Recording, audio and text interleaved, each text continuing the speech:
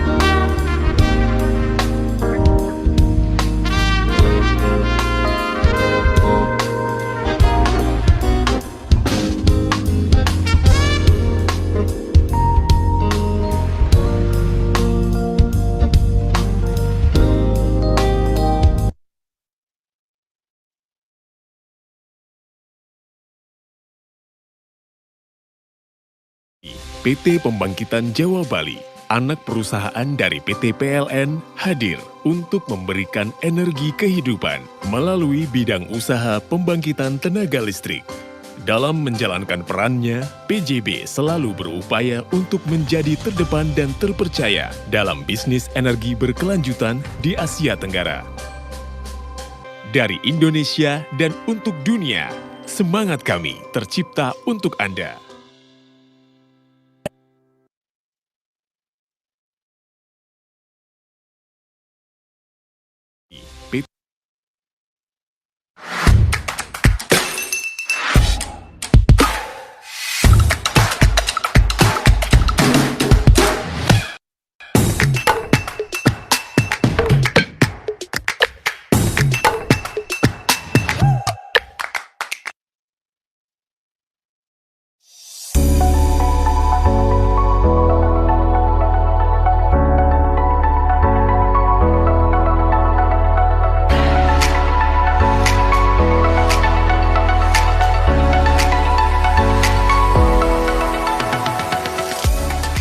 AIChE said, have taught me about the valuable knowledge and the importance of sustainability and life cycle assessment in many aspects in our life. AIChE chat has been very insightful, and I'm so grateful that I get to be one of the few who gets to learn amazing things from all those awesome speakers.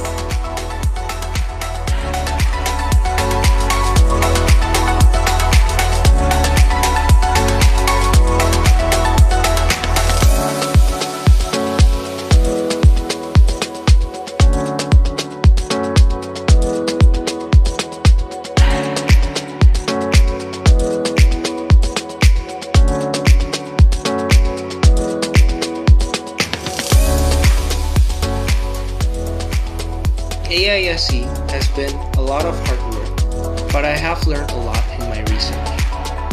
AIChE is such a great opportunity for us and everyone who dedicate themselves to learn more on the future of sustainable industry. It helps me a lot to sharpen my skills on understanding a problem and breaking it down to give an innovative yet scientific solution. AIChE has made me aware of engineering problems in our everyday life outside of my major.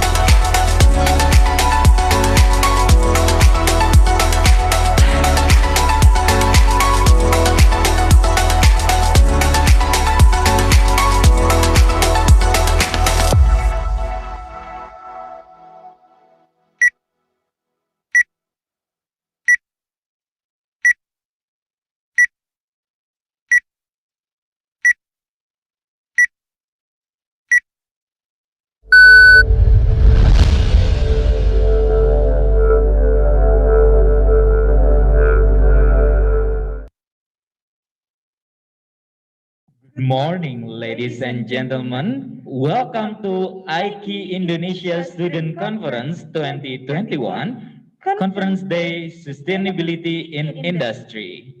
The Honorable Jevania Prapentia Sutrisno as Project Manager of AIChE 2021. The Honorable Dr. Courtney Fluger as AIChE representative. So before we proceed to the next agenda, it would be better for us if we pray first. So pray based on individuals' belief. Begin.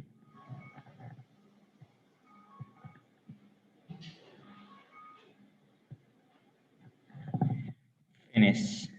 Okay, Sonia, as one of popular Indonesian sayings that tak kenal maka tak sayang, do you know what does that mean? No, what does that mean? It means that how could you love someone if you don't know that person? Oh my God, so deep. Yes, we would like introduce ourselves. My name is Teguh. My name is Sonia. And we will be your MC for today's event. Okay, Sonia, do you have any idea what AIChE 2021 is? Of course, Teguh. Well, maybe before I explain what AIChE 2021 is to you, I would like to explain about AIChE first. American Institute of Chemical Engineers, or we call it as AIChE, is an international professional organization for chemical engineering professionals with educational purpose. AIChE student chapters are established in various universities, including in Indonesia. And following that spirit, AIChE Indonesia Student Conference AIChE is a conference aimed for all engineering students across Southeast Asia. AIChE Institute Teknologi Bandung Student Chapter is the proud host university of this first AIChE Student Regional Conference in Southeast Asia. And this conference is initiated by AIChE student chapters in Indonesia. There are currently 4 AIChE student chapters in Indonesia in Institut Teknologi Bandung, Institut Teknologi 10 November, Universitas Pertamina, and Universitas Indonesia. And AIChE 2021 is bringing the emerging topic of sustainability in industry through discussion, competitions, and upcoming events. And in this event, there are a lot of delegates come from various backgrounds to enlarge its participant connections and give them experience to be nationally engaged. And last but not least, by this event, we hope that it can bring impacts and benefits to local communities through social activities and community services. Oh my God, what a great event. Okay, so we would like to thank our sponsors who have supported this event so that this event can run smoothly. We would like to thank to PT Pembangkitan Jawa Bali, PT Energi Manajemen Indonesia Persero, Purnomo Yusgiantoro Center, and Badak LNG. Okay, so before we starting the whole event, it would be great to hear some word from AISC 2021 project manager and AIChE representative. Okay, so without further ado, let us hear welcoming speech from Jepania Propentea Sutrisno as project manager of AISC 2021. To Jepania, the stage is yours. Okay, thank you, Teguh and Sonia. Good morning, everyone. I am Zefa, the project manager of AISC, and I'm from Chemical Engineering ITB. So despite the fun we had last night on social night, now we are going into our serious mode by discussing sustainability topics with our honorable speakers. It is my honor to have such reputable speakers with us today. Therefore, I'd like to express my utmost gratitude to Dr. Takeshi Takama, Dr. Remi Chandran, Mr. Fano, Mr. Herman Huang, Mrs. Ovi, and Mrs. Wiwi. Also, we have Professor Fluger representing AIChE today and helping us out today. Thank you for sparing your time, even though it's 9 p.m. It's so late over there, but thank you so much. I also welcome our precious delegates and attendees. I hope everything will go smoothly today and we get to enjoy the discussions. And since this might be the last time I have an opening speech, I'd like to share a little bit of the journey of AISC. Next slide, please. Okay, so the journey of AISC started when Natasha, the president of ITB student chapter, sent me a message. She basically said something like, so AIChE will organize a conference. Will you be willing to be the chair committee? And yes, of course, I said yes. I love the AIChE student chapter community. I've been involved since my first or second year, and it's only natural for me to accept this offer. The AIChE Indonesia student chapter presidents are also kind enough to give 100% of the decisions to our team. We scrapped the plan from zero. Next slide, please. And it couldn't be done if it were not for my amazing team and the people in this picture, the volunteers, they are all very precious to me. This pandemic is kind of funny. It's sad that we cannot see our delegates and our student chapters in real life due to the pandemic, but it gives us a precious and a unique kind of experience. I haven't met these people in real life, like some of the people who are not from the chemical engineering major. I haven't met you guys, but I have a strong feeling towards the team. And for that, I'd like to thank all AISC family. Thank you for being in this journey together. And next slide. Long story short, we chose this grand team and I'm so grateful because it is my personal passion and I also have learned a lot through AISC. So I'm really, once again, I'd like to thank all of the volunteers, the committee, and also Emily for helping us out through this journey. Next slide. You can revisit this picture in the AISC 2021 book, but this map depicts the journey we have been through, and it is beyond imaginable for us to have been through so much. And next slide. Okay, it's beyond imaginable for us to achieve these numbers. It is just so amazing since We are the first ever AIChE student conference in Southeast Asia, but we have managed to reach this number. And once again, it's not possible if it's not for the team. Next slide. Lastly, thanks to your contribution, AISC gained sufficient amount of money, so we decided to give back to nature and donated to plant these trees.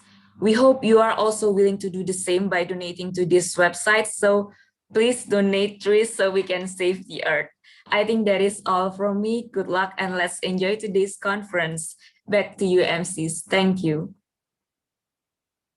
Thank you, Zephania, for your beautiful speech. It has been definitely a great journey behind AISC 2021.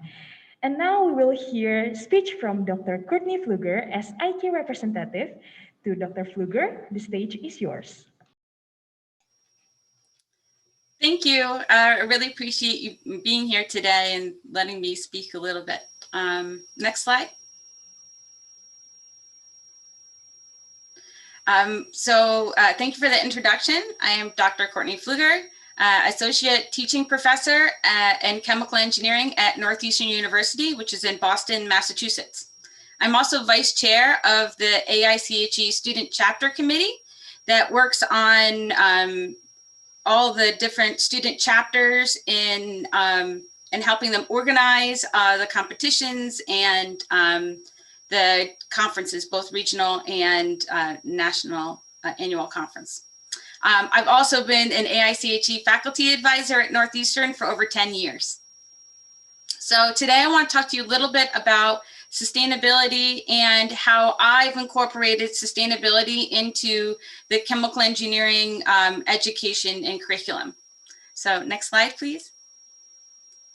First, we're going to talk a little bit about why sustainability is important. So click. There you go. So I got animation there.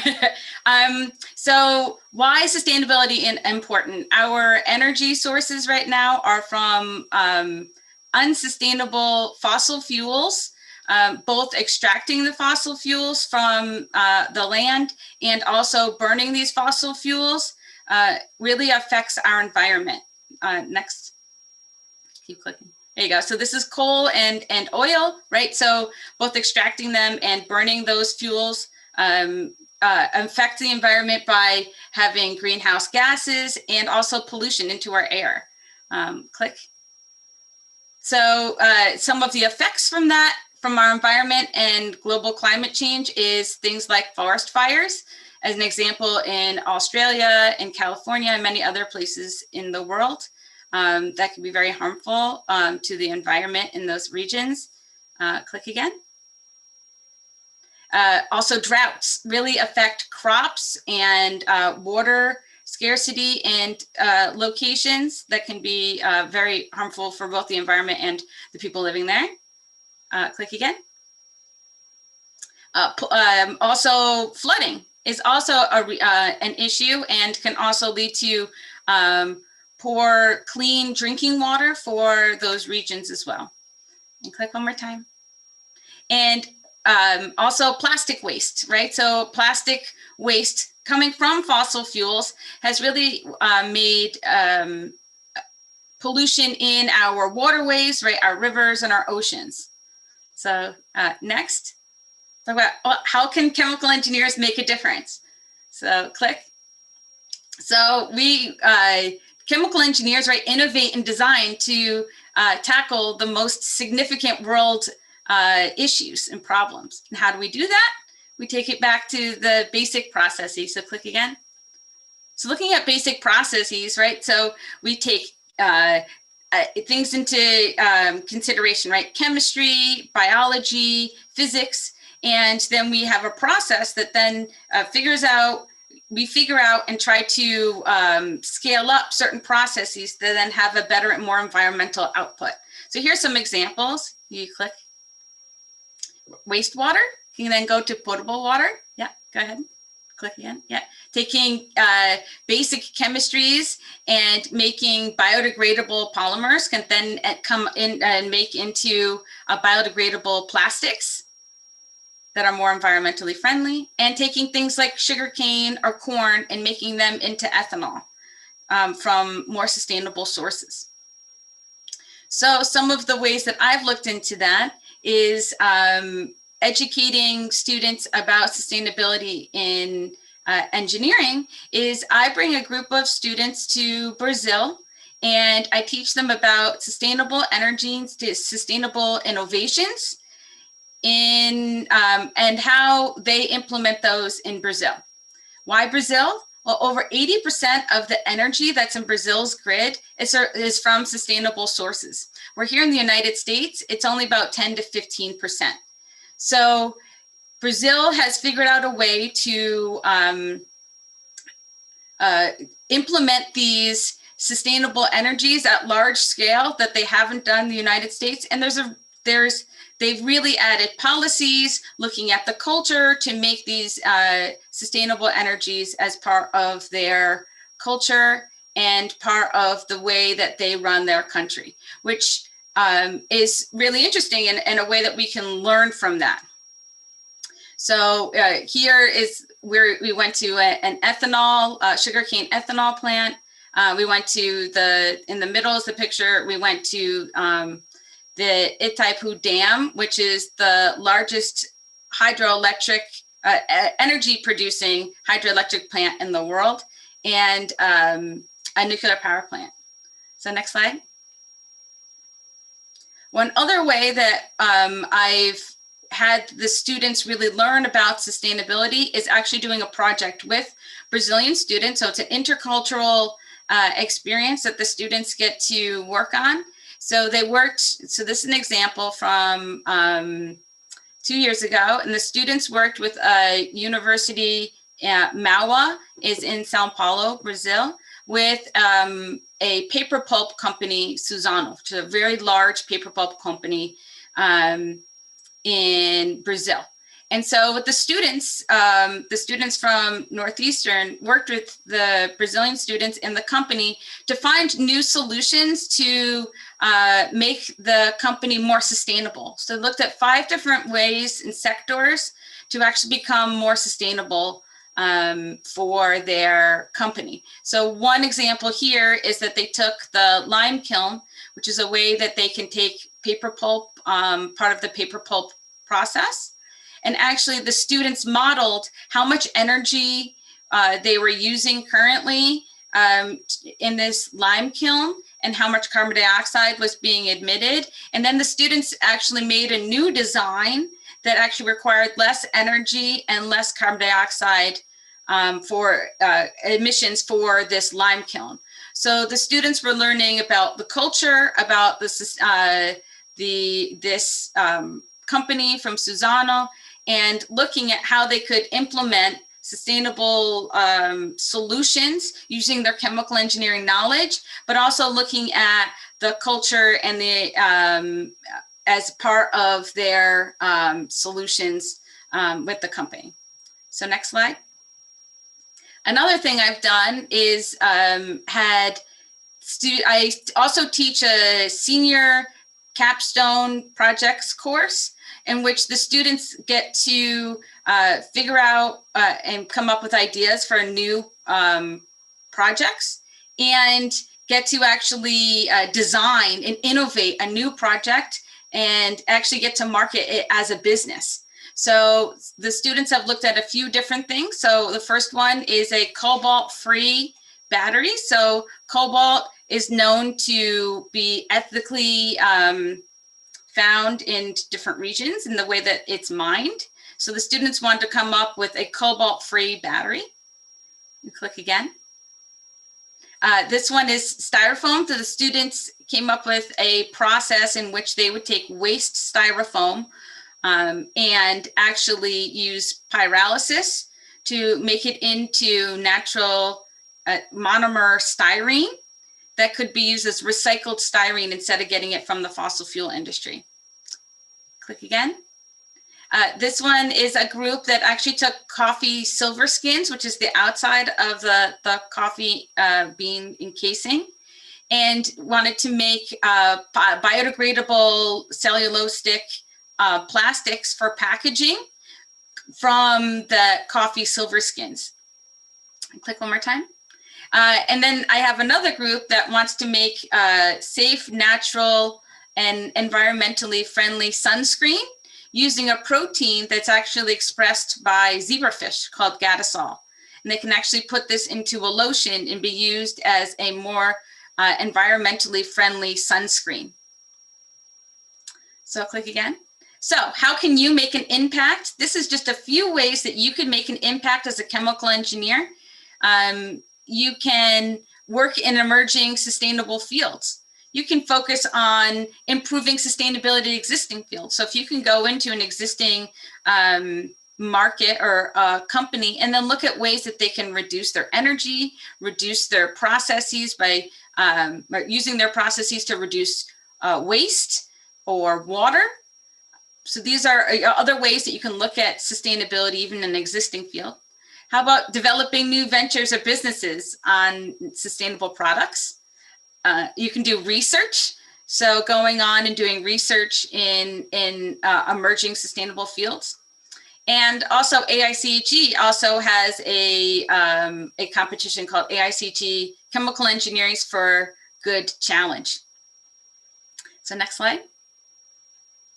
So thank you. This is a picture of me and my ChemiCar team in Boston after we competed and won second place 2 years ago. So thank you. I really appreciate being here and being able to speak with you today.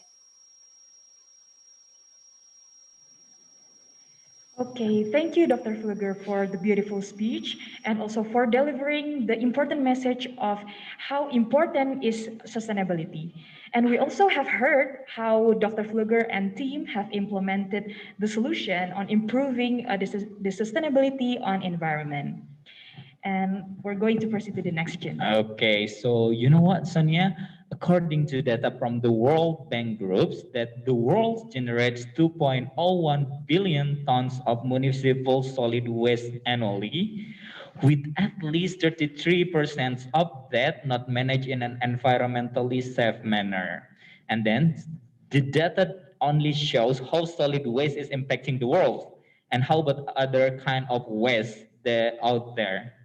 So therefore, to solve the problem that our Earth is facing right now, we need a better and efficient waste management, Sonia.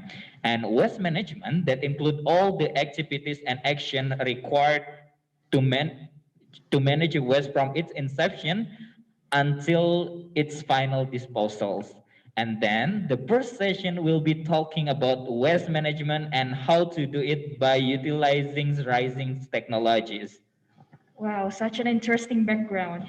But before we proceed to the first session of the conference day, we would also like to thank our sponsors for supporting this event.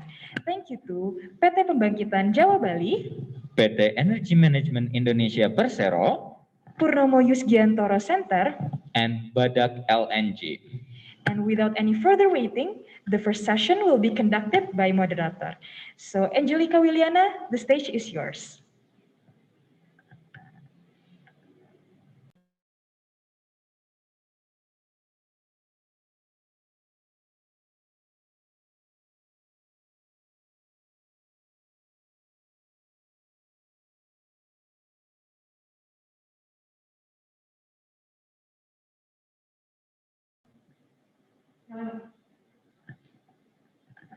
Okay, so there is a technical issues with our beloved moderator, Angelica Wiliana. Yes. So maybe Sonia, do you have your own experience about the waste problems that we face right now?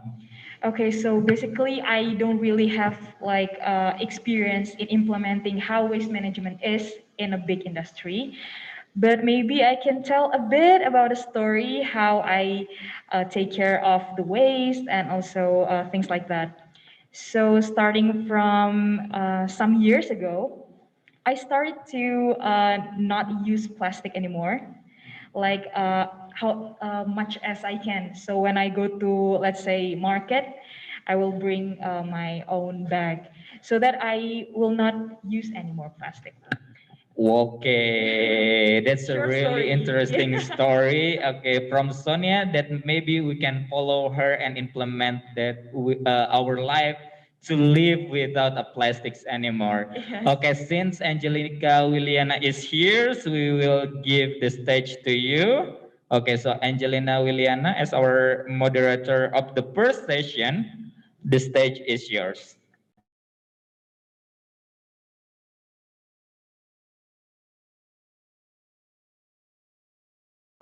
Hello everyone, am I audible?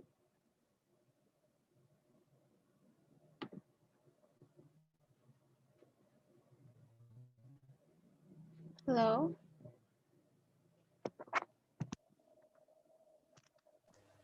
Yes, you are audible. Please proceed. Okay, cool. Thank you, Nadia. Greetings everyone, welcome to AISC 2021 Conference Day, first session in which we will talk about waste management. Before we begin anything, allow me to introduce myself. My name is Angel and I will be serving you as your moderator for this session today. Before we begin the session, please take note of the things shown on the screen. Can the operator move the slide? It will be awesome if everyone could turn on their video so that we can see each other throughout the session. And please be mindful of your microphones. Make sure you have it ready for the panel discussion later on. And make sure you have the correct display names so I and the speakers later can refer you better later on the panel discussion. Now that the ground rules are all clear, personally, I am very excited for today because we're having two of the most brilliant minds on planet Earth when it comes to sustainability, environment advocacy, and of course, waste management. And before we begin formally the session, I would like to invite everyone to welcome our two speakers. The first speaker for today is Dr. Remi Chandran. Dr. Remi Chandran, how are you?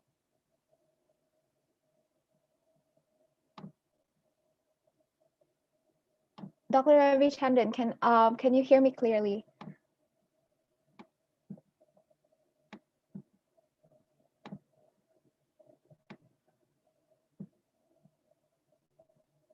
Okay, seems like there's a technical difficulty on his end. Probably we're gonna move forward to our second speaker of the session, which is Dr. Takeshi Takama. Hello, Dr. Takama, how are you?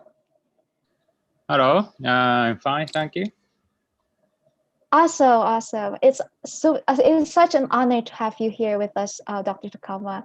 So a little profile of Dr. Takama, as you can see from this slide. He is the CEO of Suraiko, also the visiting professor in Udayana University, and he is also an associate in Stockholm Environment Institute and also an expert and consultant for multi and or bilateral agencies, including ADB, IRENA, JICA, and so on and so forth. Now then,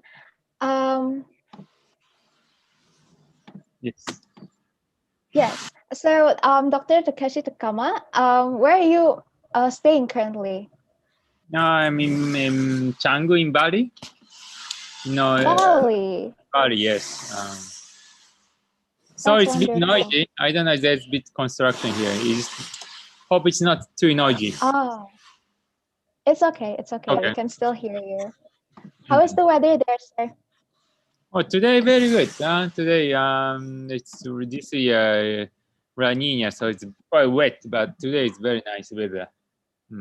Okay, that's awesome. So, would you like to greet everyone of like these delegates right here?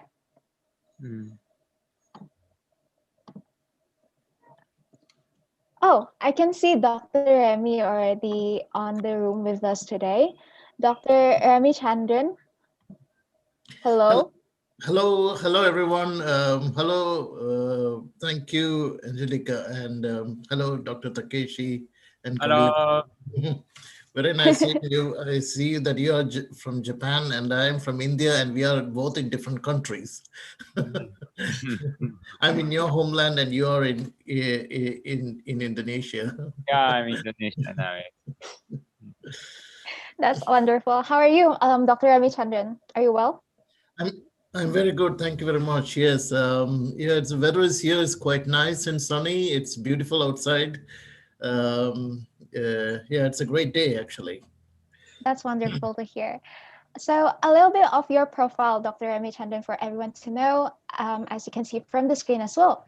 Dr. Remi Chandran is a senior expert of remote sensing technology center in Japan. He's also an information management consultant for the World Bank and a specialist researcher for National Institute of Environmental Studies. Great. So, as we already know, both of our speakers for today, I would like to welcome Dr. Remi Chandran for the floor for your presentation.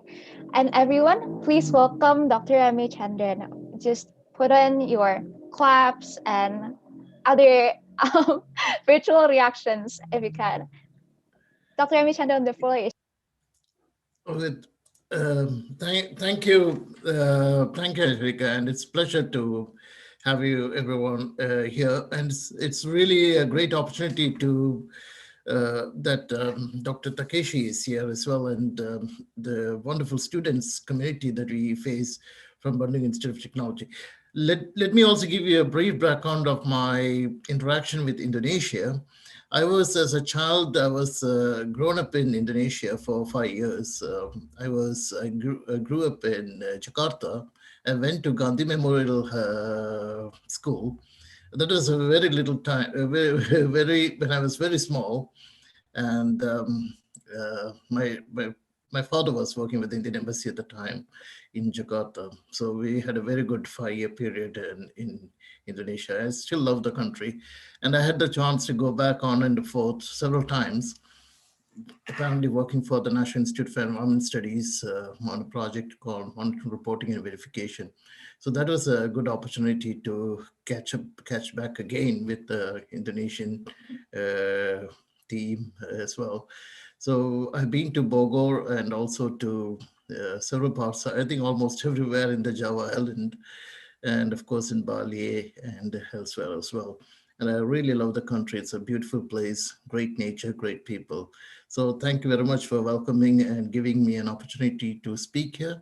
And it's my pleasure to share with you my humble observations about the plastic and the plastic waste that you can see.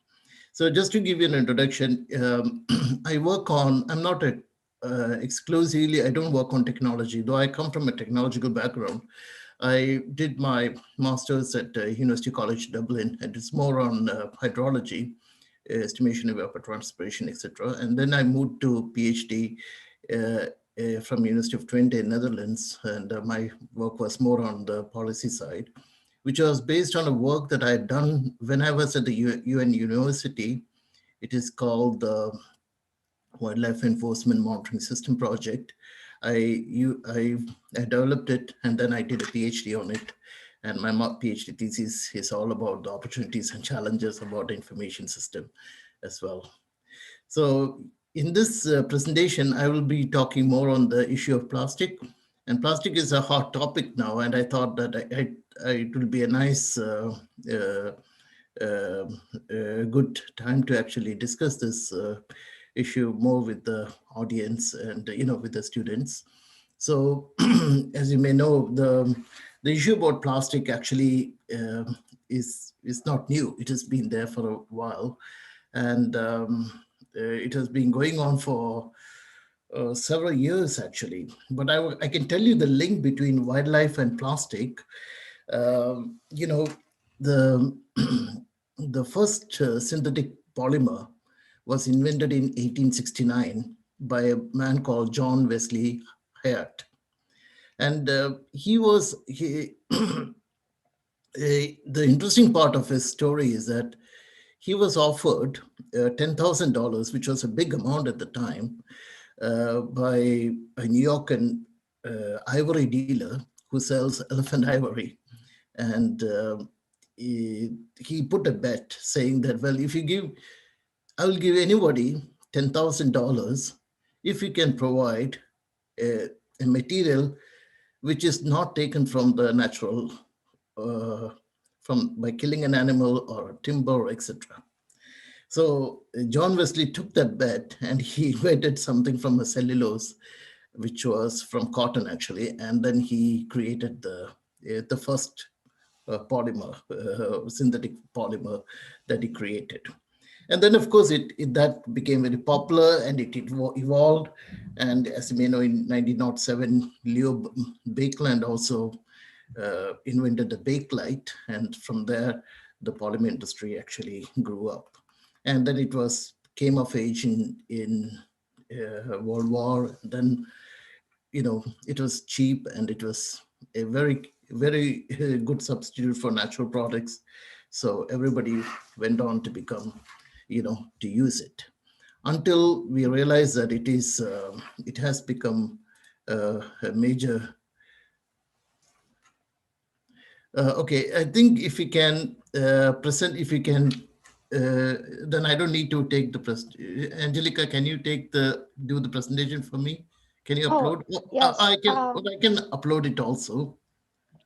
We can Let me help you try. on that, sir. The committee has prepared it for you. Okay. Okay, great. Yes, so we have the screen here. So after after several years of evolvement of plastic, this is the distribution of plastic as a waste around the world. And this was done by an organization called Oceans Cleanup. Probably the data may not be so accurate, but it gives a kind of a picture about how much how much plastic has been generated.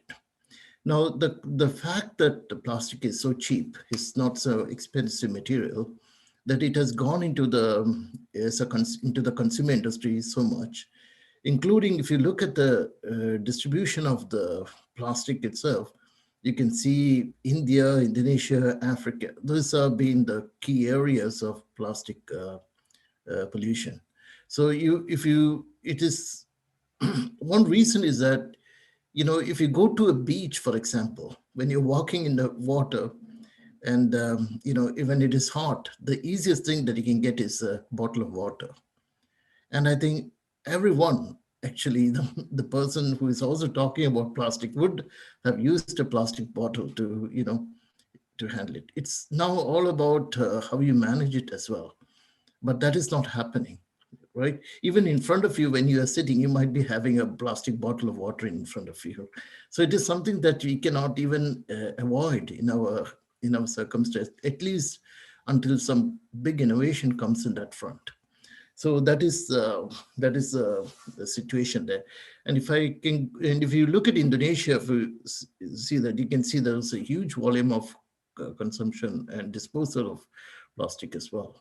So it has become a real problem that, I'll explain in the later slides, and you probably already know. Oh, next, please. Next slide. Okay.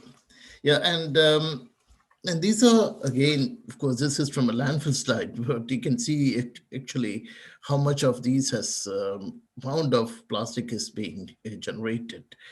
And and I think this is quite a clear understanding around the world about then there's nothing new about it as well. But the challenge is how to address this problem is how we have to look into as well. Now, if you look at this picture, you can see that there are several plastic. It's colored, transparent, so many things. So when you look at the aerial photograph, for an aerial scientist, for a technological scientist, these colors are critical things for identification. For it depends on the reflectance, which I then come back in the later stage as well. Next, please. So here is a ratio of the plastic. So this is from already published work, and you can see that an estimated average use for a person, maximum use is actually averages around 5 years from the day of production, but lifetime is about 500 to 5,000 years. So you can see from simple mathematics, you can see how much accumulation of plastic could take place within the Earth's environment. So, and being a very cheap product. So that is why there's a growing interest to actually reduce and recycle or somehow substitute plastic with some other material as well. So it has become a potentially a catastrophic burden for the plastic flow into the Earth's life support system. Next, please. Yeah, this is also, and from one of the biggest, sorry, the graph is a bit small, but I thought it will give a good idea about how much is going into the ocean, actually. So there is a lot, we have a tendency of, clearing our back, we clear our front yard and backyard, and then we want to dispose it somewhere else. And finally, the place where nobody complains is always the ocean or river or something, because it doesn't belong to anybody's land. So that leads to a lot of accumulation of these, not only plastic, but all kinds of waste into the river bodies. And this is a very alarming feature, that it is going into the ecosystem, marine ecosystem as well, marine biological ecosystem also. So it is affecting even us in a way that we are having fish or food or whatever, and it is, we might be consuming microplastics more than what we could even think about, or we don't even know whether what we might be having could be about parts and parcels of plastic as well. Next, please. And yes, and you can I'm taking a graph where you see the carbon emission and plastic production. And this is based on a geodata technology workshop also. So it was presented in a PNAS paper. And you can see that there is increased carbon emission. Of course, it has been happening since ages. And whereas, since you can see that the production of plastic is increasing from 1960s, but here the difference is there's already been a high volume of plastic. So this is what I want to say between science and reality. Science can only show what when you have a data and scientifically proved. But there are certain things that there is no data about, and plastic is one. I'm not sure how many, when we started officially recording the amount of plastic waste. So I think that the data here shows actually the time in which we started actually a process of kind of calculating the plastic waste. And it is not entirely due to the entirely a complete reason about that. It started in the 1950s or 60s, but it has been of course, the increase has been since the World War has begun, and both the World War IIs, and then our industrial revolution. And you can see a steady rise that is taking place in the 1970s to 80s, and of course the bubble economy in Japan, etc. Everything contributes to it. So you could see that nobody ever complained about it. Nobody ever raised the issue about it. Nobody even struck a note about that until recently. So that is also a time frame that we have to see the industry and the policy governments. They often have a, it comes to limelight when issue becomes especially critical.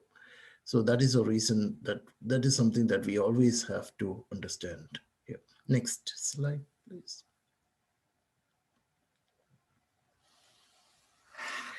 Now, as I mentioned earlier, there is a tendency for us to drop all our waste into an area where nobody complains or nobody bothers. And oceans, rivers and oceans have become one of those areas that has become a kind of a zone of no complaints. You can put it and nobody's going to raise an issue. But countries like in Japan, you cannot do it. It is a compliance issue. But in many of the developing countries, you have there is compliance is less. The rules could be there, but compliance could be a problem. And there you can see, especially in my own country in India, and I can see maybe in so many countries in Southeast Asia as well, that rivers are some of the major polluters also for the population, for the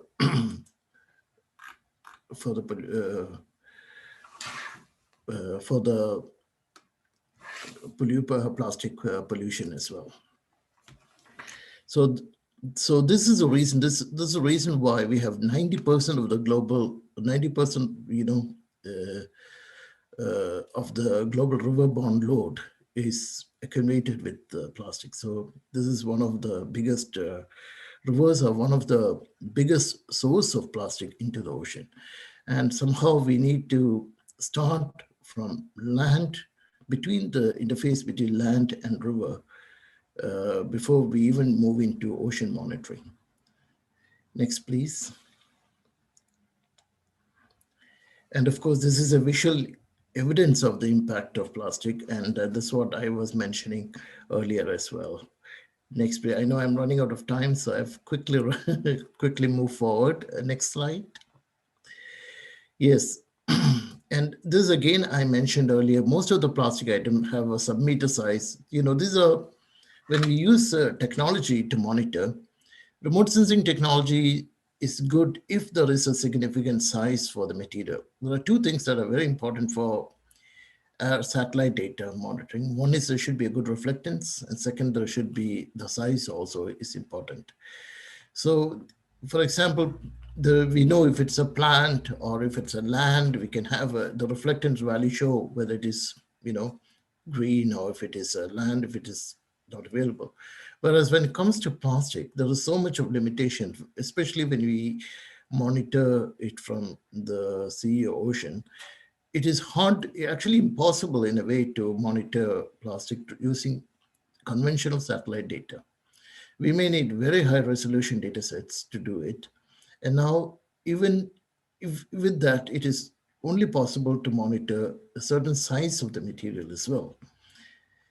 So I think there's a limited ability of high resolution system, even whether you're using optical data. For example, you're using light as a sensor, or radar, or even if you're using those material, if it is in water, when water covers the plastic, it's quite difficult to differentiate the issue. So there's a lot of research that has to be done in order to scale up the use of remote sensing technology in plastic. So this is a new area that we are also working on it, where we have not found any conclusive way to use remote sensing data, but we are working with, we have colleagues from other universities also, and our colleagues are working on this matter as well. Next, please. And something that we can start with, if we go in, before we go into the deep ocean, is that we could go with the surface bathymetry. Means we don't go deep into the deep sea, but since we assume that most of the plastic comes from the land, we could actually start with the river, the interface between the river and the sea and the land, somewhere in that area. And somehow we can focus our technology, focus our efforts in that particular region to actually address this issue. So we use a bathymetric. In our study, we are planning to use a bathymetric approach where we define the sea, where we can actually see the embedded plastic also using remote sensing data. But it's still difficult, but we may use AI, so many other techniques, artificial intelligence and other things that we can think about also. Next, please. And this is a work done by the Ministry of Environment here in Japan, but this is not on plastic, but more on seaweed habitat. So you can see they could monitor seaweed from the satellite data. But the difference between seaweed and the plastic is that plastic is not, is very, reflectance is different. And the second point is that you will have the light green area that you see is a seaweed habitat. And another thing is it is consistent and persistent. But in the case of plastic, it is floating and it's moving.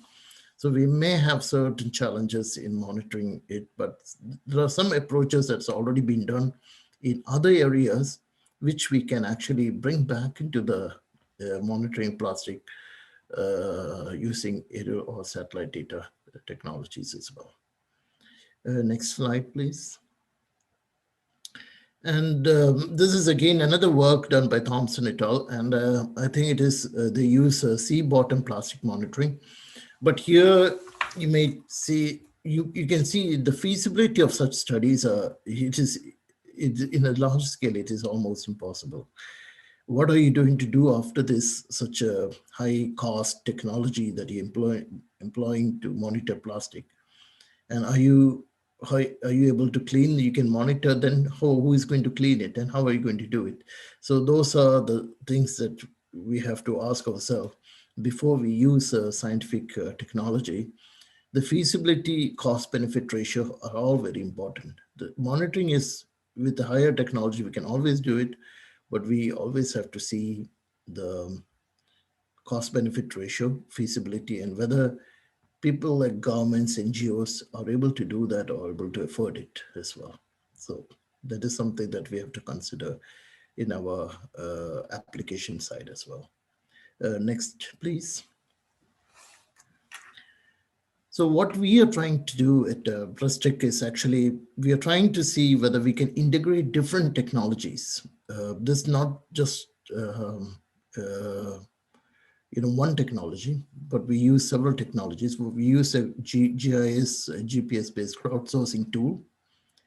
When we use a big data analysis, including that from extracted from Earth observation data, including and social media, press, etc. And then there are studies that are carried out by tagging birds. Birds are used for monitoring. So marine litter. So that's we are examining those issues as well.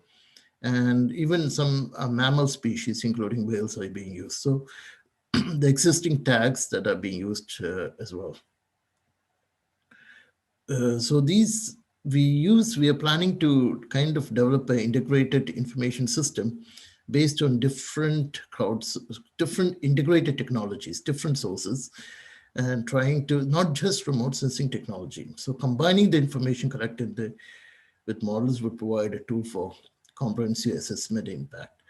Now, this would be cheaper because it doesn't give us, we don't have to use a lot of high-risk, high expensive technologies. We can use existing technologies, but what we are trying to do here is we are strengthening the observation. We are trying to bring in more data through different already existing mechanism as well. So that's something that we are at the moment trying to do, at least in the plastic arena. Next, please. So this is my colleague, Pega. She is working on this model. So here we using, this is what I explained earlier, and we use different models, and we are trying to move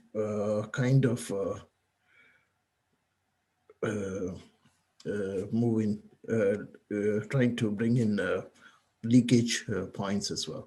The main leakage points of data. When, for example, it could be a 7-Eleven shop, or it could be a market, or it could be some particular household areas, etc. So these we are finding the leakage points as well.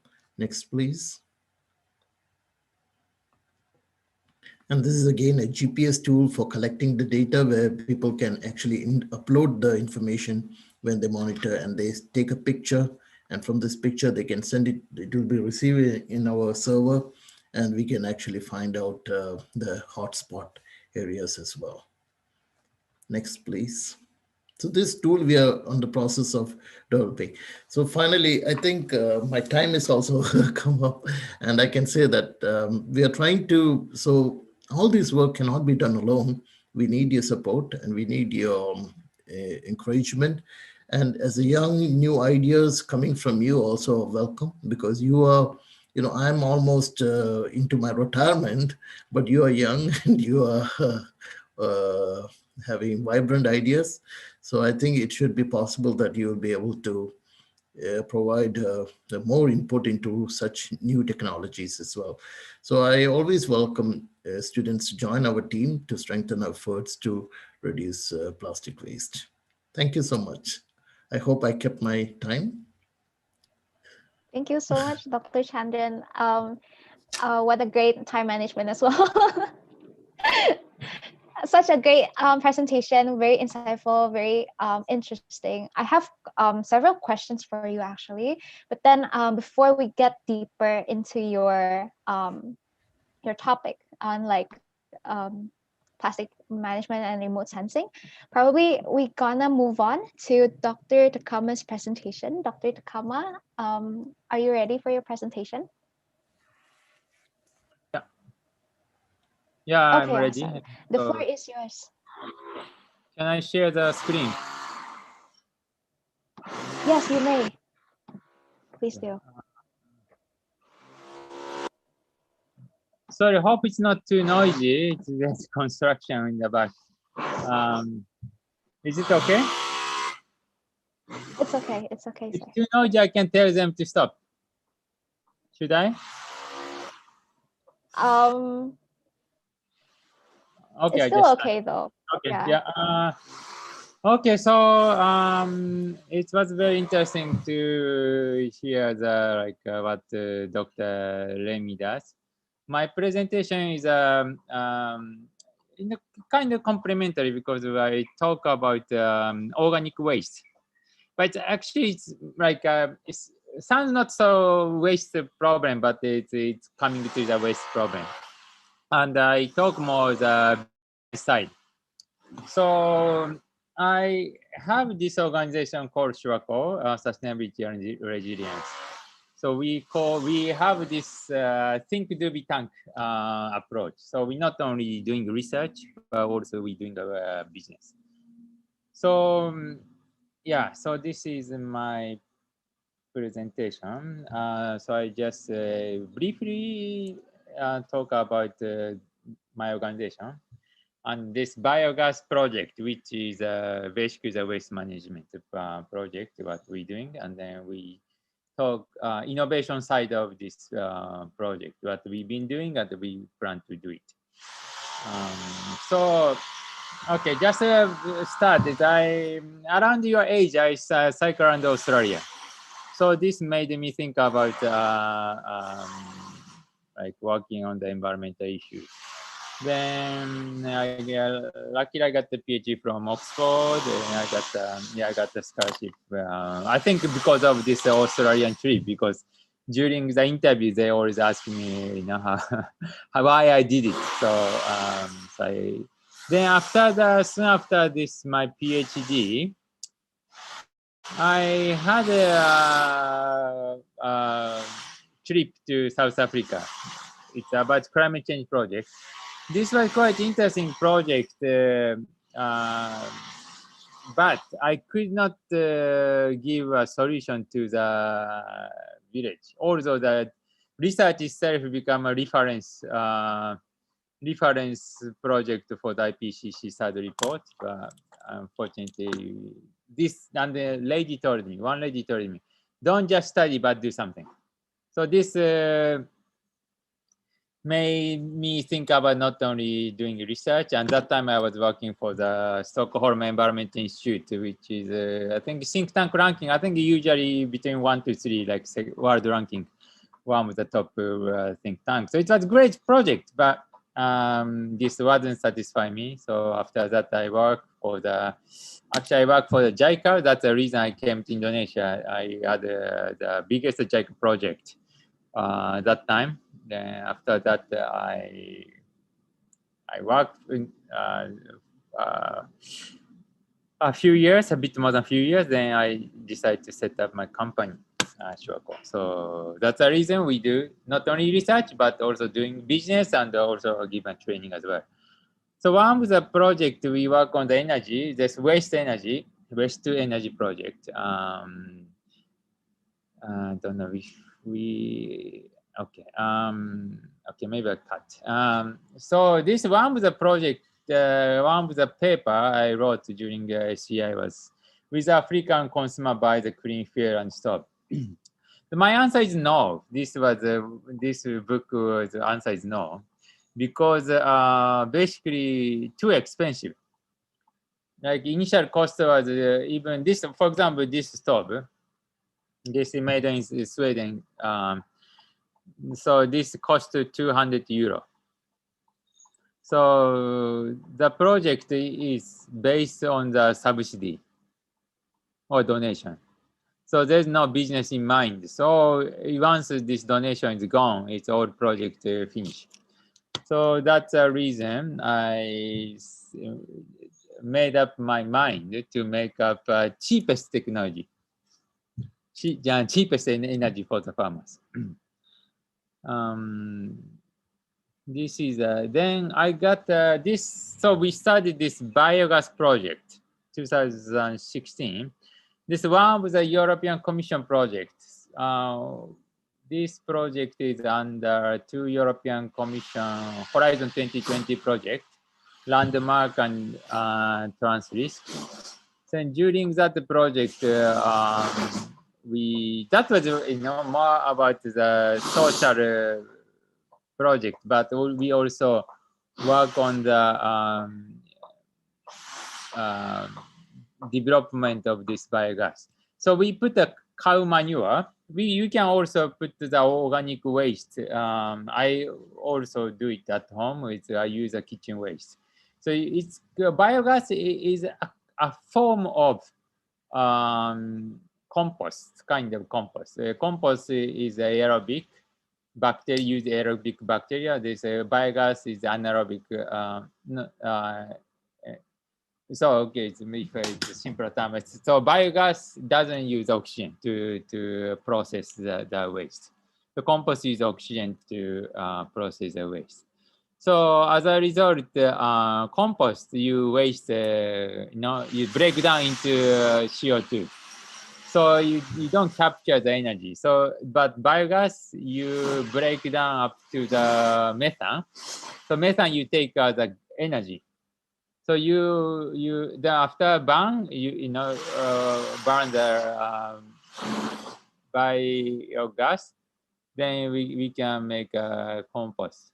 Hope they're not too noisy. I don't know if too noisy. Just tell them to stop. It's okay, so you can just proceed. It's okay. Are you sure? It's quite Yes, disturbing sure. to me, to be honest. Okay, you so can try though if it's disturbing you. it's okay. Just sorry. Okay. What an interesting condition. Please wait for a minute, delegates. Okay. Yeah. So this project we didn't use any professional. So how this happened is European usually every year 20 to 30 European students come to here.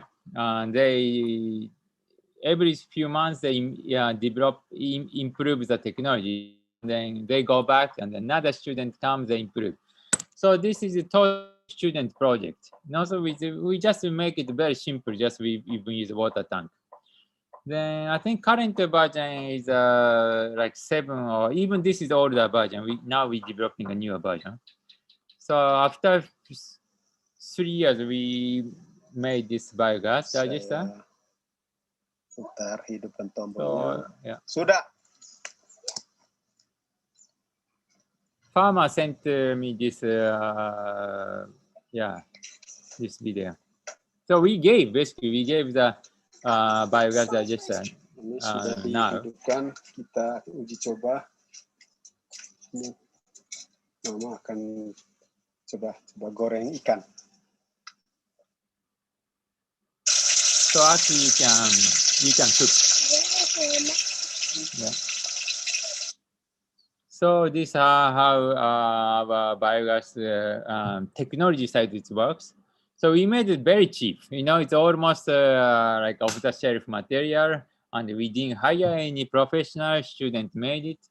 It costs almost R&D cost is almost nothing, and the materials is quite cheap. So how are we financing it? We financing based on the selling coffee and cacao. So we installing this biogas digester to the coffee farmer and coffee and cacao farmers. So some of the income from the coffee sales, we use that technology. So in terms of SCG, you know, we selling coffee, and so economy side, we contribute, and then the giving biogas social side, we contribute, and then we actually do the climate field school to the farmer, same farmer. So we also work on the environmental side. Yeah, so we all work on economy, social, and then so this coffee we are selling. And the summer school we also collaborate some school. So he's actually my elder son. So he was selling every Friday. It's good to business because parents parents buy if your kids sell the coffee. So even 30 minutes they get like for 4 million, roughly 4 million rupiah every every Friday. So also we're selling at shops as well. Now we did crowdfunding twice in Europe and Japan. Now this year we plan to sell this coffee in Japan or also other countries. So as this is a European Commission research project, we also present it as a ASEAN bilateral meeting. Also we presented that to the COP. Then as a result, also we also penetrated the 5-year development plan. So from the beginning of the project, we collaborated with Bapenas. Then they made the clean cooking stove, first time in the Indonesian history as one of the 5-year development plan. So we, that is not only think tank, think to do be. So we are also doing a business on the policy engagement.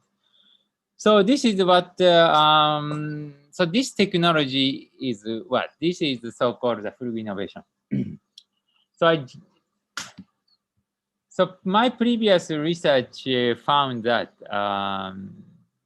cost is fundamentally the problem to penetrate this, waste management, energy waste management project. So full innovation is, it's energy it's also waste management for farmer. So this is some, there's some social meaning activities. And we use mature technology, which is, this PVC bag. So it's very cheap. It's not, we currently selling like 4 million rupiah, including installation, training, everything. If it's a conventional biogas, is 10 times more than that. You need $3,000. And usually, as I said, depends on the subsidy or some cases microfinance. So now this is we're selling 4 million for the normal people. For farmer, we just gave, but at the same time we buying coffee and then we selling the coffee chocolate. So this is how we finance. But now we want to go beyond. So now we started another 2 European Commission project. This Landmark and Tipping Plus. In this project, we focusing on the decarbonization. So I like to sell carbon offsetting from this waste management project. But biogas is not so popular project for the carbon setting. I mean, compost, other waste management, organic waste management project, compost is much more popular because compost you can just dump. So based on the carbon setting, based on the input. But the biogas is based on the output. So it's more complicated. Then when I ask carbon setting company, certification company, they ask, could you give me 200,000 euro? I cannot. It's too expensive. So they asking for the certification 2,000. And then also they ask, could you give me for 40,000 euro every year just to keep up your project? I'm sorry, I cannot. So this is how carbon setting project works. You pay for those consultants, expensive consultants, fly to Indonesia, and then they check, go around. I don't want to pay for that. So I set up, so I got also project fund from Germany. So we're gonna start the blockchain project. So how things work is, so same, social meaning, energy and waste management for farmers. But instead of mature technology, we use advanced technology such as blockchain. So the calculation, we do the publication. So hopefully this publication help us. So we already collaborating, we agreed with the collaboration with Ministry of Applied Science in Indonesia. So hopefully we can have a publication about the carbon set calculation. And then instead of using certification company as well as a trading company, carbon offsetting company, they also take huge margin. So we don't want to use that either. So we use a blockchain to sell our carbon emission. Now, once the information into blockchain, you cannot modify. So we want to really making it cheap, maybe even positive. So if we farmer producing processing manure and making the bioslurry, organic fertilizer, and biogas, we can even pay. Now we make it free, but maybe we can pay even the money to the farmers. Okay, 15 minutes. Thank you very much.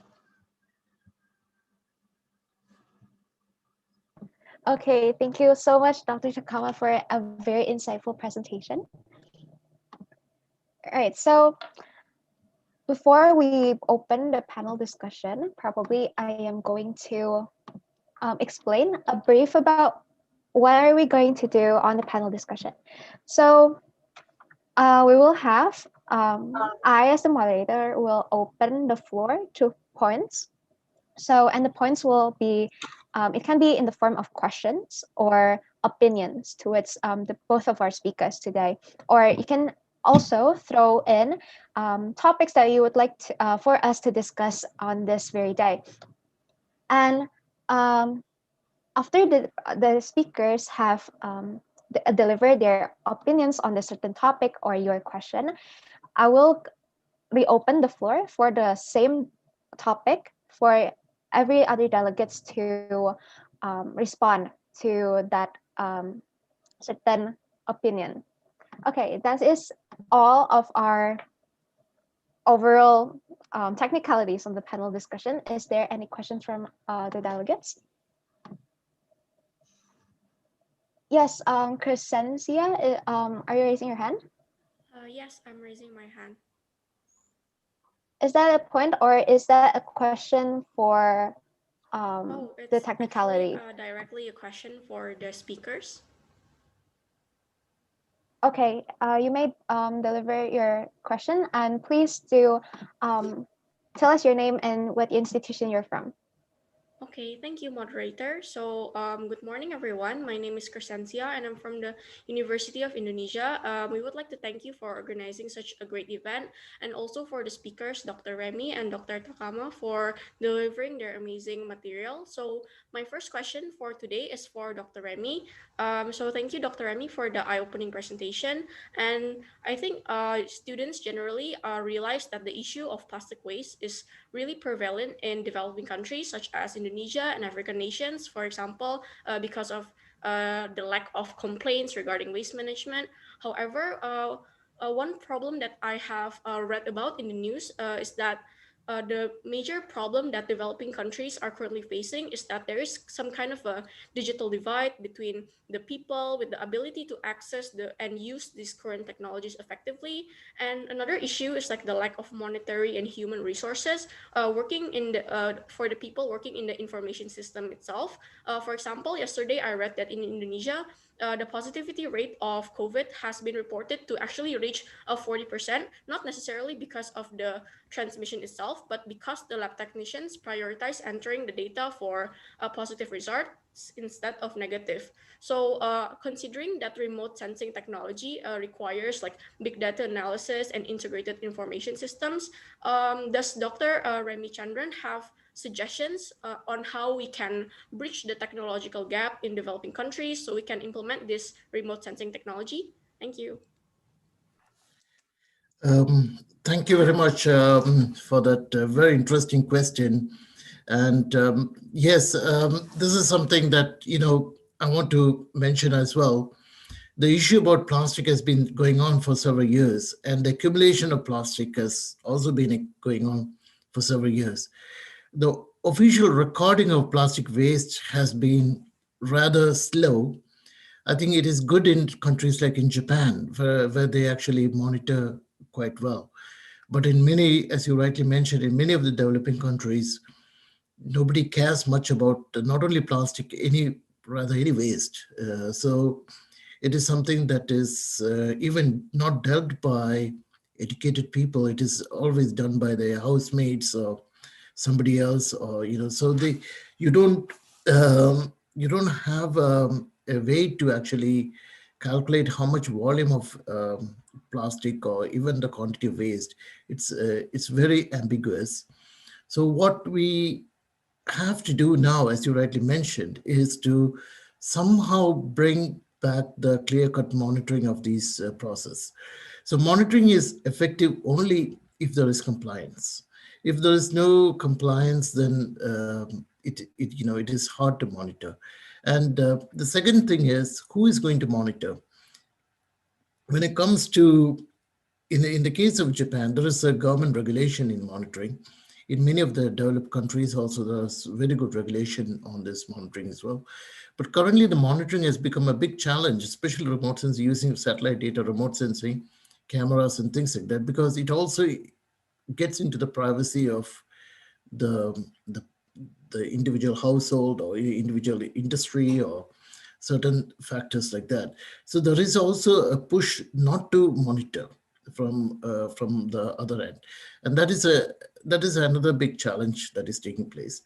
So we need to find a balance between the monitoring and the challenges that come forward while we do the monitoring as well. So remote sensing technology is open. If we can use remote sensing technology, that is absolutely a great way of finding out. But as I mentioned earlier, remote sensing technology has not evolved into a way that we can just use remote sensing technology for monitoring plastic waste.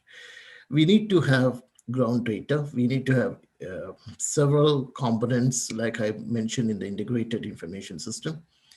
I think the role that academics can play is critical, especially universities could play a very big role. And somehow now you are talking, I see that we have different universities from Indonesia.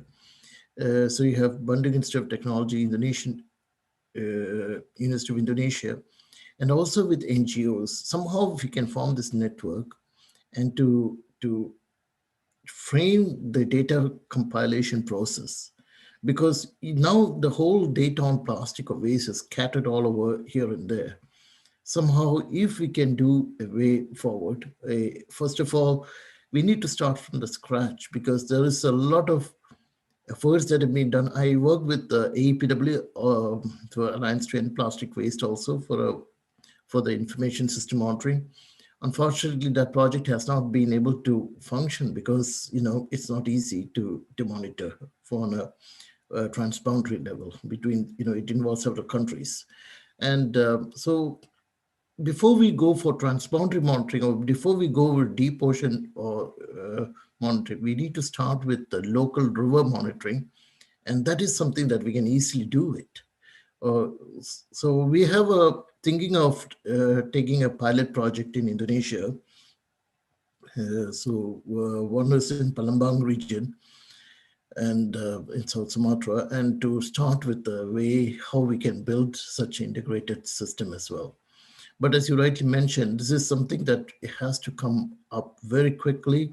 Otherwise, it will be, the disintegration of plastic is so, it doesn't take place, but the use of plastic is so high. And we need to quickly come out a mechanism how to educate people, how to monitor things well, and of course, recycling and all those measures have to be strengthened as well. And more than anything, it is a political commitment that we need to look at. And so big data comes in a big way, because big data is not just remote sensing data. It involves all sorts of data sets. And this is useful, but big data can also be, it can also be noisy in the sense that it may not reflect the true picture. Sometimes, people might be talking about something else, but the data can capture it, bring it as an issue of plastic. So something we may miss, something we may not. And so we have to somehow refine the technology as well. And there is a unit in Germany, which is TU Munich. We are also collaborating with them. And they have the AI for Earth observation, which is a very big unit in the TUM, Technical University of Munich. And I think they're also working on a similar issue. I hope by next year or something, we may have a way to quickly identify the hotspots, at least. I think starting with the hotspots and then growing into ground awareness raising. But nothing can beat people-to-people communication. Technologies are as good as it is, as the data is, but people-to-people communication is so important.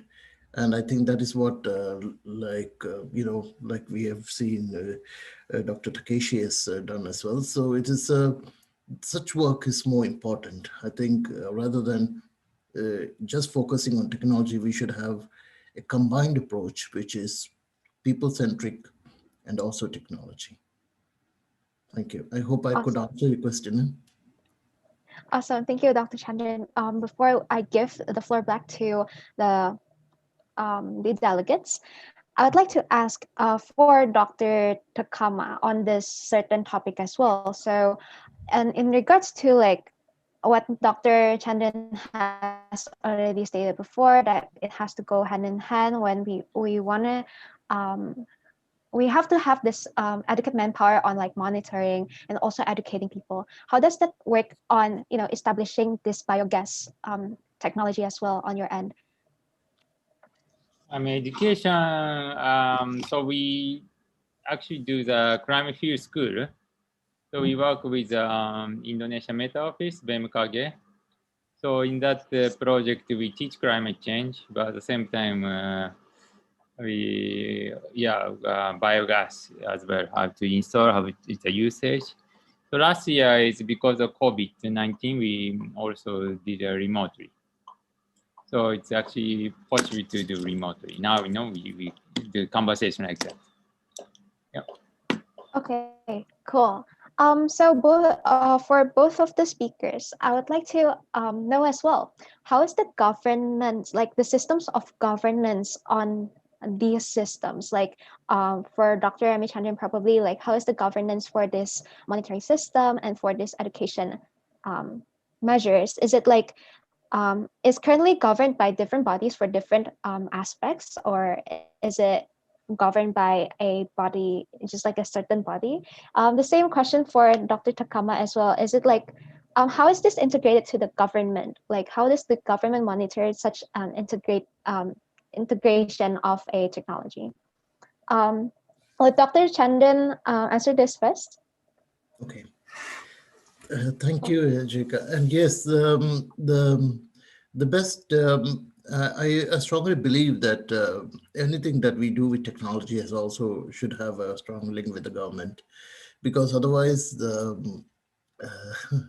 it will face a lot of challenges. That's a reality.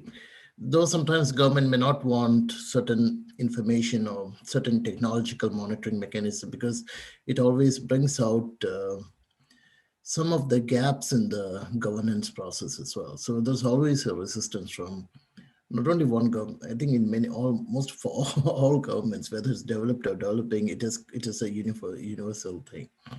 So it has to go, as I always think, to be successful and to be practical and long-term, somehow it has to go in hand with government. And another thing that you see here is, but in the case of plastic waste, there's a lot of commitment by the governments. If you look at the current scenario, the G20, for example, that was held in Osaka in 2019, they came out with the implementation framework for plastic waste management. So for marine plastic, actually. So there is a commitment from the government, and we should use this commitment to leverage the information flow and our technology. Now, coming to the governance of the information technology, that's a different question altogether. Now, it has to, in a way that the reality is, who is this, to whom is this information for? That's the first question. That's if it is just for scientific purpose, we don't need governments to actually be engaged in it. But if it is a public or service-oriented sector, definitely we need governments. And that's where the catch is. And ideally, it will be best if governments can compile the data and academics can use those data. But as you may know, from, it doesn't go that way, because data from governments is always, unless it is in Japan where they have a systematic recording process, many countries do not have that. So strengthening that process is very, very critical. Once that comes in place, then we can use a lot of crowdsourced data. So you basically have two platforms. One is a public platform, one other is kind of the social platform. And these two platforms together, in the integrated model also I was talking about, we also have a similar frame. One is coming from the government, other is a social platform. And these platforms can actually show the reality of or if you combine the data. And for any kind of big data, AI and technologies like that, a large volume of data is required. So combining this could actually provide us or zoom into some critical hotspots that can be available as well. So I would say that the information system for scientific research should be controlled or managed by scientific institutions. For government, for example, the monitoring the waste and things like that, usually governments are not involved in monitoring waste.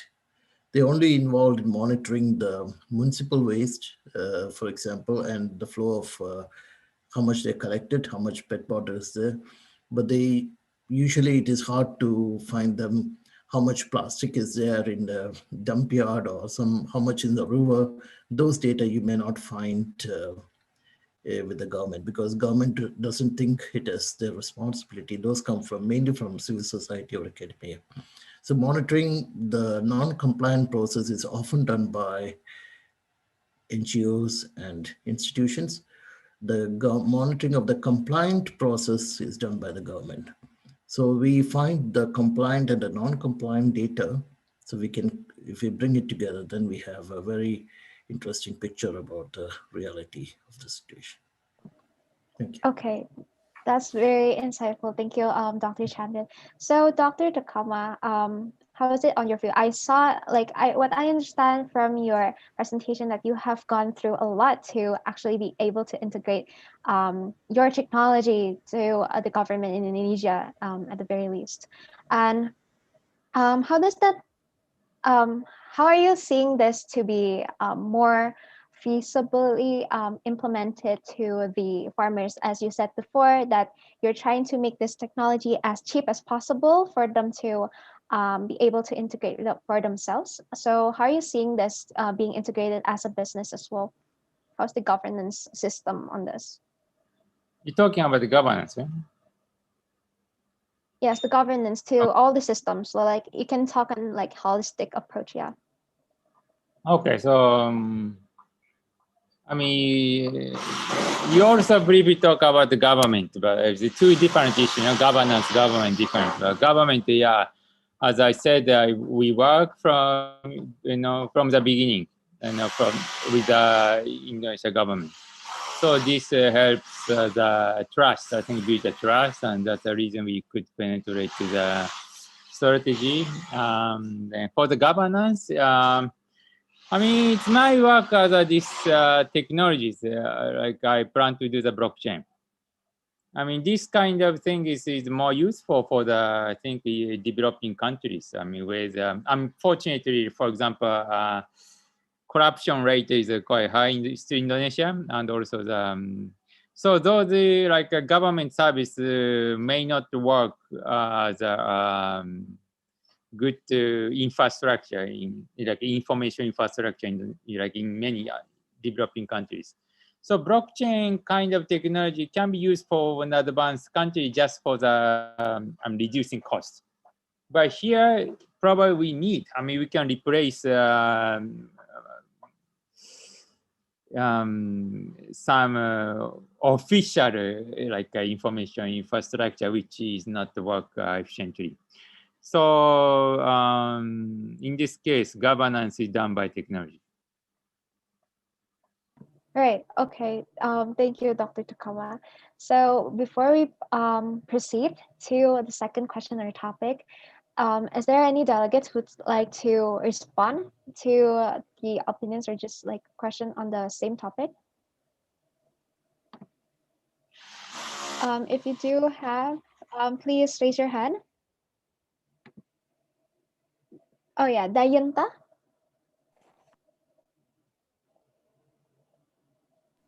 Sorry, Okay. delegate, you are not audible yet. Oh, okay, cool. Okay, thank you so much for the opportunity. I'd like to give my opinion and a slightly question about how remote sensing, also biogas system, is implemented in the developing country. So I think, is it possible if the regional or international strategies implemented in remote sensing and biogas system, is it possible for us to have any partnership with the regional country like in ASEAN? How it possible and how is the effective strategy to implement remote sensing? Is there any partnership or any declaration for implementing remote sensing strategy and biogas system? What do you think, Mr. Remi Chandran and Mr. Takeshi Takama? Is there any suggestion for the partnership in regional or international strategies? Thank you. Thank you, Dayanta. Probably we can start from Dr. Chandran, if you may, sir. Yes, thank you very much. That's a good question too. Yes, there's a, the issue about plastic waste is an international issue, and especially marine plastic waste. And there is a lot of commitment between several countries to come together to address this problem. We just last week, not just a few days ago, actually, I was in a seminar. I was moderating a bilateral seminar between Japan and India on addressing marine plastic waste. And one of the commitment is to have a kind of a bilateral agreement to monitor the seas and how we can work together to bring together to address this problem. And this is not only between Japan and India, there's also a lot between, for example, UNESCO has a project on marine plastic, which is also having an ASEAN context. They are monitoring including Indonesia. So they have a lot of projects going on in those region as well. And all these monitoring of plastic use technology as well. And this is what the question is now. It's not about the commitment. The commitment exists already. The question is about how to go about it, because we are still new with the application of remote sensing technology, and there are so many technology, but governments would like to know whether it is feasible to use it, because it could be too expensive. And as Dr. Takeshi mentioned, it is sometimes you have to see the issue about how we can bring it out in reality as well. So those are the things that we have to consider about it. There's so many technologies, that's why the conversion of the lab-based systems into commercial or even a more potential application side is something that has to yet come out. So I think for this, there is a need for regional bodies like ASEAN and others to actually embrace it. But technological embracement is not easy, because people are now living in an age where they're suspicious about technology, especially digital technology. So it has become a very big problem regarding transboundary monitoring. So I would say it should start with the national level. Individual governments take the lead, and then have their own servers and data in their own country. And at a forum like ASEAN, they all combine together and or allow the scientific community to do the integration of the different data sets. I think that would be the way forward in addressing this problem. Thank you. Awesome. Thank you, Dr. Chandran. Now, Dr. Takama, do you have any opinions on that? Oh, yeah. I mean, I don't think, there's I think Methane initiative global, but I don't know how effective it is. But partially, if you think about this organic waste as a climate change, IPCC, and also the nitrogen leakage, is also similar COP for the biodiversity. Also, there's a global, climate smart agriculture. Also, the global bioeconomy initiative. So there's several. Those things might be better to check. Climate change IPCC, biodiversity COP, and the global climate smart agriculture. This is run by FAO, and then also the I think global bioeconomy initiative. This is more independent, but maybe you better check. I think there's a methane initiative as well, but I don't know how big it is. Thank you. Okay, thank you, Dr. Takama. I see that there's Adrian raising his hand. Adrian, would you like to give an opinion? Hello. Good morning, everyone. Good morning to Dr. Remi and to Dr. Takama. I just want to say that here, let me introduce myself first. I'm Adrian Navarra from the Philippines, and I want to manifest that here in the Philippines, we actually have an existing plastic problems. Aside from that, we also have a problem in waste management in general. Although we have several environmental laws here in the Philippines that include solid waste management, hazardous waste management, the government still has a poor implementation of those policies. And these technologies that you have both presented are very impressive, and we really need that in our country right now. So my question for Dr. Remi goes, how would the technology properly distinguish the plastic waste, the animal litter, and the tagging of some susceptible bird species? How would you, sir, how would you distinguish them from keeping them from apart? Would there be a recognition technology, something that, oh, this is a plastic waste, this is a marine life, this is a living species, this is species already dead? Is there something? How would you properly distinguish those features, sir? Yes, thank you very much. Yeah, that's a good question too. But I would say that's more a technological question. And yes, there is a way to distinguish the plastic from it. As you may know, all these technologies that I mentioned there are imaging technologies.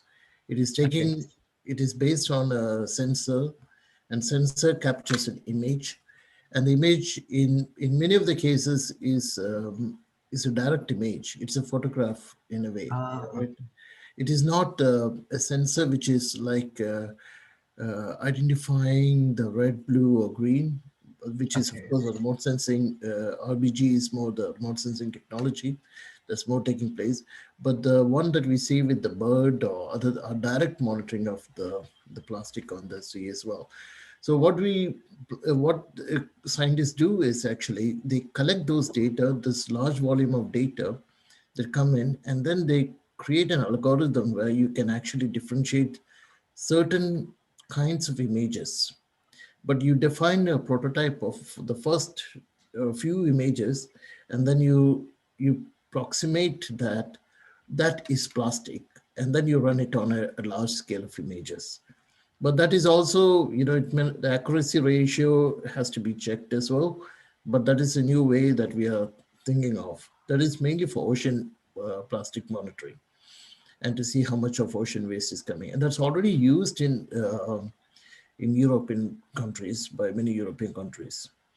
But that is something that we need to address also. But I would say it is more important to find, as I mentioned, the interface between the land and the water body. Water body means what I mentioned here is mostly rivers. Of course, the beach, the tourism is also a big problem with regard to marine litter, with regard to plastic. Totally agree, sir. I totally agree. Yeah. So the beach side, for example, any tropical beach, you cannot go without a bottle of water. And most of the bottled water, most of the bottled water are coming from are in plastic. We have not somehow invented in another way to do it. Or cellulose bottles are also I recently heard a presentation of producing paper bottles for water. But again, that is another resource that you're consuming, which is the wood resource. So then, so that is something that we need to see. Yeah, so if anything that is disposed, for example, colored bottles and things like that in the beach can be monitored using satellite data. Anything that is on the ocean that we can evaluate, not exactly, but approximately, would be through these methods that I mentioned, like sensors and others. And so remote sensing technology is good. If I take just remote sensing technology without big data AI application into it, it would be good enough to start with the surface like beaches, the river banks, and etc. And then maximize the amount of data from that. And from there, we can move forward to defining a very good algorithm. In the end of the day, when it comes to technological innovation, the key is in the algorithm. That's the money. You put the money for the algorithm, actually. So that is where you have to actually identify. So far, it is not yet reached a level where we can actually exactly or accurately monitor it. So this is something that we have to constantly innovate. And I think if you are working on this area, you have a better future with these new innovations that are coming in, and the global problems that you can actually address through the technology as well. Thank you. Did I answer Thank you your so much, question? sir. I have another question for you, sir, Dr. Remi. So, Oh, I wait, believe. Adrian, sorry. Okay. Adrian. Yes, yes, yes. Sorry. So, as we're not longer talking about the first topic, you're talking about like technicalities, right? Would you like to like propose a topic instead? This is a follow-up question of my first question. Oh, okay, sure, go ahead. Thank you so much, Angelica. So, sir, I believe that this sensing technology is a developing technology. So, we also have, aside from single-use plastics, single-use polyethylene products, PET bottles, and such, we still have here in the Philippines we have a problem regarding the use of microplastics, specifically in microbeads that poses a threat in marine life. Would there be would the company or this technology would develop its features to detect microplastics that is already present in marine life? Because here in tropical countries we love fishes, we love to eat fish. We love to eat seafood, and when we eat seafood, these microplastics can be digested in our system, and when that happens, there could be repercussions such as further food poisoning and other waterborne illnesses. So would there be a development to detect microplastics and other nanoparticles that poses a threat on marine life and to human life as well? Yes, I know many institutions working on this topic, and this is one of the biggest topic now that is going on as well. There is a transfer of microplastic from the animal into the human system, and it can lead to several complications because you can't even see it what you're consuming. So that is a huge problem that is happening, and but as I said, that is not a solution. Also, we can monitor. The monitoring of microplastics have been going on for several years, and there is studies even which showed how much microns of that are getting into, how even indicated proof about the transfer from fish to human as well. But how do we control it is because microplastic is something that you cannot even see with your you cannot see with your own when it comes to the dispersed into a animal body. So that is something that we have to understand. So the only way that I think we have to focus here is to prevention is the most important mechanism, because once it's get into it's like a house already in fire. Yes. You can extinguish it, but yes, it's all I get the analogy, sir. Right. Yes. So that's what I think. Thank you. Thank you so much, sir. Thank you so much. Can I have another question? Sorry, delegate. Can we just give the other delegates opportunity so that we can raise hand again later on. Okay. Thank you so much for your question. That's a great question from you. Thank you so much, Angelica. Thank you so much, Dr. Remi. Awesome. Thank you, Dr. Chandran, as well for answering that question. We'll now proceed to other delegates' points. So we have here Veronica.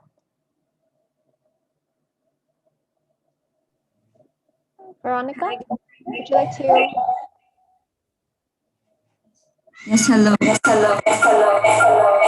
Yes, hello. Good morning, everyone. I'm Veronica from the Philippines. Sorry, delegate. There's a problem on your end, I guess, like your audio. Can you try again?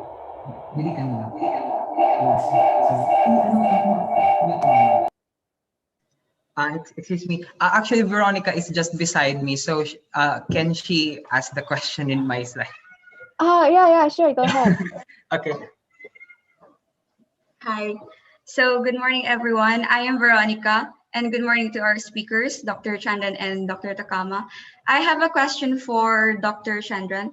Since you already have remote sensing technology, what is the possible next step after monitoring the plastic waste in an area? Like, maybe the plastic waste are collected and then recycled or and then converted into products, which it could also produce a livelihood for communities. So yeah, so what could be the possible next steps after collecting those plastic waste?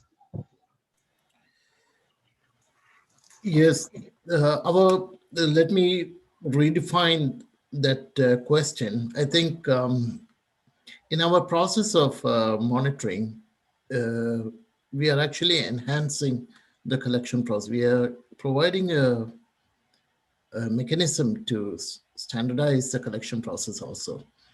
So we don't engage the collection. Now, here's the question. The collection process is something that is done by the ground means people working on the ground. I mean, with the NGOs or communities or governments who are engaged in the collection process.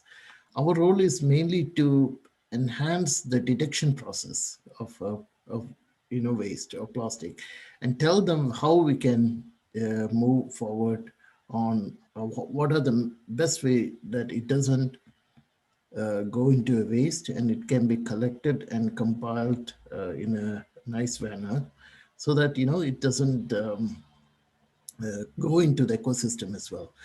So what as I mentioned earlier, what we are planning now is an interface which has a government interface as well as a public interface. And having such a mechanism would actually help both the governments and the collectors to do it. Now, here is another reality I want to tell you about plastic waste as well. Of course, there is complete recycling of plastic waste of PET bottles is possible. Yeah. But there is also, as the previous question came in about the single-use plastics, yeah, which is very difficult to sometimes when it gets overused or mixed with mud or sand and things. It is very difficult to recycle. So that has to go into a different process called the creation of some kind of fuel or something, which RDF and things like that. You might be already familiar with. So I think we have to separate even within the plastic what can be recycled and what has to either go into RDF or whether it can go directly into incinerator. So that has to be separated. And that will be the challenge for the next time. With monitoring, we can actually, as I mentioned, we can monitor what is visible. But all these things that are visible but cannot be reused again, it has to be, the judgment has to be done at the ground level.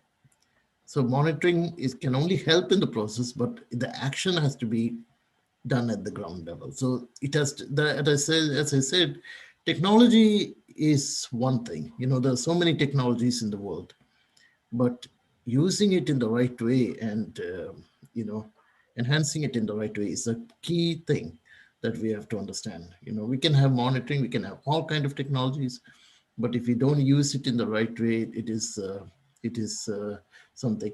For example, we use, for example, a mobile phone. Some people we use it for different purposes.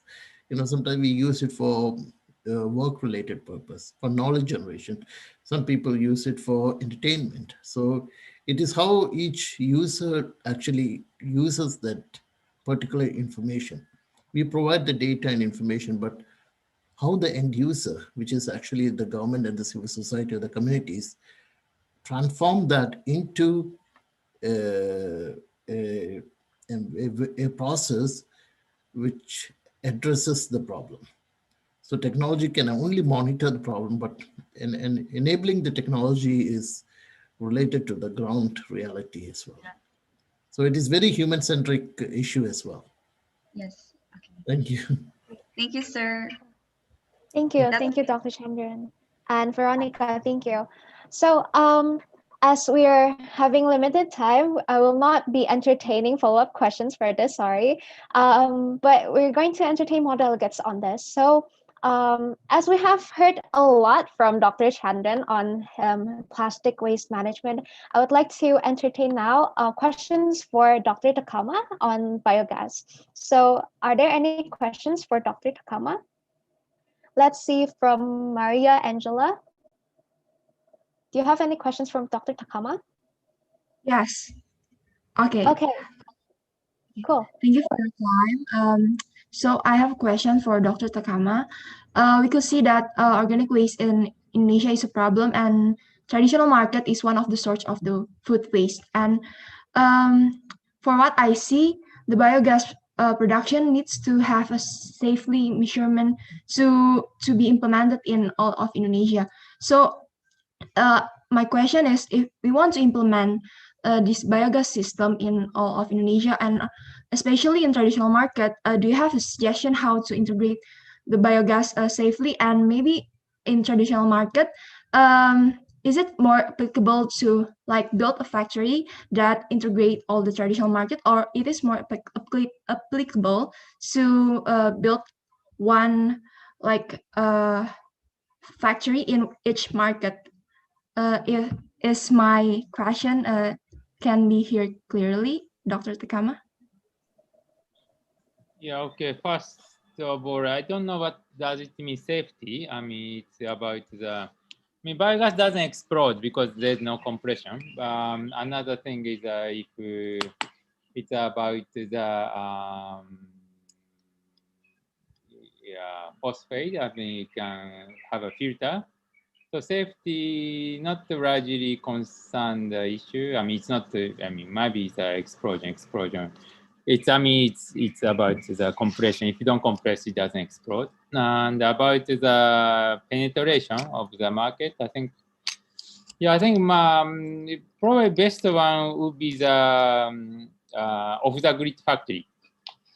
Like some factory already implementing this. Not only Indonesia, many countries, I think of even Indonesia, maybe Nata de Coco company, or even the many palm oil company also implement this, or beverage company also globally they implement that because this you can generate electricity from turbine.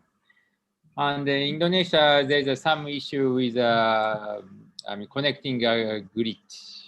Some PLN has issues. So if independent energy producer wants to sell, it's more complicated. If factory generate electricity consumed by yourself, probably easier. Having this said that, another might be easier option would be the sewage system, connecting a sewage system. If sewage system upgrading into the now many Indonesia many sewage system is just a dumping to lagoon. Even Bali, something like this, they're going to upgrade, but still upgrading into another lagoon system. So this you can convert into the methane capture system. This is quite old technology.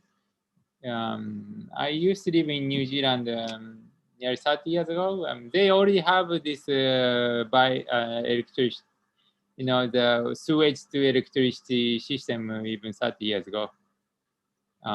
So if Indonesia upgrading a sewage system, maybe at the same time they can do that. Cool. Okay. Thank you so much, Dr. Takama, and thank you, Maria Angela, for your question. So, yes, thank you. I will now proceed to other questions and topics for Dr. Takama. Yeah. So we have Henry Susilo. Yeah. Okay. Thank you, moderator, for the opportunity for me to speak. And I want to ask for Dr. Takama. If we look at the other natural gas, such as natural gas, they were being liquefied to make their transportation easier. Is the liquefaction of biogas is feasible? Will it causing a negative impact? And how if this biogas is produced in a larger scale, in industrial scale, wouldn't it be more better than in smaller scale? Because it is difficult to have a quality control on the mini reactor? Thank you. Liquidification is more complicated, I think, biogas. I forgot the exact number, but you have to have a lower temperature to liquefy the methane gas. So this is technically more complicated. And also, if you're thinking about you're talking about the vehicle, right? Car transportation. One issue, it could be another issue because it's maybe beyond the waste management. But for example, in Europe, within 10 years, no more combustion engine vehicle sales. This trend is global. So if you plan to making the biogas generated car, it might be out of technology within 10 years. But if with methane into the hydrogen, then hydrogen cell vehicle might be possible. But this is another technical technology you need. But methane to hydrogen is also possible. Did I answer your question? Or Yes, sir. You had I think you asked a few questions. But,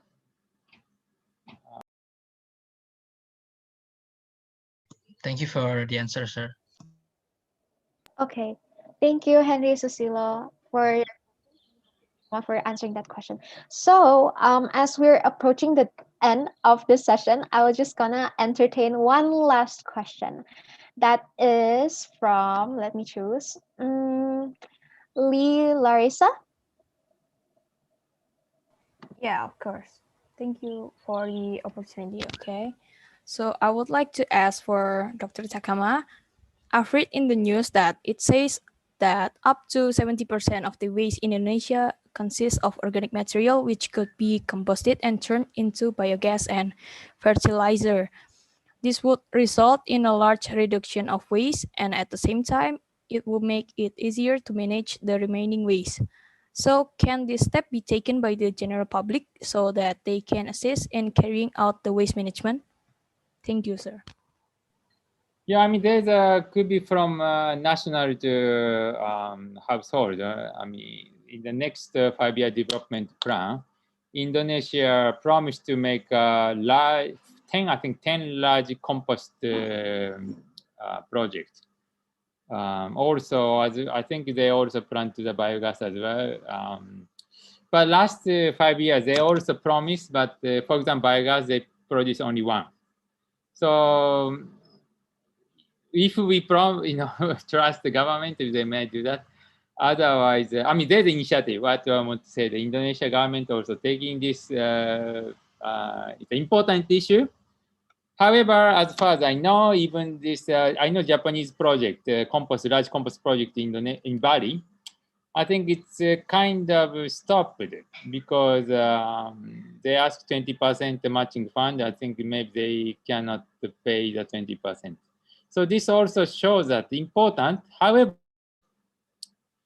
this waste issue is not like energy or water. People not immediately get the problem, right? You can, if you just dump the waste. So they said important, but might be in that kind of condition, in this kind of corona condition, economy going down, may not be the priority. So this is a national issue now, but for the household issue, 30% of Indonesians still rely on the primitive energy. So this can be combined with this waste management issue. So instead of firewood and charcoal, maybe rural community, the government, Indonesian government, what the plan is LPG, providing LPG. But 2019, they spend 7 trillion rupiah as a subsidy, which is the same budget as a general energy budget for Indonesia. So then 30% more people, can they support? This is a question. So instead of firewood, charcoal, instead of LPG, biogas could be another option. And at that same time, you can reduce the waste organic waste. This also, as you said, might be connecting to the fertilizer, because Indonesia also one of the largest producer of the chemical fertilizer, which is probably the biggest carbon emission, like greenhouse gas emission from agriculture area in Indonesia, if not actually the largest, besides the deforestation. So yeah, this household level might be possible, is the targeting farmers, which is 30% of Indonesian population. I mean, I can go on, but maybe I stop here. Okay, thank you, Dr. Takama, for that insightful answer. Larissa, thank you so much for the question. As we're on the end of our session today, that I will close the panel discussion. So, by all of the questions and the answers provided, one key takeaway that I can say is that sustainability, when we're trying to advocate for the environment, when we're trying to advocate for our community, it's not only the matter of like, oh, how feasible is the technology. It also is the matter of like how big is the participation of our government, of us, the people, to be able to actually make the system work. So yes, all stakeholders have to go hand in hand. It's not only from the development stage, but also the execution and evaluation. So with that, I would like to welcome Dr. Remi Chandran for the floor again to deliver your closing statement, probably, sir. Yeah, thank you, everyone, and it's really nice to have a venue to speak to you all. Have very interesting questions, and of course, hearing Dr. Takama also was very good for me and to understand the situation in Bali. So I think we, as you rightly mentioned in the last point, in the end of the day, it's all working together, and not only governments, but also universities, NGOs, and small-scale industries, and having a common vision to address a problem.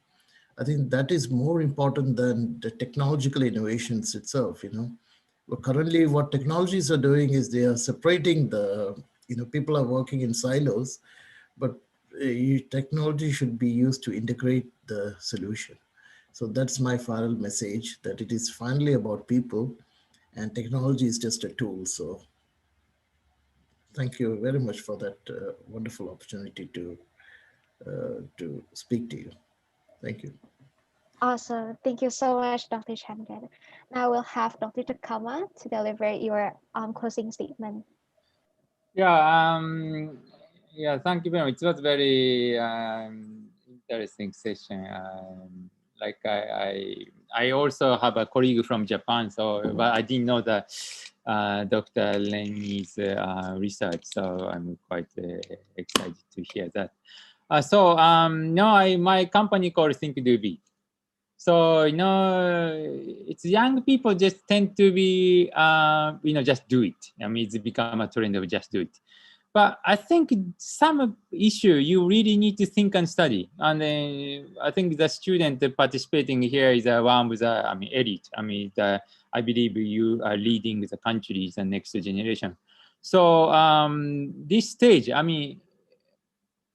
please study. I studied a lot. I never see anyone study harder than me during the university. And you should do the same. At that time, you're not thinking about a small amount of money. Every minute it counts. This will help you to the greater things. You can. So this is my suggestion. You are you are gifted.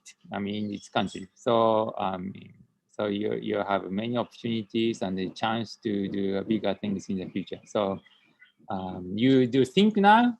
But if you want to do a little bit, we have internship. So if you come to website and that internship application. Awesome. Thank you so much again, Dr. Takama.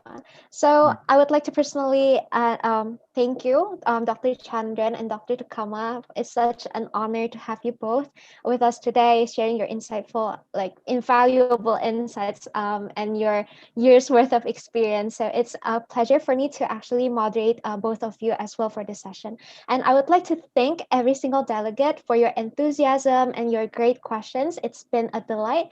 And I'll give the floor back to the MC. I am Angel as your moderator. Thank you. Have a great day.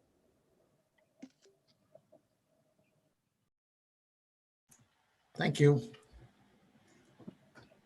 Thank you. So can it's finished? Can I leave now? Yes, you may, sir. Okay. It's okay.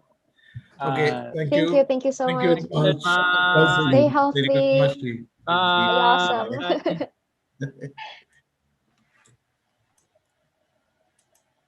MC, are you here? Okay, thank you, Angel, for bringing such Awesome. an insightful session. Thank you. Thank you. I'll give the floor back to you guys. Okay, thank you, Angel. So, okay, from the previous session that we know the waste management is a really useful to tackle all the problem that our Earth face right now. Yes, true.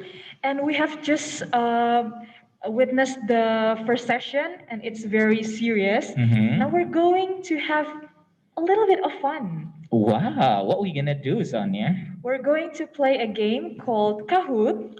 Okay, so right now we are encourage you all to open your another device and type KAHOOT.it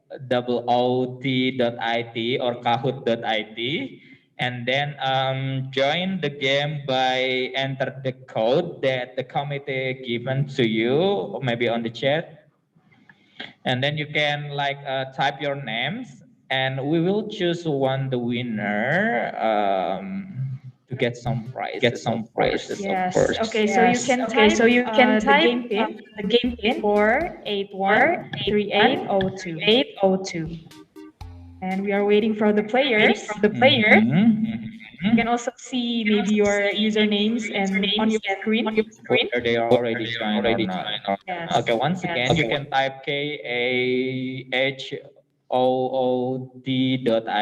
on your phone or your another device, and then you can enter the code or the game pin that is 4813802, and then you can name yourself. We encourage you to use your real name so it would be easier for you all to identify the winner. Okay, see right now we have already Larissa, John the Sheep, Adrian, Farah, Sahri, and Catherine.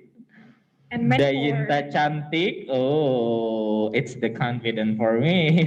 Okay. And we are still waiting for players who haven't joined our Kahoot. It's already like 21 participants that joined the game. Yes. Wow, still many Okay, still Ray, to Anissa, Muhammad Alexander. Okay, Alicia Akbar. Okay, we're still waiting for you all to join the game because the prize is really amazing. And also the questions are very interesting. Okay. That's right. So you can still join, guys, by typing the game pin that is showing on your screen. We already have a Crescencia, Fan, Alicia, Akbar.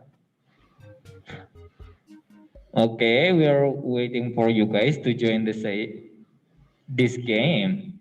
Maybe we have another 1 minute to wait for you to join the game.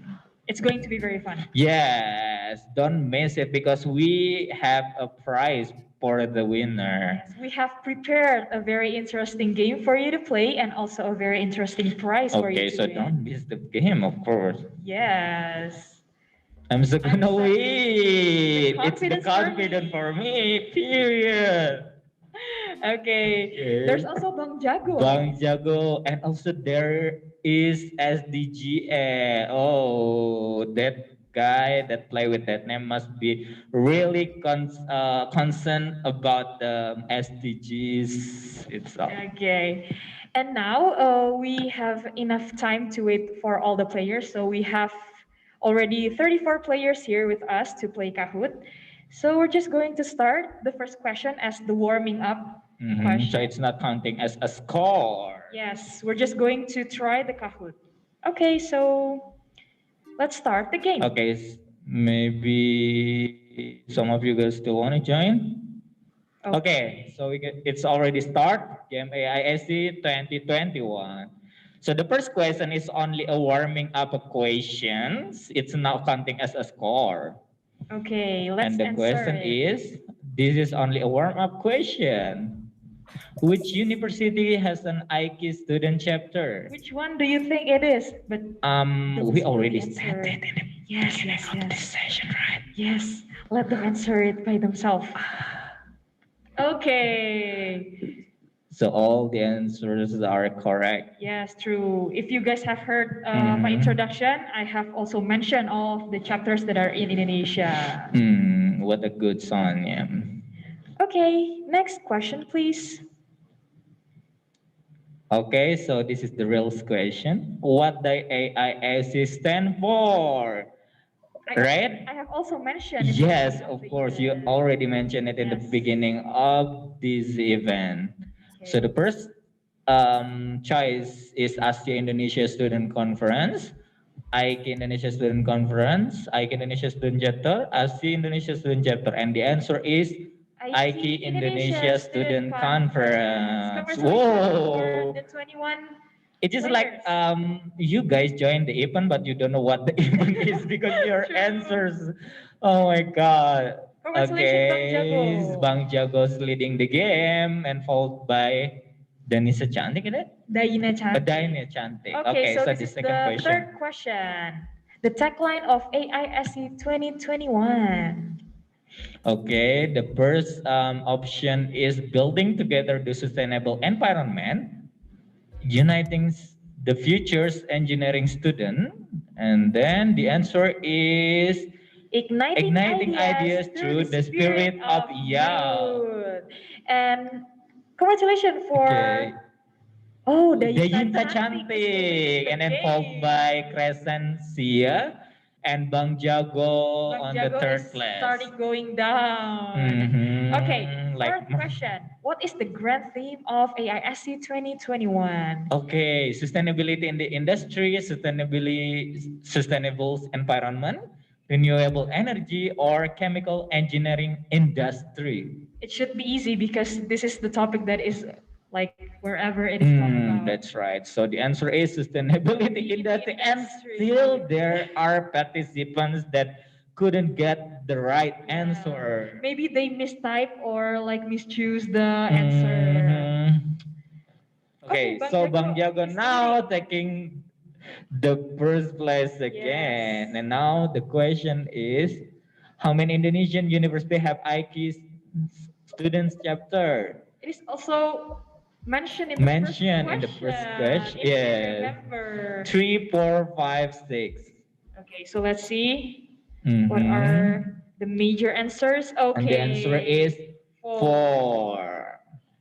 And still there are participants that couldn't get the right congratulations, answer. Mike, for getting in the first place. Okay, and then next Farah question. followed Mike at the second place. Where would AISC 2021 be held if there weren't a pandemic? Such an interesting question. Do you know the answer? I don't know actually, Yes. but let's see Let's then. see. Okay, this is The getting more option are interesting. Pertamina University, University of Indonesia, Bandung Institute of Technology, 10 November Institute of Technology, and the answer is Bandung Institute of Technology. And it would be like amazing because we also could travel around the Paris Panjava. Yes, true. Okay. Okay, Mike's still leading the game. And then, So the seventh question. ooh, double point. What does PTEMI stand for?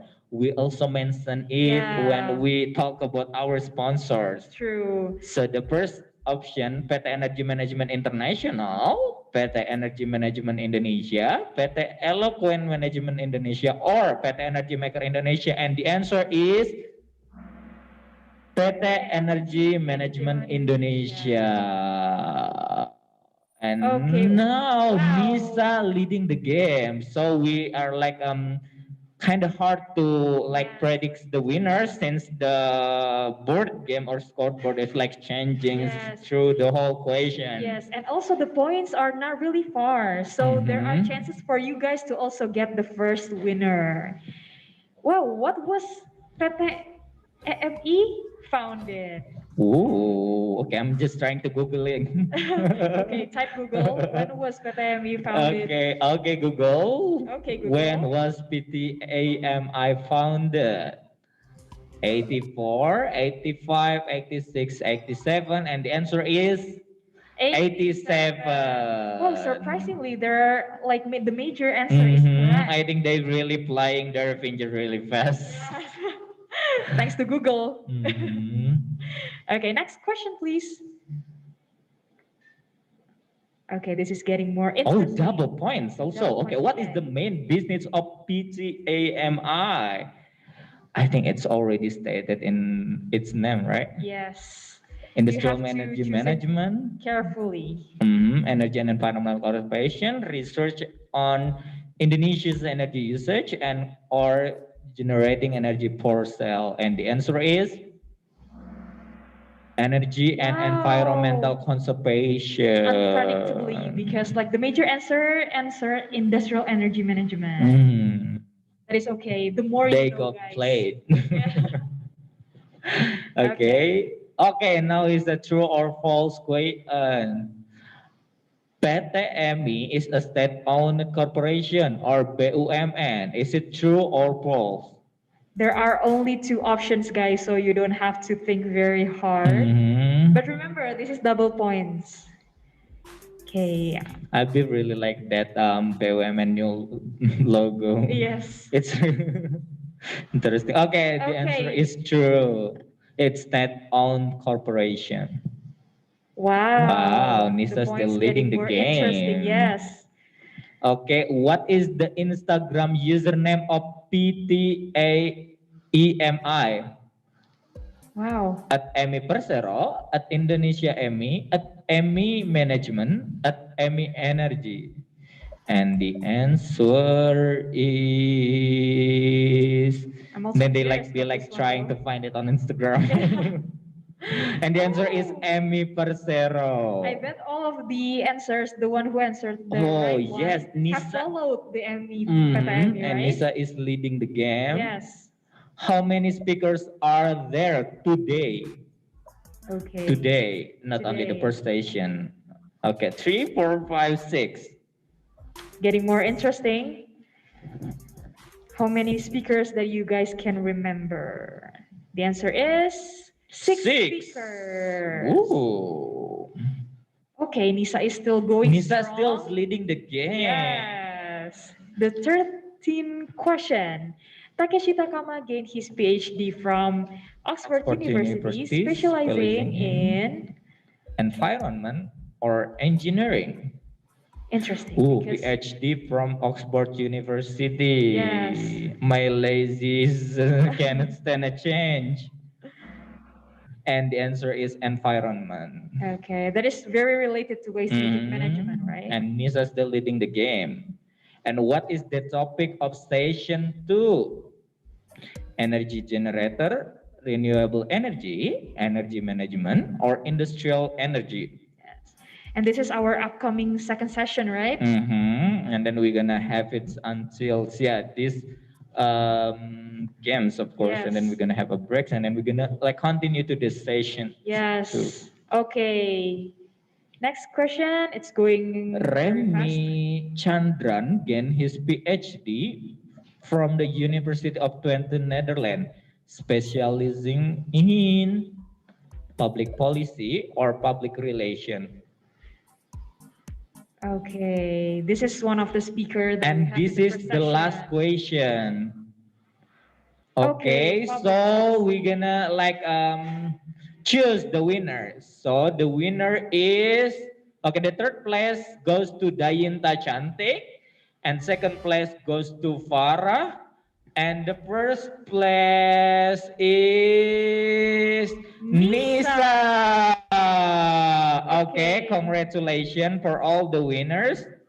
And then for the winners, please contact the committee because the committee will give you the prize. Ooh la And you la. can contact conference_n Mhm. and you can get the further information about your prize. Mhm. And then I see it's really have a lot of surprise, right, Sonia? Yes, true. And we also already had the winners of the Kahoot game, and then now. Okay, so after playing the very interesting game, including all the questions that you have answered, AISC is still surely full of surprises. For today's event, a great exhibition is prepared for you to enjoy. This exhibition will take you around to see posters and also papers made by the finalists. Everyone can also vote for their favorite posters, and by the end of today's event, we will announce the winner. So you can vote by filling the Google form, and one email can only fill the form once.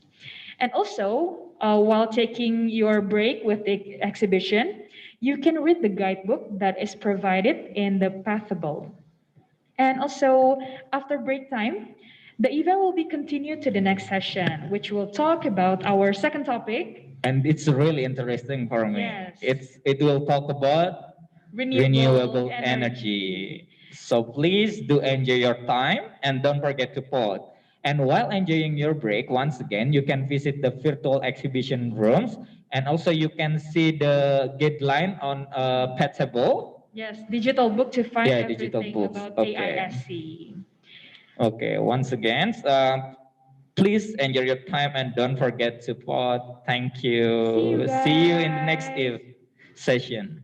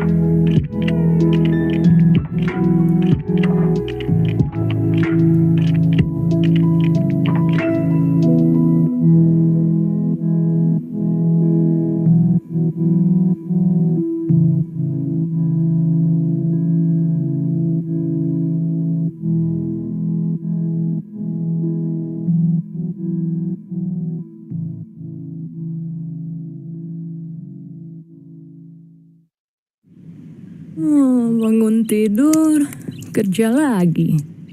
Di situ ngecek revisi. Untung ada premium mini. Gak ada lagi yang interupsi. Bisa tenang setiap hari. Pas banget nih, sekarang bisa subscribe Spotify Premium Mini di handphonemu. Download dan nikmati 30 lagu favoritmu tanpa interupsi iklan, mulai dari Rp2.500 per hari atau Rp9.500 per minggu. Yuk, ketuk bannernya.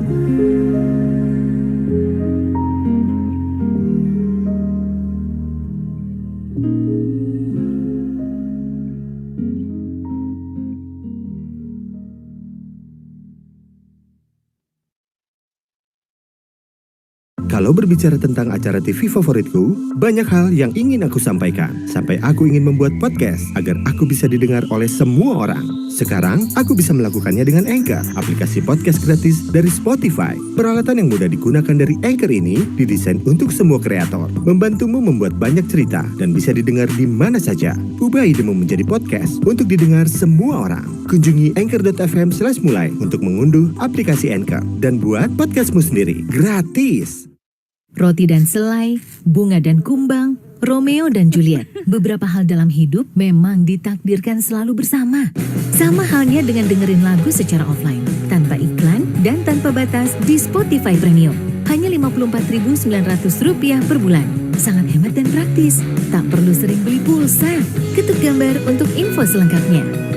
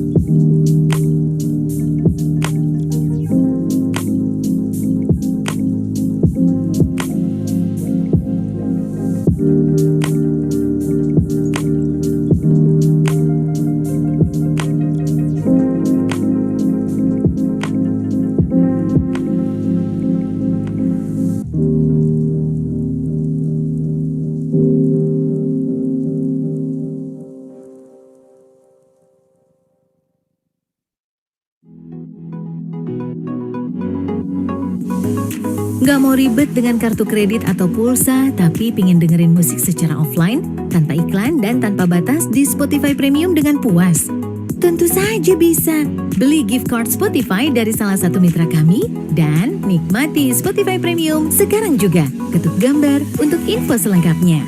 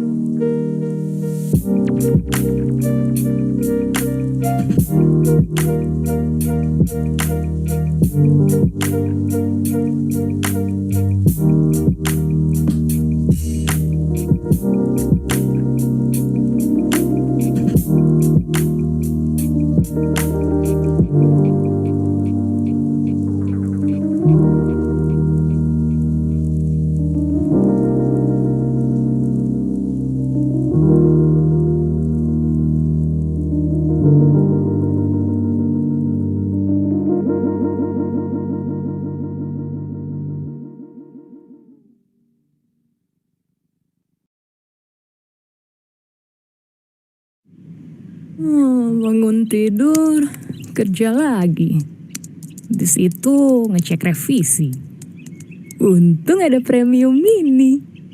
Gak ada lagi yang interupsi.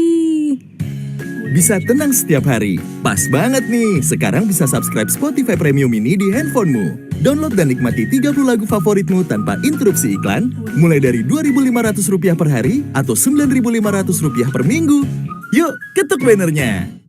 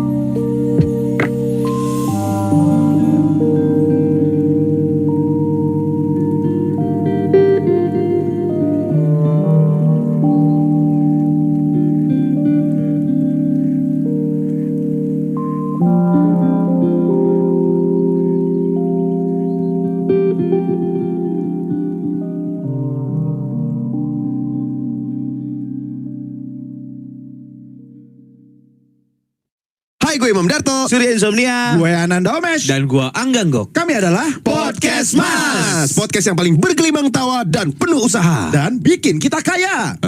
Ya kan untuk menghidupi keluarga kita. Oh iya. Ayo dengerin Podcast Mas guys. Tinggal pilih aja lo mau dengerin episode yang mana. Karena kita on demand. Terus lo bisa download gratis pas lagi ada wifi. Buat didengerin nanti-nanti. Yang pasti gratis. Nggak usah bayar pendaftaran, uang pangkal, buku paket. Udah. Sekolahan. Podcast Mas cuma di Spotify. Kamu diundang untuk mencoba cara baru mendengarkan bersama Premium. Dengan Premium, kamu dapat terhubung ke speaker atau TV dan mendengarkan musik tanpa iklan. Dengan penyetelan yang mudah, kamu bisa terhubung ke perangkat yang kompatibel dan menikmati musik tanpa gangguan.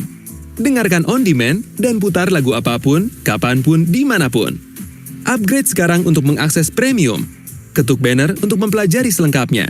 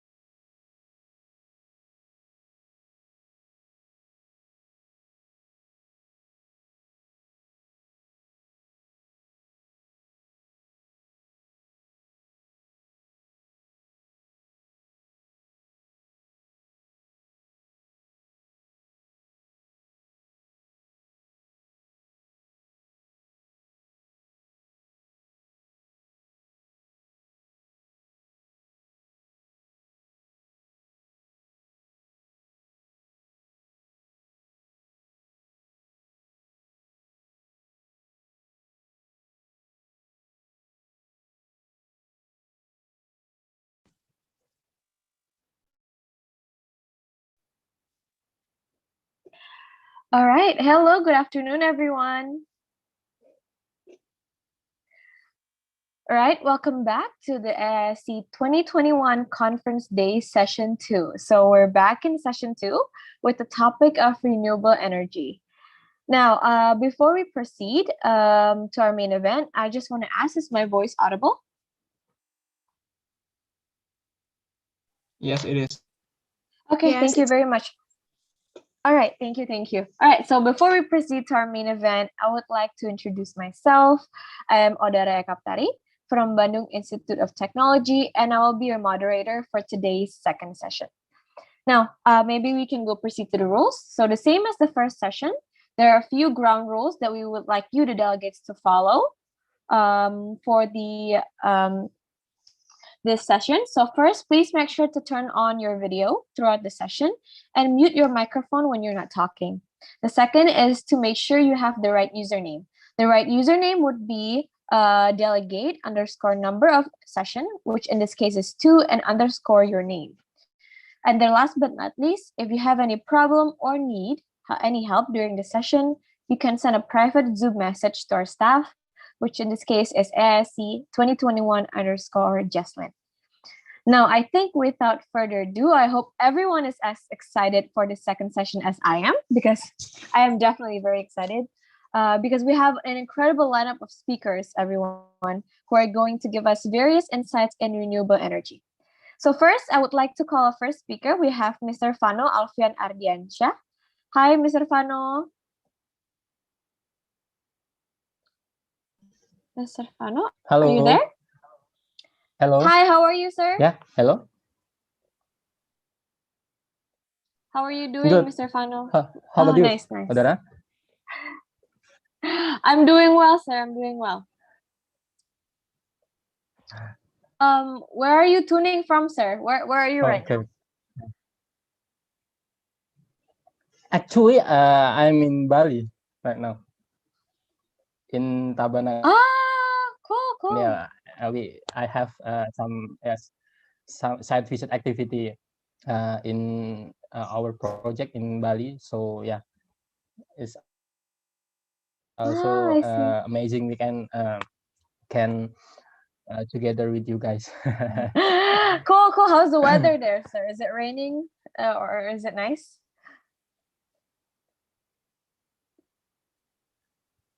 Actually, it is nice to go to the tourism object. As we know, Bali have a lot of tourism object. All right, got it. Okay, so a little bit about Mr. Fano.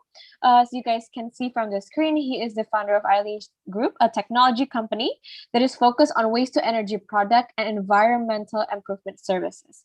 He was also the director at PT Indo Global Energy, advisor at AG Tech, manager at PT Biomasa Global Energy, and VP in Forestry and Agriculture sector at Indonesian Biomass Energy Society. Wow, super duper cool. Thank you very much, sir, for becoming one of our speakers today. Okay. Sure. Okay, so and then the second speaker I would like to welcome, we have Mr. Herman Huang. Hi, Mr. Herman. How are you doing, sir? Good, yeah. Yeah, hi, sir. Are you well, sir? I'm well, yeah. Actually, I'm in Jakarta, so yeah. Oh, okay. I'm also in Jakarta, sir. So we're not that far away, I guess. Yeah. So a little bit about Mr. Herman, as you can see, right? He is the CEO of Cakragiri Energy Indonesia. He is also the founder of Coding for Indonesia, and he is the country representative of Wood Mackenzie, which is a research and advisory firm for global energy, chemicals, metals, and mining sector. Wow, super cool and insightful lineup of speakers.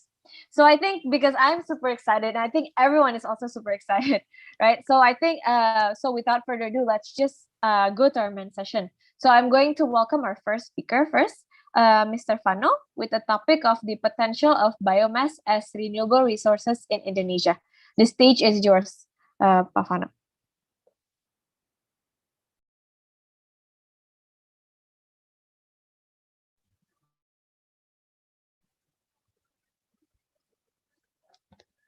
Okay, thank you, Dara. Okay, so hello, good afternoon, guys. How are you today? Yeah, hopefully you are doing well right now. So yeah, maybe first of all, I would like to say big thanks to AIChE 2021 committee for having me here in front of my friends, the participant of AIChE Student Conference 2021. I'm so proud to be here to share and discuss with you guys with a passionate individual who have concern on sustainability. A very interesting topic. I mean, for information, maybe in my opinion, you guys have one step better. Why? Yeah, because you spend your weekend to participate in this amazing event. So beside others, others maybe can spend that 2 day by going sleep or spending by playing game or streaming and etc. But you are on the good way. I mean, so let me open this session with a simple question. Next. So, are you ready to be change maker? And yeah, why? Are you sure with your answer? Next.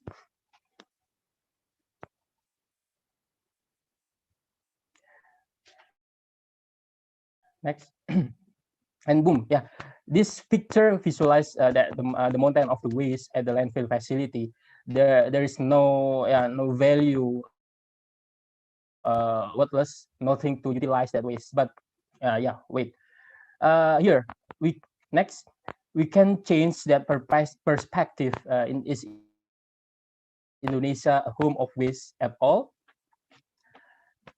Every year, Indonesia produce 200 million tons biomass residue in solid and liquid waste, like trunk, husk, meal effluent, and don't forget about the domestic waste. They are 64 million tons per year, contains of organic, plastic, and metal waste. So next, if we calculate the local biomass potential, there is 32 megawatt potential, but the utilization is only maybe 5.7%. Next. So imagine that our renewable resources is unlimited.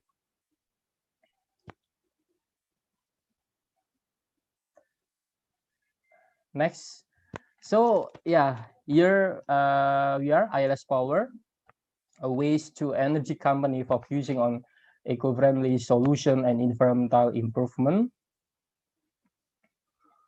And then next, we established in 2018 by the Brave Boys. I mean, we currently have 3 business line: PT AIChE Indo Energy and PT AIChE Indo Global Energy to focus on biomass fuel product, and Ailesh Green Consulting, which focus on environmental consulting. Actually, next. Actually, we have 5 working areas. In the first is in waste to solid biomass, and then waste to biogas, waste to electricity, and then environmental consulting, and the last is applied research and development. And then, so how we transform the waste into renewable resources? Actually, there are 3 process. Next. The first is physical, biological, and thermochemical. I mean, maybe this will be very theoretical things. I mean, but I want to simplify the point. So for the first point, actually, we can go to the physical process. Next, so for the physical process, actually, the waste like animal waste, and then solid biomass residue, and food waste, metal waste will convert by the physical process like crushing, drying, and pelletizing process into pellet fuel, and the pellet feed for animal feeding or animal bedding. And then for the pellet fuel itself can be used for direct heating or coal firing in the steam power plant. Next.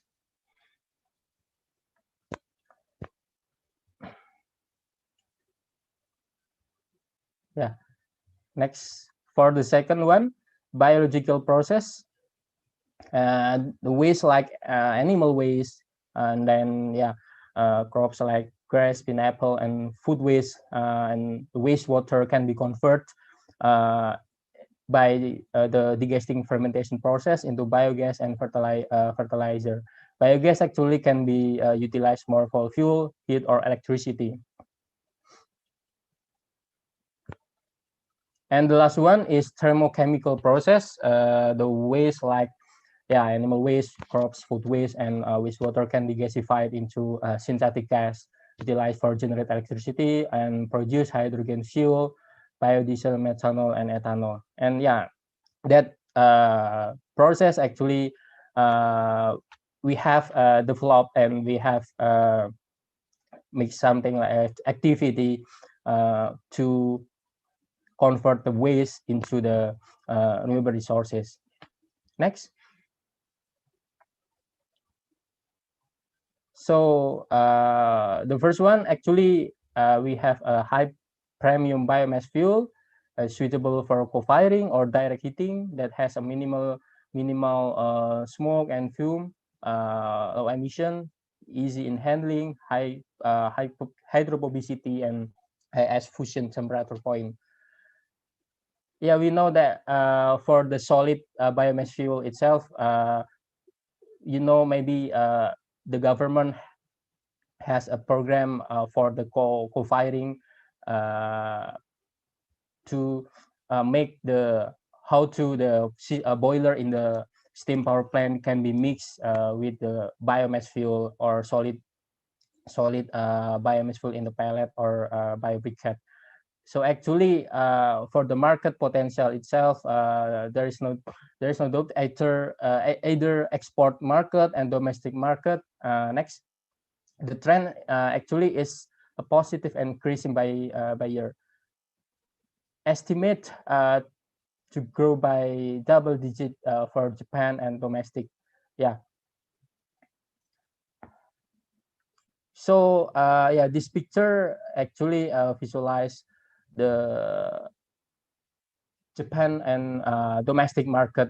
You know that for the steam power plant, conventional steam power plant, the system has to change into the co-firing system. So actually for the Japan and Indonesia, in Indonesia actually the government has a program to substitute 5% from coal into the biomass fuel. Next. And the market is very promising, reaching up to 20.1 trillion rupiah per year. Either Japan, Korea market or domestic market, they have so high demand according to increasing co-firing steam power plant and biomass power plant. And especially for Japan, actually government has a subsidy for the steam power plant that use biomass fuel for that system. So the biomass solid biomass fuel actually has a big potential. And we know Indonesia has a lot of biomass resources, either from the byproduct or organic waste. They have a big potential to utilize into the solid biomass fuel. And the second one, next, biogas with upgrade version in terms of methane content and carbon dioxide content. Actually, for the upgrading of the biogas for the mixing to the natural gas, because in the Europe and in the Japan, actually the biogas has a high quality for in terms of the methane content. They have a high methane content and low carbon dioxide, and also for the hydrogen sulfide is also low content. And for that quality, actually it can be mixed into the natural gas grid. So yeah, biogas upgrade, it can be used for various purpose, like for the kitchen or for the biogas power plant. Next, and this one can illustrate how big the biogas potential is. And yeah, actually this picture is not a swimming pool, but it is wastewater. It is wastewater from a palm oil mill or palm oil industry. They are abundant, and such as palm oil mill effluent, there are 5.6 million meter cubic biogas potential from palm oil mill effluent, equivalent to 2.6 million metric ton LPG. And this big one is also potentially reducing 16 million tons carbon dioxide. Yeah, so it's has a big potential for us to contribute in the carbon emission reduction. Next, and for another potential, actually biogas from animal waste, like pig dung, cattle, and for the animal husbandry, with a potential of 9,000 meter cubic in total, or equivalent to 1.7 gigawatt hours. Next, so from its potential, especially biogas potential, we have mission to contribute energy transition, with targeting to household and industry to utilize bio-CNG, liquid biogas, or even electricity to mitigate. And the next one is to mitigate environmental issue in terms of methane release to atmosphere, because we know that methane has a bigger potential than carbon dioxide. And the next one is to solve waste problem and to decrease the dependence of LPG import. We can look that the biogas utilization is increasing by the year. And then next, the third one, we develop ways to electricity in more efficient and reliable. And why? Next, according to the government program, by 2025, we know that we have energy mix target by 23% for renewable energy, and 75% is electricity generated from the renewable energy base, with total of 96 million ton oil equivalent, or equivalent to 45 gigawatt electricity in 2025. Next, and then we also have a conduct technology matching with Swedish company to develop biogas to electricity with a most efficient process, synchronizing ORC system, connect Rankine cycle, that can convert the lowest heat temperature to electricity. And this technology actually will be implemented in Bali. Currently, we are still formalizing the agreement with the local government. Next, so talking about the potential, we can't get away from the regulation in terms of 2025.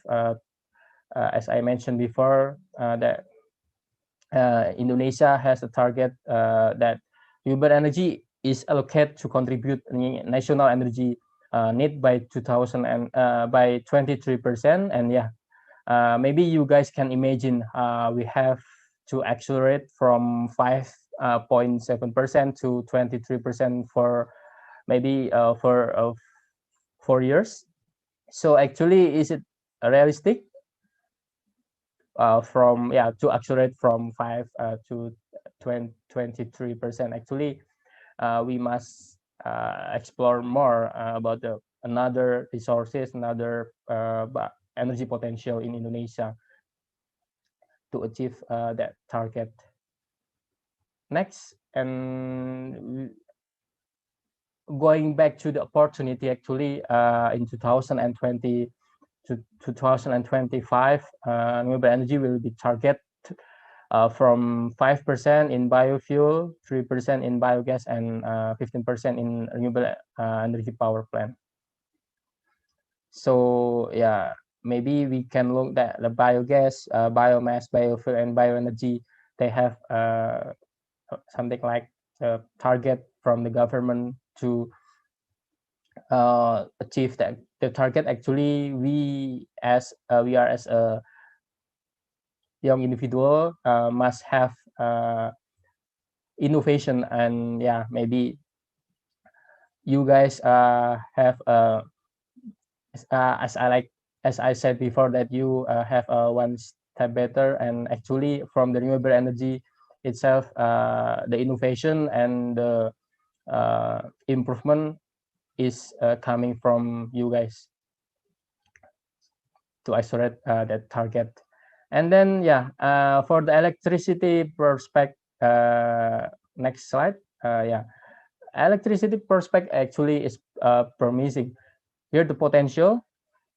Maybe we can look at electric car itself is around 55,000 unit, and electric motor is 2 million unit. Charging station is 31,000 unit, and conversion LPG to electricity stove is 0.4 million ton oil equivalent. So you guys can start planning to have one of them, maybe start from now.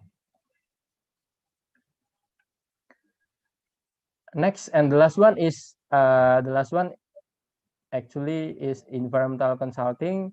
We also provide services in evaluating environmental impact, life cycle, their life cycle and efficiency, and also support eco-labeling. Actually, it's also important things that maybe Indonesia also has a commitment to join the carbon emission reduction program that in 2030 actually 29% is a target from the government to reduce carbon emission. And then from the activity, actually we can support that goals, that how can we evaluate industry, and then we can look at how can the industry produce the green product, and then how can utilize the product in until into the go to the grave. So it is I think it is the good one for us to make contribution for the Indonesia. And next.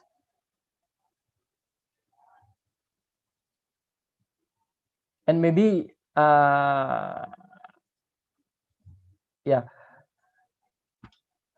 for the solid biomass fuel, actually, as I said before, that we can utilize from maybe almost all the biomass residue has a potential to be converted into the biomass fuel. And this is the sorry. And for this actually this one we have wood pellet plant we utilize from the wood residue and we convert it into the wood pellet. And this facility is typically centralized plant located in Serang, Banten. Production capacity is 10,000 tons per month, and yeah, the raw materials are procured from the Banten and Jambi province. And also we established a consortium named PT Abigen Indonesia Global, partnering with PT AB and IGB Net Indonesia Japan Business Network. Next. Okay, thank you, Udara. Next.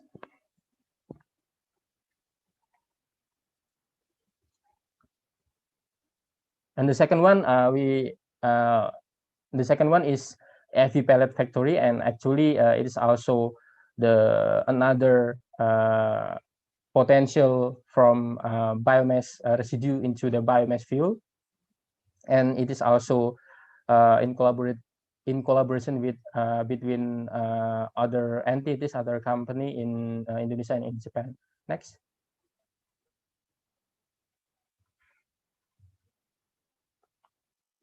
And maybe the question is how we can establish a green business, and yeah, a business actually has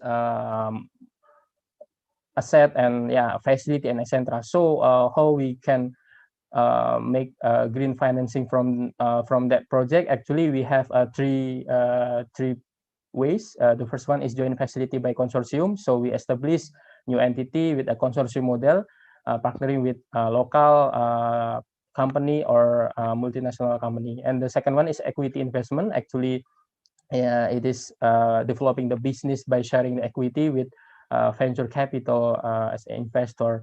And the last one is credit fund or grant. It's usually covered by the government, foundation, or financing institution in the program of climate action. Next.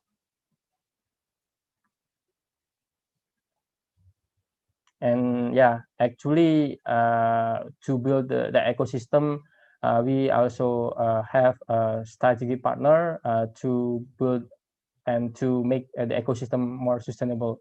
So from the academic institution, government, and other private sector. Next. And next maybe, because the time is almost up.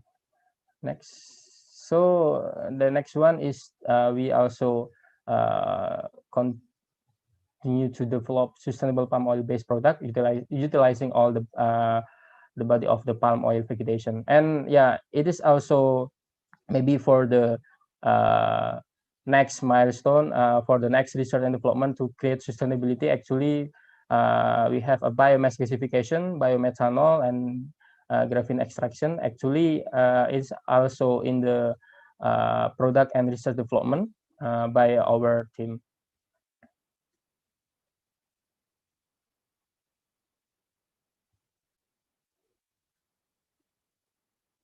Next. Okay, so yeah, this is the end of my presentation. Thank you for your attention, and yeah, let's discuss in the Q&A session. Thank you. All right. Thank you, Mr. Fano, for the insightful presentation. It was really insightful for me as well, especially the one because I'm quite interested in renewable energy. Anyway, I think we should move on to our next speaker. So we have another exciting presentation from our second speaker, Mr. Herman Huang, with the topic of battery as the future of energy. Go ahead, Mr. Herman, the stage is yours, sir. Okay, so I will... Can you see my screen? Yes, it's visible, sir. Okay. So good afternoon, everybody. So today I would like to present about battery as the future of energy. My name is Herman. I'm founder and CEO of Cakragiri Energy. So we are actually a project management, advisory, and also a database company servicing renewable energy. And we focus primarily for Indonesia market because a lot of things going on at the moment in Indonesia anyhow, and including about battery. I think we heard about the story of LG and CATL to together with the several state-owned enterprise going to invest for let's see $1 billion of US dollar investment in Central Java. So it will be coming as a, let's say, reality in the next couple of years. Yeah. So I will talk more about the battery itself and also the future trend of it. So I think so this graphic showing about various let's see various type of battery, and it's coming from let's see the combination of material, right? So I think we heard about lead acid, nickel, uh, nickel metal hybrid, and also lithium ion. I think the majority that we know of, I think all we use is actually lithium battery. So this is I think we use it massively in our mobile phone, in our laptop, and also various other uses. So in fact, actually, it dominates the market share about more than 90% worldwide, I would say. So regarding this battery, right? So there's 6 type. Let's see the major classification. And the way we see it, normally we want to see the highest possible, let's see, energy density that we can do, the cycle of energy that we can consume, and then let's see, lifetime, cost, and several other factors. So it's a balance of several things, right? So and from this balance, we can say that lithium ion still the most promising technologies compared to other mix, and because yeah, well, it has most of the advantages, and then it's also very economical as well at this current stage. Yeah. So this is still talking about the previous slide, right? So but we put it in a different, let's see, a picture, right? So it's just telling us that lithium ion, let's see, have a good life cycle technology wise, safety. Also, the cost of production is also very economical, and let's see, get the most highest energy density as well per kilogram of material. Yeah. So I think for battery application, the 3 principal market for battery is electronic devices. I think, as I mentioned before, laptops, mobile phone, drone, and then there's mobility application. So this is the one that becoming very hot nowadays, right? So because people talk about electric vehicle, I think Tesla is one of the, let's see, the prime brand for it. And then of course, there's a brand from China, NIO, that becoming, let's see, 30-40 billion US dollar company in, let's see, within the last couple of months, right? And then the home ground motorcycle is like the seat, right? So in Indonesia, and then of course the third usage of battery is stationary usage. So I think we might know that battery is used for the renewable power plant. Is also used for the telecommunication tower. For example, like once you have a blackout, so the telecommunication tower still can be used for the next 30 minutes to 1 hour. And then so I mentioned about the uses of battery for renewable energy, especially for let's see, solar panel, right? For solar power plant, right? So in fact, we just install solar power plant in a remote island in Rote Island in NTT. We just completed last week. We utilize a combination of let's see, 8 to 9 decentralized battery. And I think we all know that renewable energy is needed.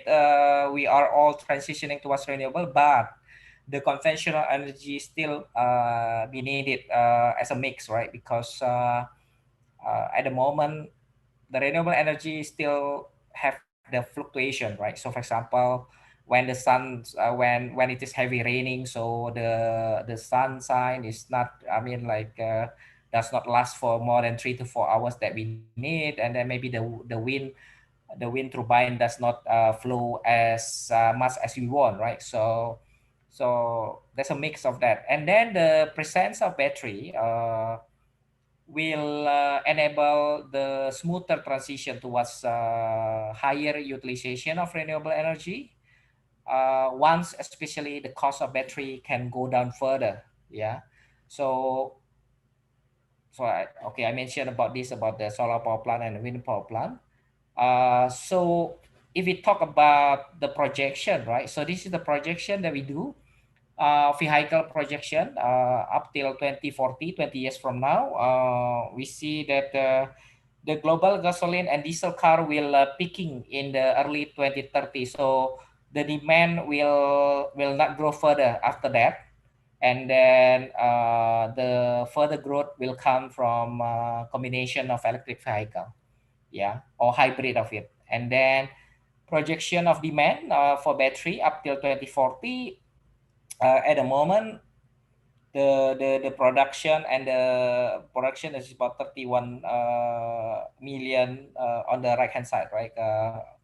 And then it will grow. Let's see, from 2000 towards 12,000, so 6 times increase within the next 20 years. So that's a big jump, right, in terms of production. And then market, right? So when we mention about for the storage as the storage of energy, right? So in fact, Asia Pacific already the largest energy storage market share. Largely dominated by China, and also there's experimentation done by Southern Australia by installing large-scale power wall from Tesla for the energy storage there. Yeah. So global cumulative deployment of battery for energy storage with a CAGR around 24%. That's a very, let's say, steady and high growth. And the energy storage market itself is 620 billion investment opportunity to 2040. And something that I think Indonesia need to be grateful is actually Indonesia have a lot of a good, we have, I would say, the largest production and the largest reserve of nickel in the world. Followed by in the neighboring country, Philippines, right? So I think with that, and also with the plan for downstreaming of the nickel and several other minerals towards battery, I think Indonesia can become one of the major hub in the world for the battery production. So this is the global lithium ion demand. We usually mention it in a gigawatt hour, right? Or in a megawatt hour, because battery is, once you store it, right, the way you will calculate it is actually the amount of energy that you store, how long, how many hours you can use it, right? So that's how we normally classify it. So this is still coming back about the demands for metals, right? So I think I mentioned that Indonesia is and Philippines for Southeast Asia is quite blessed with the presence of nickel and also cobalt. Normally, once you have a nickel, you will have the cobalt combination, and then several other materials needed like copper, graphite, lithium, manganese actually is all needed. So it's in demands, and that's why it drives the whole price of nickel and several other minerals. It drive up the price for the last, let's see, for the last 5 to 10 years. It already increased. Yeah. So battery price projection, I think one of the good news, right? The battery price already dropped from $1,160 per kilowatt hour to 156. So basically, it's almost 110 drop, right, for the last 10 years. So that's really, really, I mean, a good progress. But I think our prediction is that we cannot drop it to 110 further because I think what a lot of people thinking of is actually from $156 per kilowatt hour, it might drop to $100 per kilowatt hour with technology advancement actually. So we have let's say a very drastic technology advancement that enable the drastic drop of battery for the past decade, and then for the next decade, I think the drop will be quite slow. Yeah. So battery producer, the largest in the world is CATL. This is based in Fujian, China, and it will invest, I think, in Indonesia together with LG. And then, so in terms of the global top 10 EV battery manufacturers, CATL is number 1. Panasonic is number 2. They are largely supplying to Tesla. BYD use it for themselves. LG Chemical, the one that will invest in Indonesia. SDI is SDI belong to Samsung, right? And then several other players, largely in China. Yeah. So Tesla, I think we all know about the Tesla Powerwall. Very famous. And then Smartphone Storage. This is a Germany company, very famous as well. Sorry. And then hello. Hi, Mr. Herman. Yeah. Yes. Sorry, I think I just tried to move to the next one, but it cannot move. So the next slide is about QuantumScape. So I think some of you might already heard about QuantumScape based in Stanford, USA. Back in December, January, they have a very drastic jump of their stock price, largely because they already, let's see, they claim they make a breakthrough in terms of solid state battery. So this is the next game, right? Solid state batteries, the one that let's say anode cathodeless battery. But the stock price already dropped at the end of January because I think there's some doubt about this development. I mean, whether they can really commercialize it, right? So I think we will see it actually. Yeah. Yeah, Mr. Herman, I think the committee is going to share, so they can help you with it. Yeah. Yeah. Okay. Good. So there's anode-free lithium batteries with ultra high energy density. So that's the next development. And a lot of people racing towards this. This is the next trend, right? So go to the next slide.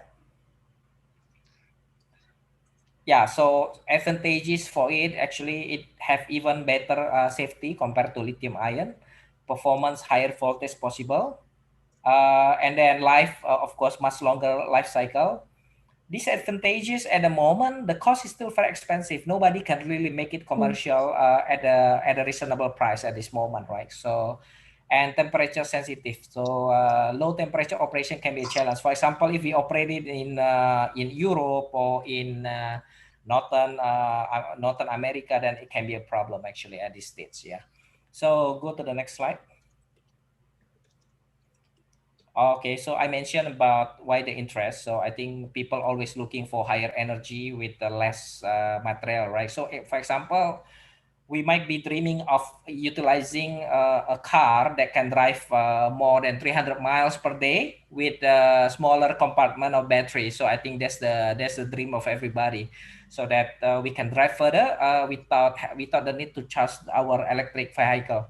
Yeah, so at this stage, we all have to charge almost in daily basis if you use it, and especially in places like Jakarta, right? We don't have a lot of charging stations for electric vehicles, so you really have to think about it when you want to use it. So, but in the future, if we can get a battery with higher density, so some of this problem can be solved. Yeah. Okay, go to the next one. QuantumScape, I think I mentioned already about QuantumScape. It's a Stanford-based company. Stanford is in US, nearby to the Stanford University. Some of the researchers coming from Stanford, and they got a big injection of capital from a major automotive company.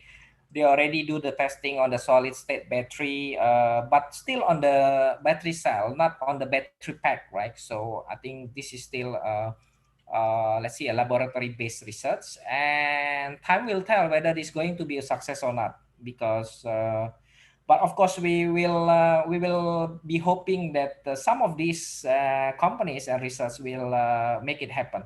Yeah. Okay, so that's the end of my slide. Thank you. Thank you very much, Mr. Herman, for the insightful presentation. Maybe we can give a round of applause for our two speakers. Everyone, put up a reaction or just clap your hands in the video to show appreciation for such insightful session. All right, maybe we can move forward to our panel discussion. Right, I would like to mention some ground rules regarding the session before we start.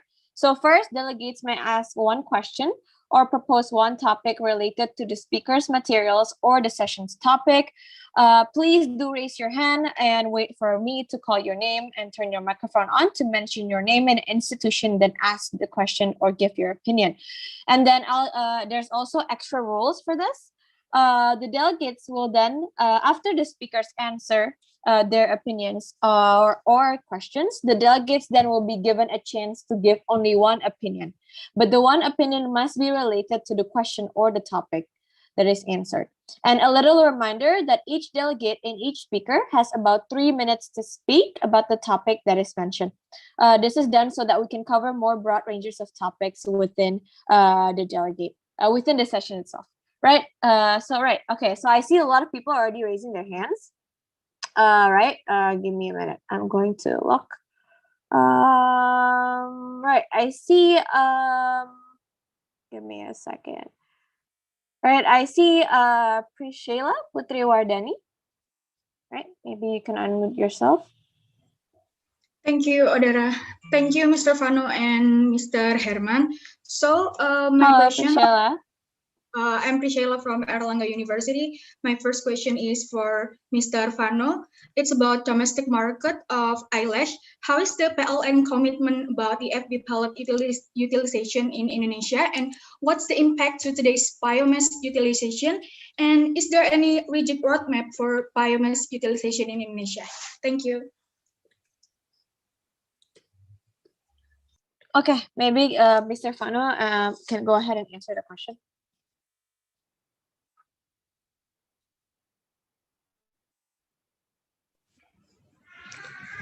Okay, thank you, Priscilla. Yeah, Priscilla. Nice to see you here.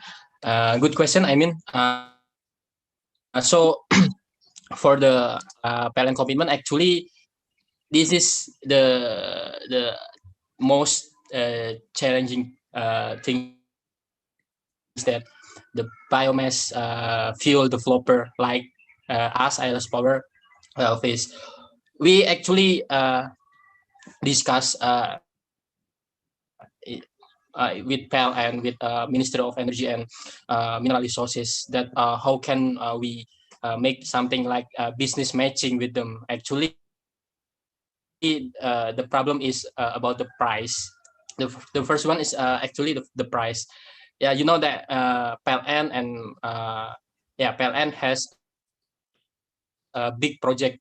They have a specific division from the company. Actually, they have a big co-firing big project that is specifically focusing on the co-firing program and how to target that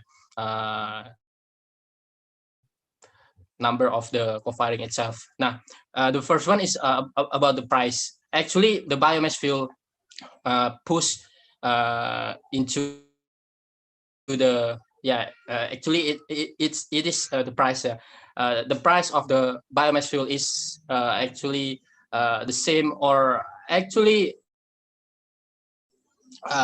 the multiply effect is 0.85 point. So yeah, that's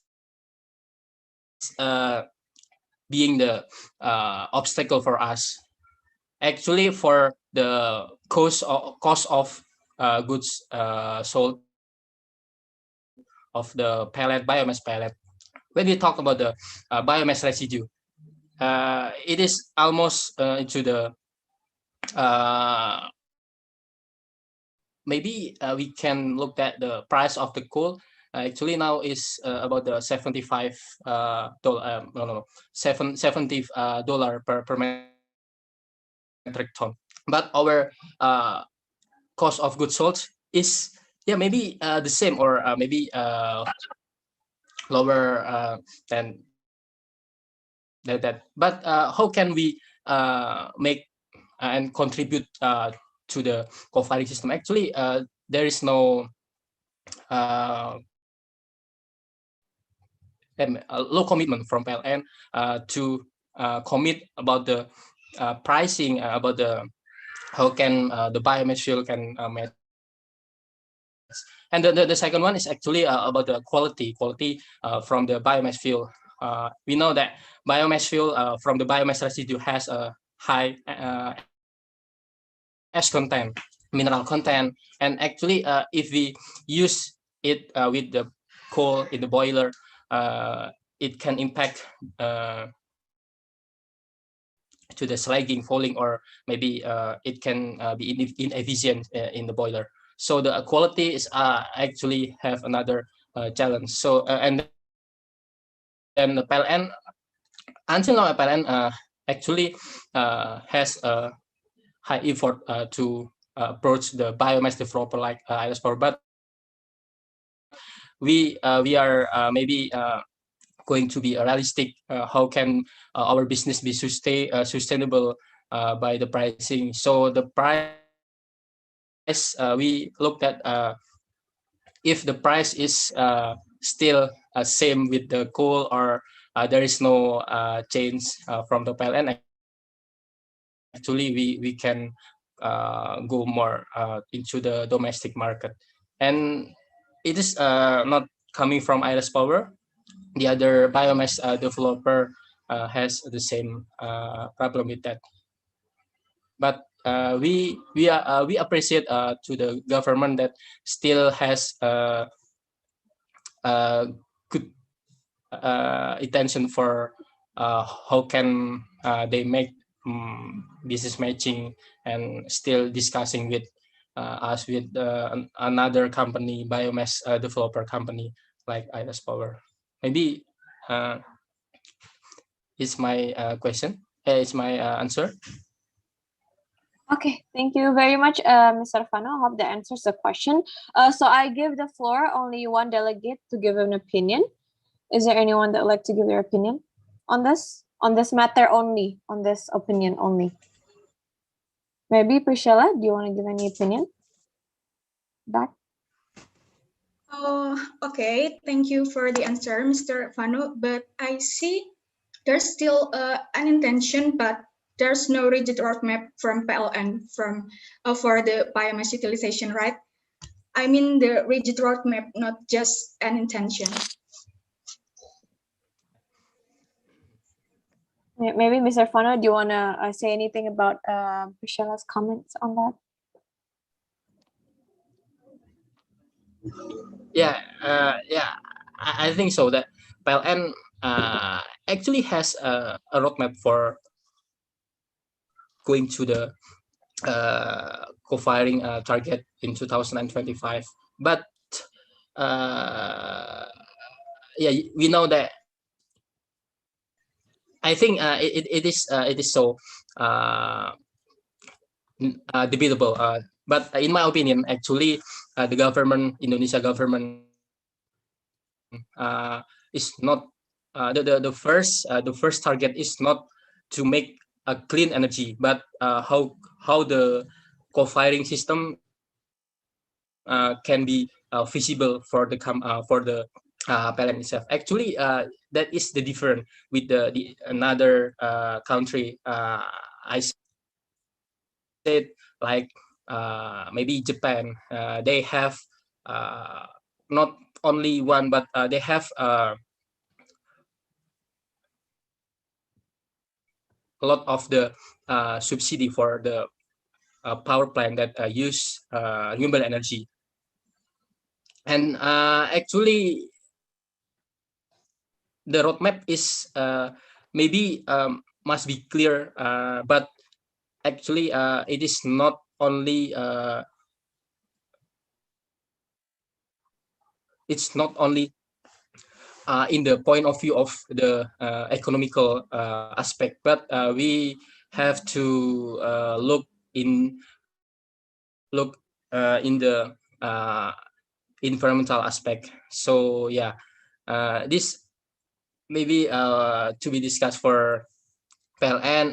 They are still a good intention for how the biomass developer can contribute to the co-firing. But yeah, the vision and the vision and the goal is not matched, I think, with the biomass developer company. It's the point. I mean. Okay.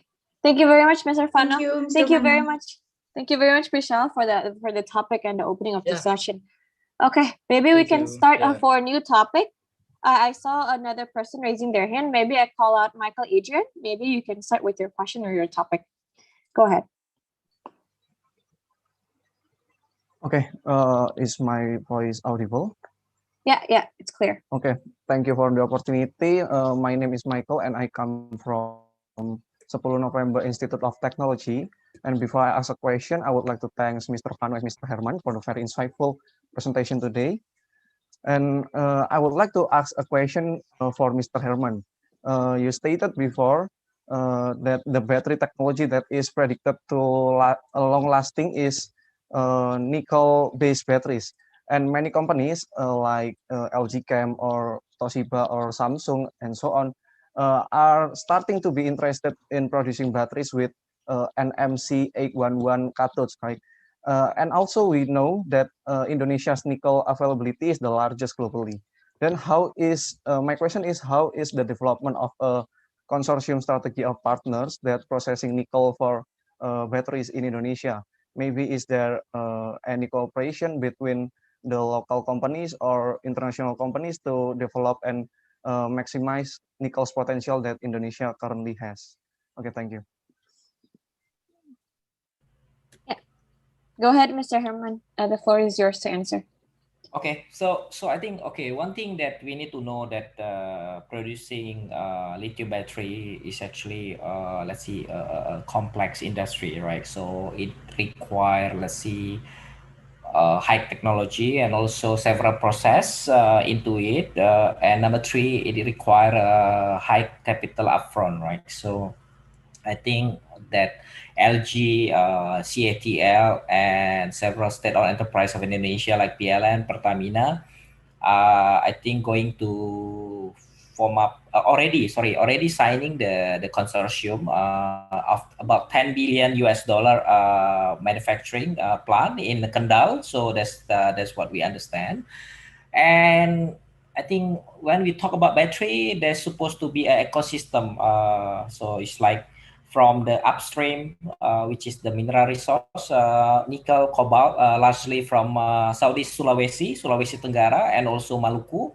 And then you have to do certain refining process first, right? So before you can even do a further downstreaming. So the some of the smelter and refining facility being built nowadays in in Weda Bay in Maluku, and also some planning to do it also in Saudi Sulawesi. And after that, you gonna ship it using the vessel all the way from this place to Central Java, in which you have the better logistic, better manpower quality, and then process it further. And I think what I understand, we have been advising them as well. So I think LG and several other company, they are going to use Indonesia as a hub for export as well. So why for export? Because I think we all know that we don't have so many electric vehicle yet in Indonesia, right? So I think the number is perhaps it's only several thousand, right? So there's not enough market for it, right? And slowly I think there will be a request to further So it's from automotive industry in Indonesia in the future. So bear in mind, Tesla actually already decided not to invest in Indonesia. They already decided to do it in India. So firstly, they did it last year or 2 years ago in China, in Shanghai, and then now they decided to invest in India. So I think so it's a thing in progress, Michael, and I will say there's a lot of movement. I will say a lot of let's see, a lot of new employment and career going to come up from this space in the next 5 to 10 years, right? So I think most of you will be graduating by that time, and then can join the workforce in this field. I will say, yeah. All right, super answer. That was really interesting. Thank you, Mr. Herman. Does anybody want to comment on that? For that matter, maybe Michael, do you want to say anything? Last opinion on that? Okay. Thank you for the question, Mr. Herman. So, I totally agree that Indonesia should have to take advantage on this opportunity and not just let other companies, other investors to just take out the mineral resources that we have, but we have to cooperate to build a sustainable for the battery electric vehicle industry in Indonesia. Okay, that is for me. That's all for me. Thank you. Okay, maybe there's not any more comments on that matter. I can move on to another topic. Right, I see a lot of people raising their hand. So I think I'm giving the floor to Aditya Pradana, Putra Purnomo. Right, go ahead, Aditya. Maybe you can ask another topic. Okay, thank you for the time that you gave to me. Am my voice audible? Yeah, it's pretty clear.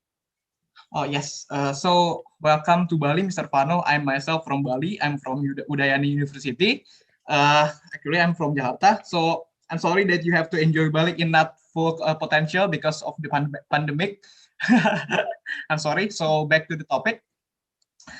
I want to start with this sentence. To drive transition is one thing, but to sustain the transition is another thing. We know that as an engineer, we know as an environmental expert, we know that biomass utilization will yield better environmental aspects rather than fossil fuels. But I want to view it from like a customer point of view. As a customer, me as a customer myself, I only want to think about three things. The first is reliability, quality, and pricing. And what the bad mindset that has been planted to our brain because we use non-renewable energy for so long is that from the beginning we agreed that the three aspect, reliability, quality, and pricing only can be fulfilled by the use of non-renewable energy. For example, what if one day my biodigester or anaerobic digester does not yield the results that I want, or the pellet does not yield the best heat that I want to produce heat, to produce steam to run the generator?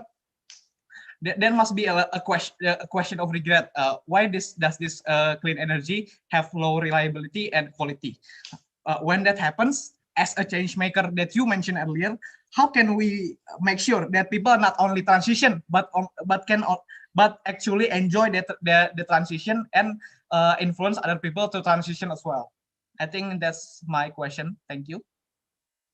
All right, thank you very much, Aditya, for the wonderful question. I'll give the floor to Pak Fano to give his opinion and answer.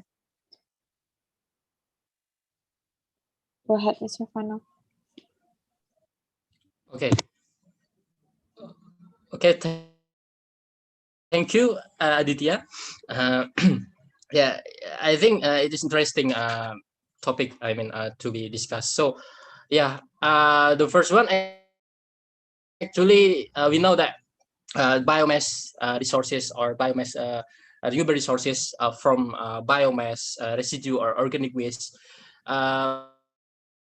Maybe the first one we have to concern on is coming from the availability. The first one is availability. Yeah, how can we look that the problem, the challenge must be being paid attention pay attention to us, to the biomass developer, because we know that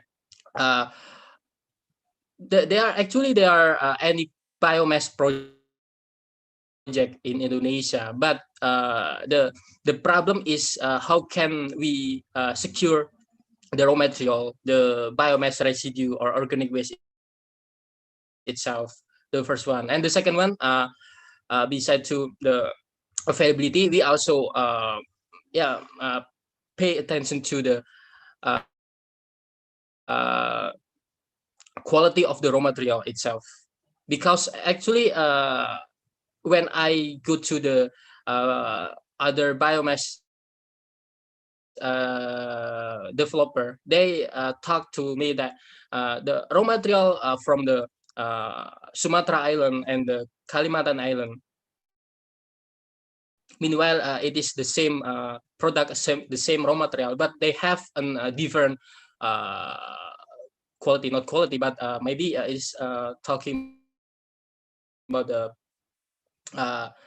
parameter that may be containing into the biomass itself, like we know ash content, and then moisture content. So actually when we talk about the biomass fuel, maybe from the biomass developer itself, we have made the long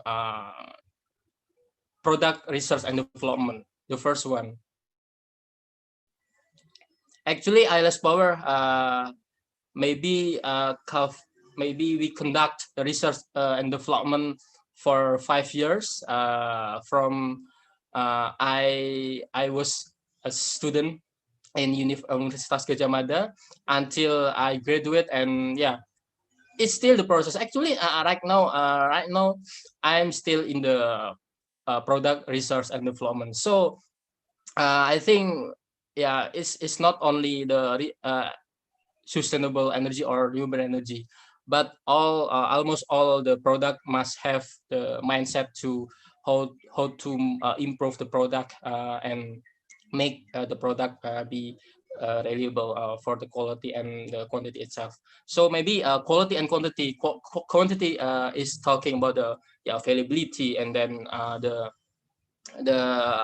maybe the for the quantity in the island, in the one area and in another area, how can we make a sustainable supply chain? And it's actually must be being a focus aspect for us. And the second one, I think the product research and development is being the another thing that we have to pay attention to it. Actually, from the product research and development, we decide to approach the academic institution, like maybe in the university or research institution, to make actually it can be used for us to validate our product, the first one. And the second one is also maybe can be brand value for us, and it can be shared to the people that actually the product is we can make sure for the people that it is safe and safe to use, and it can be maybe it can bring your process, your industry or your business process can be more sustainable. Actually, it is our activity now. We try to approach the academic institution, and then how can we make joint research and development with them? Because maybe when we talk about the industry, the research innovation is maybe the key point. It's must be the number one. So we try to decide to approach the academic institution.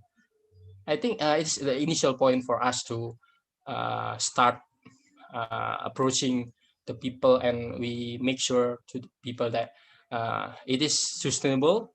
It can accelerate the energy transition, not only for the people, to the government itself. The last week we have discussed and meeting with director of renewable energy under Ministry of Energy and Mineral Resources. We talked that we right now we are together with Universitas Gajah Mada and we have joint research and development, and this product, this research is going to be the patent joint ownership patent. Actually it can be used for us to make our product, our research can be validated, and it is acceptable to the people. And then maybe do you have any feedback or comment? Okay, thank you, Pak Fano, for the answer. And maybe Aditya, you want to comment a little bit on that? I completely agree with what you said about the quantity and the quality of the biomass matter, because when we take a look, when we retrieve the biomass right from the start, it is different when let's say we transport it into another place. The content of the ash quantity and the quality is different. So I could completely agree on that. And with that said, I think the government maybe should have some kind of a program that facilitates commissioning or free services to people, so that when a biomass or biogas plant happens, people can feel secure about their plant working properly, because the government support it freely, let's say for like 1 year or 2. Maybe that's I think 1 or 2 things that government also needs to support for the sustainability of the biomass plant in Indonesia. Thank you, sir, for the response. It's an amazing response and amazing environment with you. Okay, thank you, thank you, Aditya. Sorry, everyone. I think we can move on to another topic. Sorry, Mr. Fano, because I think time is cutting short. Right? That's okay. Okay, I think that was quite a good discussion regarding the biomass. Thank you very much, Pak Fano. Okay, maybe we can move on to another topic, right? I'm gonna call out another delegate, Alifa Salsabila. Hi, Alifa, how are you? Hey, nice. Nice. Okay, go ahead, Alifa. Yeah, thank you. Thank you so much for the floor that has given to me. My name is Alifa Salsabila from 10 November Institute of Technology.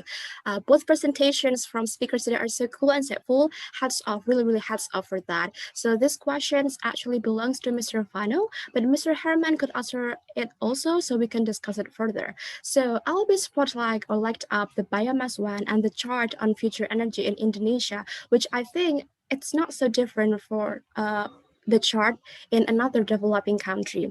So I'm going to say that the market of biomass product might be still rising up in around maybe 5 years in the future. We all maybe understand that the transition to renewable energy is not that easy, but I could say that it still emits CO2. So based on the Paris Agreement, which said that we need to decrease the amount of emitted carbon dioxide or other gases. So in the future, the Earth is not going to experience rising up in temperature by 2 degrees Celsius. And right now, every countries are working to be carbon neutralized. So my question is, first, how is the market of biomass then by maybe 20 or 30 years next? And the second is, and in order to achieve the carbon neutralized condition, how to transition from, let's say, gray energy to green or renewable energy? And also, based on the slide, nearly 1/4% is from coal and 1/4% is from oil. And how to increase the number or percentage in renewable energy so it could be higher in terms of developed country, which sometimes lack of funding, and the selling price of the renewable energy still remain high. Thank you. Maybe you can sum up the answer, or at least I can get the point. I think that's enough for me. Thank you so much. All right, thank you very much. So maybe we can start with Pak Fano. Let's limit the time to around 2 minutes per answer, sir. So we can cover more topics. Thank you very much. Okay. Thank you, Alifa, for the good question and interesting topic. I think so. When we talk about market projection, or maybe we actually our team have assessed the market development maybe in 10 and 20 years ahead. And actually for the domestic market, I can't talk more because right now we didn't get the fix maybe the fixed roadmap.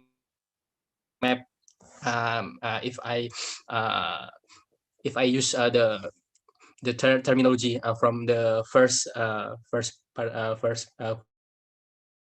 question session. So when we talk about the Japan and Korea market, it is the big so big, I mean a big market for us. Why? Because you know that Japan, Korea, there is no biomass resources there. Actually, from 2020 until now, Ailesh Power have been contact from the power plant, steam power plant and biomass power plant in Japan, because they have the government has a target to use biomass fuel in their power plant system. So actually for the steam power plant, existing steam power plant and maybe biomass power plant, there is no maybe there is no scenario, or there is no alternative to the power plant and to use biomass resources in Japan. So they go to Indonesia and try to maybe contact and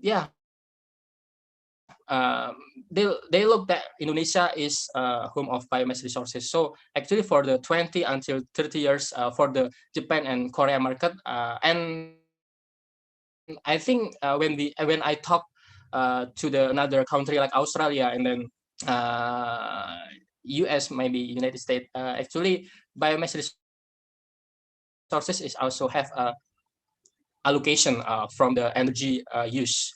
And then the last one is when we talk about the partnership with maybe Japan and Korea. The partnership is type of the long-term partnership. So when we sign this year, maybe in 20 years, the contract is 20 years base contract. So for the 20 years ahead, we must supply the biomass fuel in that country. Maybe it is the thing that I can talk and answer this question. Okay, thank you. Maybe and to I increase also... actually Sorry, okay. sorry. Okay, go ahead. Okay. You have 1 minute left. So for increasing the number of biomass, actually you guys you are a young people and have maybe you have a big spirit to innovate and to make a research and development. I think from this point, from this state, we are as young people can contribute to maybe explore biomass resources. We didn't talk maybe palm oil or another big commodity. When we talk about the rice husk and maybe in surrounding your location now, there is a lot of biomass resources. So for increasing that number, actually it is start from us to make this happens. So I think it is my question and my answer. All right, thank you, Mr. Fano. And I also would like to ask Pak Herman regarding this. I think this is a really interesting question that maybe can intrigue us to also develop ourselves to help increase the use of renewable energy, as delegates and as young students. So maybe to Pak Herman, maybe you can add to this how to increase the use of renewable energy here in developing countries, especially maybe in the sector of electric vehicles and batteries, sir. Okay, so I think when we talk about the carbon neutral and Paris Agreement, right? So I think we have to see from Indonesia perspective as a developing country, right? So I think China and Japan and Korea, I think they all declare that they will be carbon neutral by 2040, right? So, and then for Indonesia, I think we put some time frame, but not really firm time frame, right? So, and when we talk about renewable energy, I think we have to see that Indonesia is I think largely the production of renewable energy in Indonesia will come only from three sources actually. Yeah, first one is actually hydro. Number two, geothermal. We have the largest reserve of geothermal energy in the world. Number three is solar, I would say, because we have abundant sunshine throughout the year in majority of Indonesia. And additionally, a mix of that will come from biomass and etc. Right. So I will say, but the top three will be from that three sources.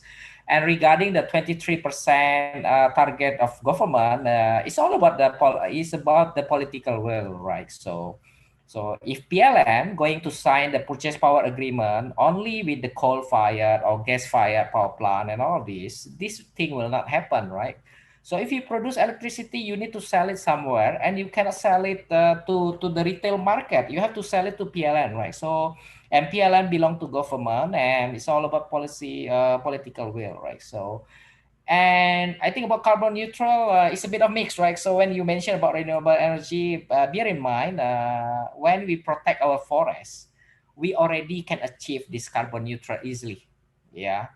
So, so two things, right? One, if you want to reach 23% target of renewable, you need to do something. But then if you want to reach carbon neutral, bear in mind we have a lot of forests. As long as we don't burn this forest, we can reach this. And number three, regarding the utilization of electric vehicle, unfortunately, this doesn't make us carbon neutral. Bear in mind, majority of our power plant in Java, especially coming from coal. So you use the electricity coming from the coal in the electric car and electric motorbike. It still doesn't make it zero actually. So I think grand strategy wise, we have to get, let's see, higher mix of renewable power plant. We need to protect our forests. We can start utilizing more electric vehicle actually. So it's a combination of these three. Yeah. Okay. Okay. Thank you, Mr. Herman. That was a really concise answer. Maybe a last words from Alifa, just a little bit. Okay. Yes, thank you so much for the clear explanation. To me, I do agree with Mr. Fano that we have to, build up the capacity building so everyone would move together towards the future of renewable energy.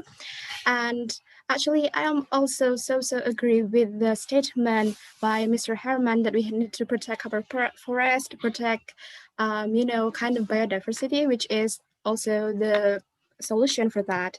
And thank you so much. Thank you for the discussion. Thank you very much, Alifa. Okay, we move on to, I think this would be the last topic, sort of, we'll see. But I'll give the floor to Farah Humaira. Maybe Farah, go ahead and ask your topic. Yeah, thank you, moderator, and thank you, Mr. Fano and Mr. Herman, for the presentation. I want to ask a question to Mr. Fano. Based on what I know, waste-based biomass are mainly lignocellulosic biomass, right? Which has more challenges in terms of variety of yielded biofuel amount and complexity of process compared to first generation biofuel, such as biofuel from corn and like sorghum and etc. So my question is, to have a cost-effective waste-based biofuel production, how do you overcome these challenges, and how can it be more beneficial than the first generation biofuel? Yeah, thank you. All right, go ahead, Mr. Fano.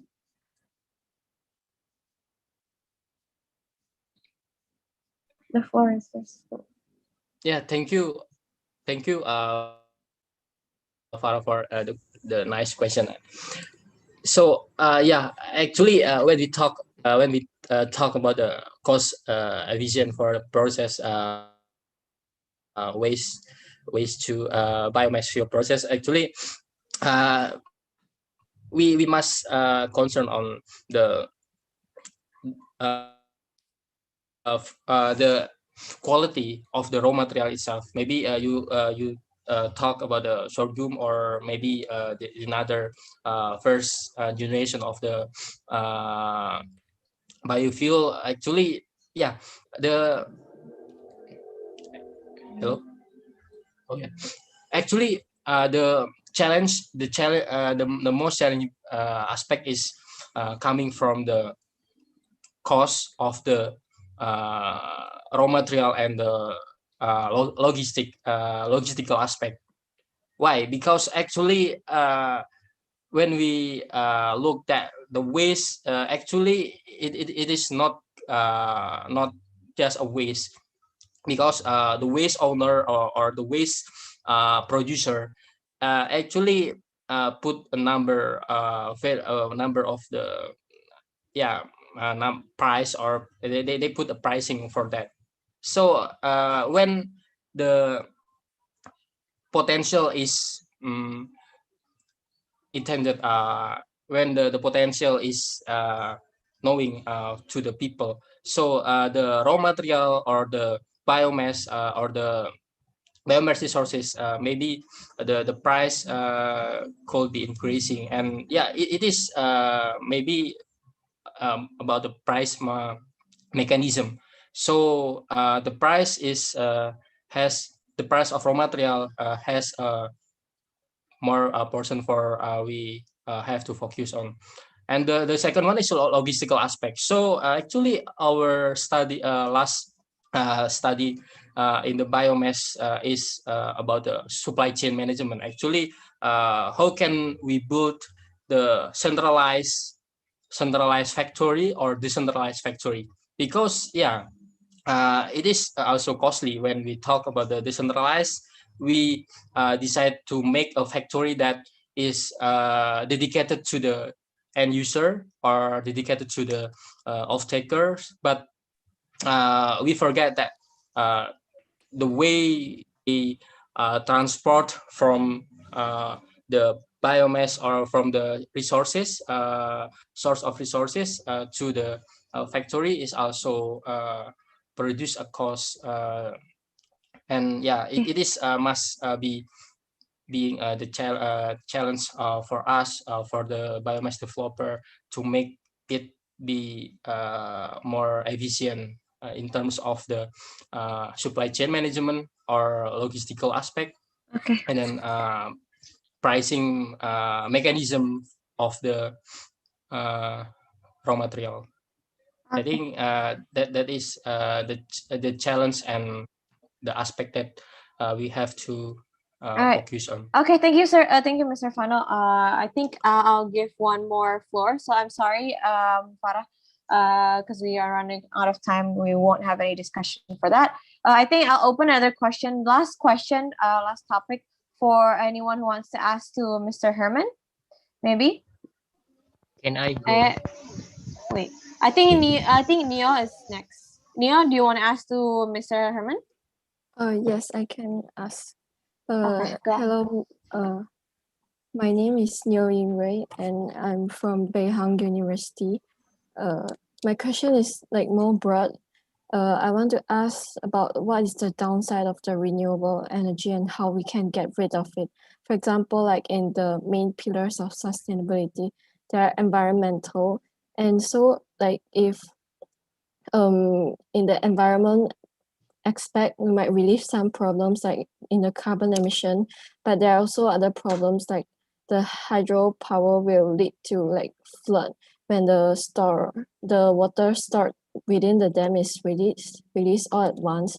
So I want to ask about like how do we transit to renewable energy, and as well as like at the same time we can get rid of these problems. Yeah, thank you. All right, thank you, Neo. Maybe Mr. Herman, the floor is yours to answer.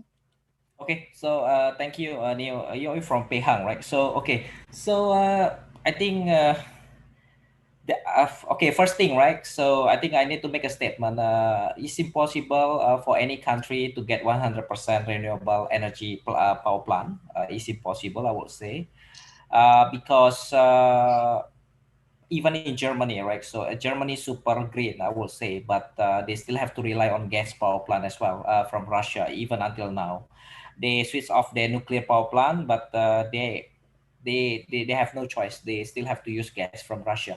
So, but fundamentally, several issue with renewable power plant, right? First thing, many of them actually coming or located in remote or not nearby to the customer, right? So for example, like geothermal and hydro, even hydro is all located in the mountain or in the, let's see, a big stream of river, so it's not nearby to the customer, right? So if you invest on that, you have to take care of the transmission and distribution all the way to the customer. So this issue is requiring, let's say, upfront investment, and I think government and the private investor need to get a good return, right? So most of them will require at least 25 years of a concession so that they can make the profit back actually. So that's one thing, right? And then the other issue is about the volatility and fluctuation of the energy generated from the power plant, right? For example, like solar power plant. Largely, I think we have 5 to 6 hours maximum sunshine, and then the wind power plant. Sometimes you might not get enough wind. So this require, let's say, a modification of the grid. So I think some of you already heard about this distributed generation and smart grid concept. So this concept will be coming up to be a main trend in the future. So smart grid means it's a smart grid. So basically it can manage the fluctuation between the renewable power plant and the baseline. The baseline will be coming from the conventional power plant. So they will automatically adjust the load, right? So without damaging the transmission or distribution of the power plant. Bear in mind, if you don't have a smart grid, the wind power plant and the solar power plant can get damaged as well. So it can get short-circuited, right?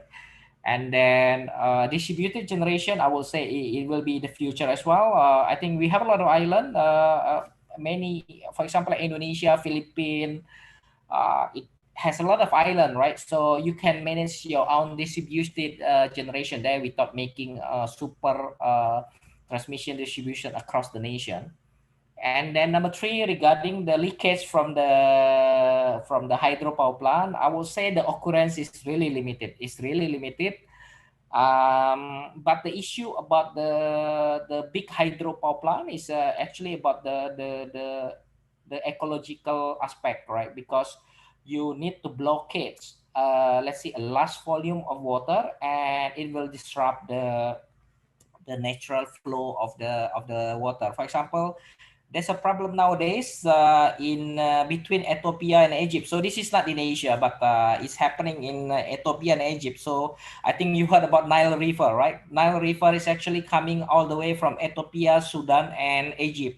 And Ethiopia want to create a very big hydro power plant, 1,000 gigawatt, and Egypt and Sudan actually objected to this because they are worried that they will not get the water into the country on the downstream side, right? So I think that's one of the issue about this hydro plant. Number 4, I think at certain states, so at certain state we need to build the nuclear power plant maybe in the future. Okay, that's all. Thank you.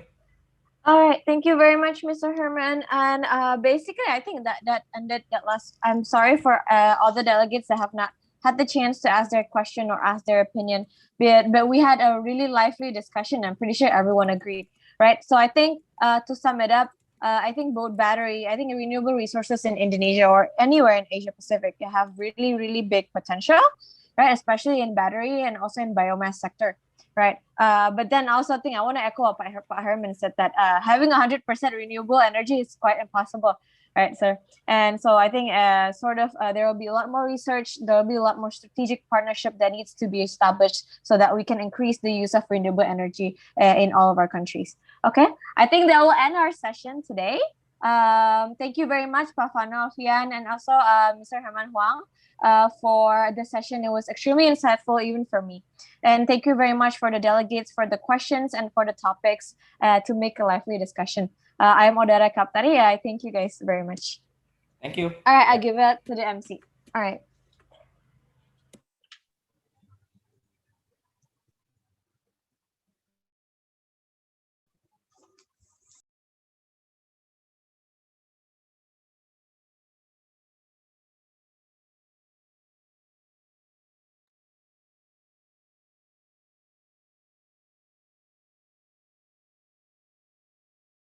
PT Pembangkitan Jawa Bali, anak perusahaan dari PT PLN, hadir untuk memberikan energi kehidupan melalui bidang usaha pembangkitan tenaga listrik.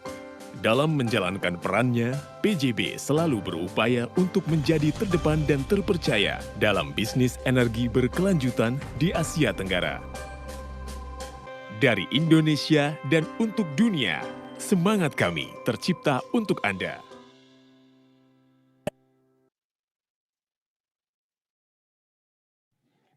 Okay, so that was the second session for this conference day. So thank you, Oda, for bringing the second session. It was truly insightful. And from the previous session, we know how important renewable energy is. And today, the world still heavily relies on fossil fuels and even continues subsidizing them. Meanwhile, the pollution they cause has reached record levels. The transition to an energy system based on renewable technologies will have very positive economic consequences on the global economy and on development. And before we proceed to the next agenda, we would also like to thank our sponsor for supporting this event. Thank you to PT Pembangkitan Jawa Bali, PT Energi Manajemen Indonesia Persero, Purnomo Yusgiantoro Center, and Badak LNG. So Sonia, from 2 sessions earlier, we have learned about waste management and renewable energy. And now in the last session, we will talk about sustainable construction and materials. Since the construction sector is contributing a significant quantity of emission and affecting the environment in a desired way, in this session, we will know what we can do to construct sustainably and reduce its environmental damages. So without further ado, the session will be conducted by our moderator. So Abilavkin, the stage is yours. Okay, hello. Thank you, Sonia and Daryono. And hello, everyone. My name is Abilavkin, and I'll be your moderator for today. I'm from ITB, batch 2018. I'm from the session 3 for sustainable construction and material. I say welcome to all of the delegates and also the attendees around here. And I think we could proceed through the introduction of our speakers. Okay, the first speaker, we have, to make sure, we have short introduction and short briefing as well. Please proceed to the previous slide, please. A friendly reminder for all the delegates. First one, please make sure that you turn on your video to record the session, and please mute your microphone when you're not talking. The second one, make sure you also have the right username. The format is delegate _ number of session, which is session 3, and _ your name. And last but not least, if you have any problems or technical issue and need any help during the session, please send a private Zoom message to our staff, AIChE 2021_Dita. Okay, let's proceed to the introduction of our speaker. Okay, we have our first speaker, Miss Wiwi Tjiook. So for introduction of her experiences, first one, she's a part of the Livable Cities Task Force Driver Indonesia Diaspora Network, IDN, that's specializing in integrated water and landscape planning. Second one, she also enrolled in landscape architect in Gemeente, Rotterdam, an external supervisor landscape architecture group for thesis in Wageningen University and Research, and last but not least, a landscape architect in Gemeente Leiden. Hello, Mbak Wiwi, welcome.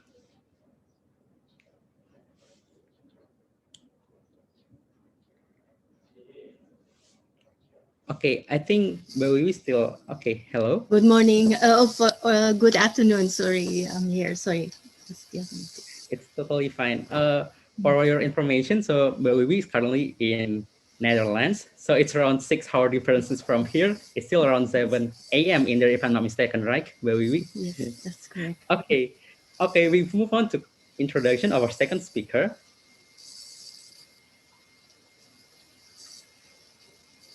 All right, so we have Sabrina. For your information, she's the co-founder and COO of Rebricks Indonesia. She's also the founder of Simaro, and last but not least, she's sales and marketing coordinator of PD Serbaguna Blog, and she's our second speaker. Welcome, Ovi. Halo. Hello.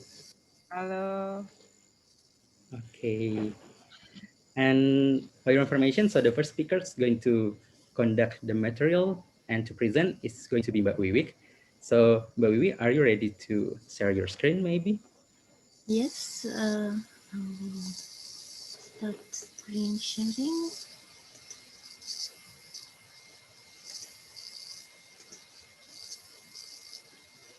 Yes, can you see the presentation? Yeah, it's totally visible.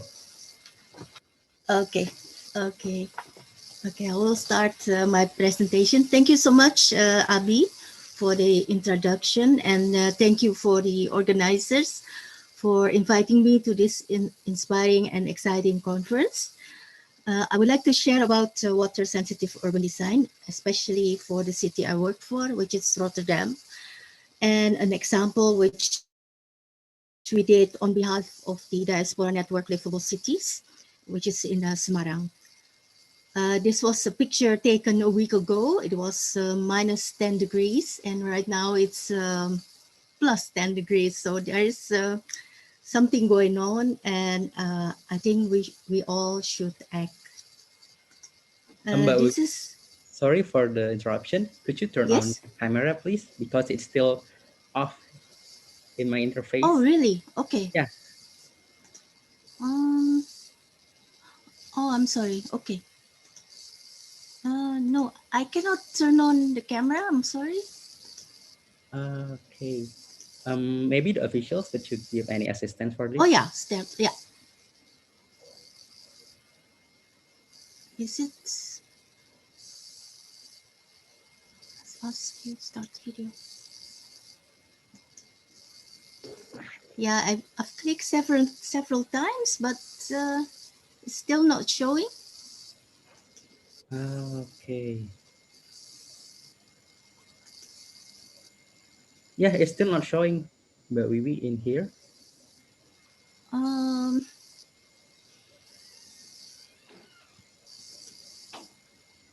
I think if it still cannot proceed for now, I think it's okay, Mbak Wiwi. Maybe you could proceed to the materials, and maybe you could fix this matter later. Okay, thank you. Okay, thank you, Abi. But you can hear my voice, right? Yeah, it's completely okay. audible. Okay, thank you.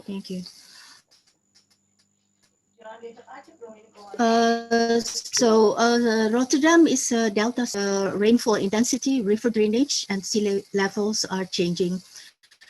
This in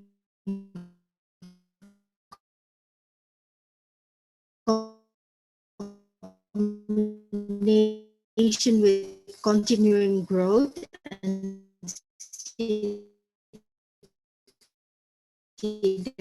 density increases the risk of falls below sea level. Rotterdam and water are inextricably linked. The rivers, canals, and lakes are characteristic for Rotterdam, and water is like a living room for Rotterdam. Traditionally, the city derives its identity and character from water. The first settlement started in 1150, and in 1270, that's 750 years ago, a dam was placed at the intersection of the two rivers, hence the name Rotterdam. This is the dam. On the right map is the city as it was in 1854. So this is the next picture. In 1830,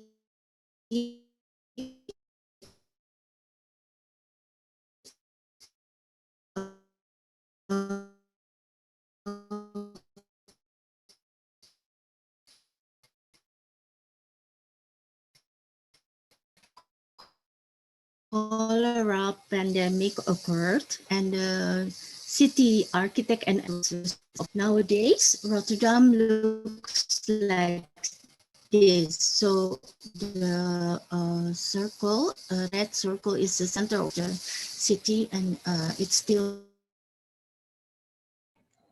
Hello, Mbak Wiwi. Sorry to interrupt. I think your voice is not really clear. I think you have some technical issues on the internet stability.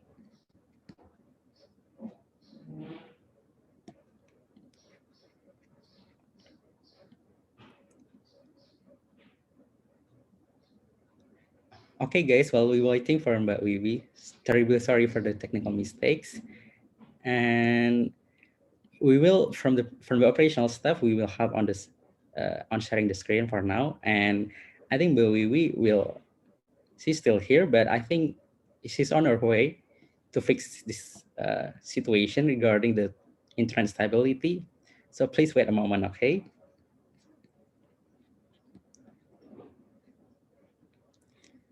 Hello, Mbak Wiwi, could you hear my voice?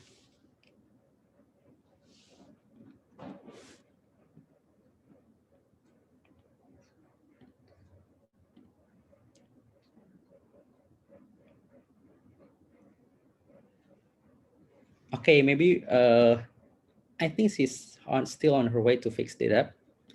And while waiting for the presentation, I think I would like to give some more clearer biography of Mbak Wiwi. So we have some little conversation earlier, and she said that she has been in the Netherlands since junior high school, around 13 years old. So I think it's really around, I don't know, 4 or 3 decades that she's staying in there.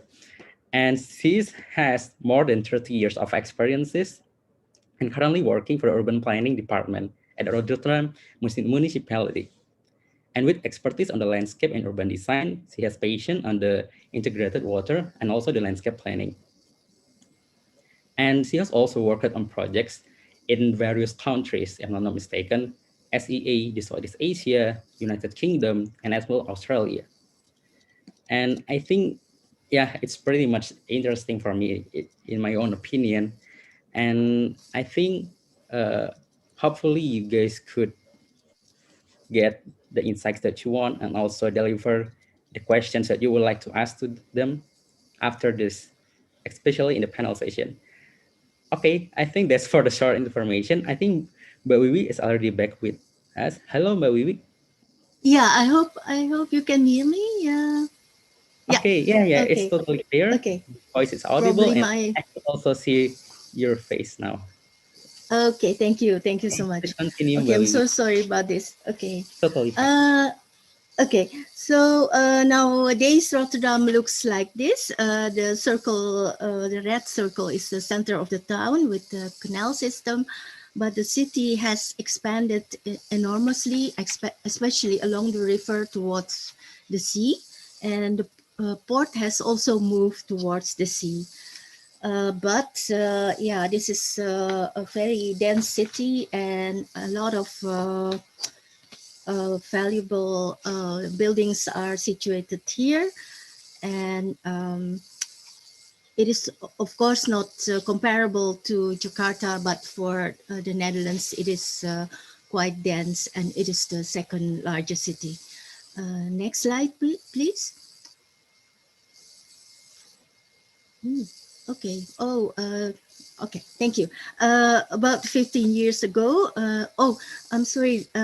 This was still the last slide, but this was the protected area that was made around 1850 because of the pandemic, the cholera epidemic, and since they have this water system, the situation becomes more hygienic. Okay, next one, please. About 15 years ago, an urban vision and a water plan was made for the city. in the urban vision, it is very important to create an attractive residential area, a strong economy, a healthy city, and healthy residents and participations by all citizens. Okay, next one, please. So as you see, it is it is taking quite some time to create change, but we should go on with the things that we have had in mind first. So alongside a wide range of plans, programs were developed, such as the Rotterdam Adaptation Strategy, the Resilience Strategy, the Water Sensitive Program, which is now being renewed and is called Rotterdam Weatherwise. So next one, please. So each year there is a city council being elected, just like in Indonesia, and they have targets to meet in this period. So among others is to build 18,000 new houses within the existing area, but at the same time doing climate-proof measures, creating more green areas, aiming for inclusiveness and encouraging citizen participation. Next one, please. This is a lot of text, but perhaps you can read this later when you have more time. These are 5 perspectives for the desired city. And here is a commitment from our vice mayor that if we want the city to grow healthily, we have to invest continuously and guarantee the creation of an attractive, green and healthy public space. So if you have a healthy city, you have good climate adaptation, and you also strive for renewable energy, you create more jobs, and circular water production will be possible as well. Next one, please. These are 2 maps illustrating where the actions are needed. We have identified areas where water retention is most needed. So the darker areas has to be addressed first. And on the right hand is the areas vulnerable to heat stress and the concentration where the elderly live, because people here cannot adapt to high temperatures, especially the elderly. So in those areas, we have to do more to tackle this. Next slide, please. The 2 drawings above create the ambition, what we want with the blue and green structure. And also we want to be a city on both sides of the river instead of the river dividing 2 parts of the city. And the pictures below show the steps to be taken where the priority areas are that we will develop. The next one, please. So as the space is limited, smart combinations should be made. And these are some of the examples of water sensitive principles. So there is a water retention basin which doubles as a rowing course and housing along a lake. And on the right bottom, we see a parking garage with a water storage in the basement, as well as a green roof on top of buildings that can delay water. The next one, please. An excellent multiple and innovative example is the water plaza across the school. When it rains, the basin, the blue areas, can contain rainwater for around 12 hours. It can contain 1 to 1.7 million liters of water. And during dry weather, it can be used as a basketball court. Okay, next one, please. More greening examples of outdoor space that includes water retention under the surface. And it is using plastic crates. That's the center picture in this below. The there is a layer that can contain rainwater, and on top you can create a playground. So the next one, please.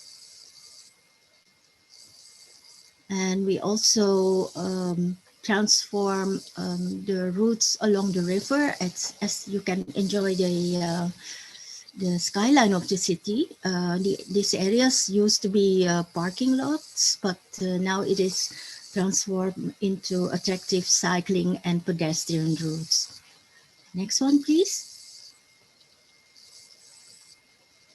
So to show the commitment, the municipality showed that they will invest in 7 huge public space projects. And this was during the pandemic and the lockdown as well, because good public space and parks proved to be important facilities for the residents. The next one, please.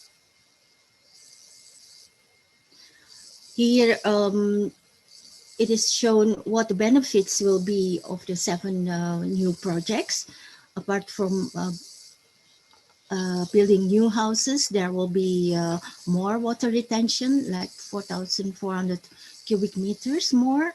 And it will also realize carbon dioxide emission, reduce carbon dioxide emission. And it will also create jobs and as well as reduce the temperature. So there are so many benefits. So that is what we have to take into account when we want to realize something. Okay, the next one, please. I will show 2 examples of these 7 projects. This is a former harbor basin, still within the city center. And it will be converted into a park and with high-rise housing surrounding it. Next one, please. For those who like soccer, there will be a new stadium for the soccer club called Fano. It is along the river and it will be a riverside tidal park. And in this area, there will be also high-rise housing. Okay, next one, please. It is very important to work together and involve all stakeholders. And we should also encourage citizen participation, universities as well, and all kind of communities to get the planning processes well done. Because residents and startups, they are the experts and they have innovative solutions and they know best what's going on in the area they live in. And then next one, please. So from Rotterdam, I would like to go to Semarang in Central Java. Here we were involved in a project called Water as Leverage. We were part of a consortium with the City Planning Board, 2 universities in Semarang, a Dutch engineering firm, and an urban planning firm. We developed an integrated design strategy for the green, blue, and gray areas for the entire city, from the upstream area to the coast, to make Semarang a resilient and sustainable city. The next one, please. The strategic programs will overcome runoff from upstream areas, improve infiltration of water, as well as reduce floodings and land subsidence. The next one, please.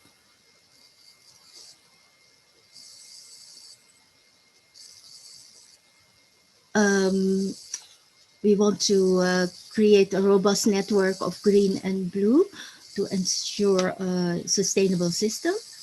And the next one, please.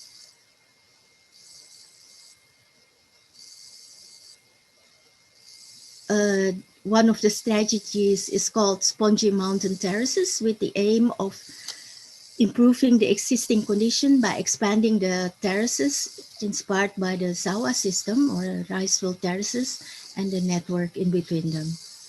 Next one, please. The next one is called Rechanneling the City, and it aims to restore the existing channels that were there but not in use anymore, and apply acupuncture interventions in dense neighborhoods. So this was behind area around the market. The next one, please.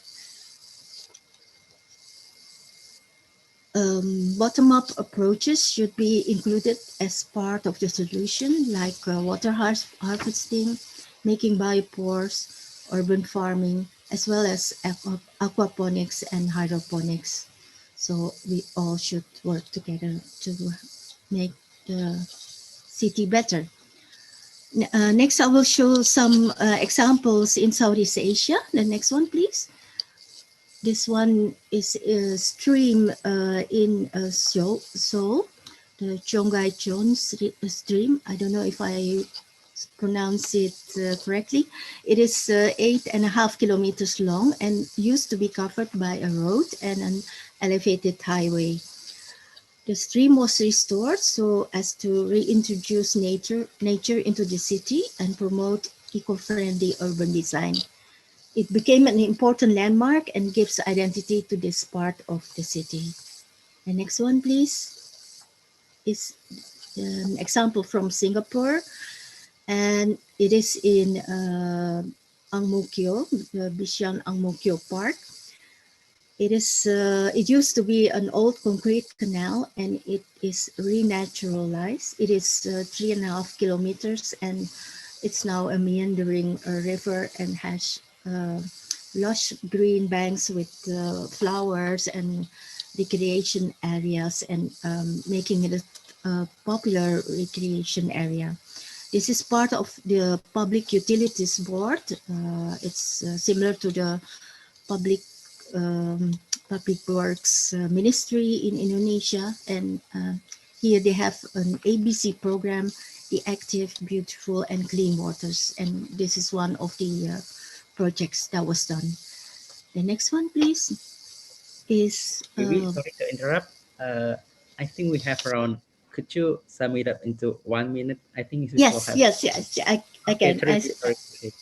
I still have 3 more slides, but yeah, this one is in Bangkok. I haven't been to this one, but it seems very interesting because Bangkok has tremendous threats from water management, and this is an integrated park using water sensitive measures as well, and they do a huge roof garden on top of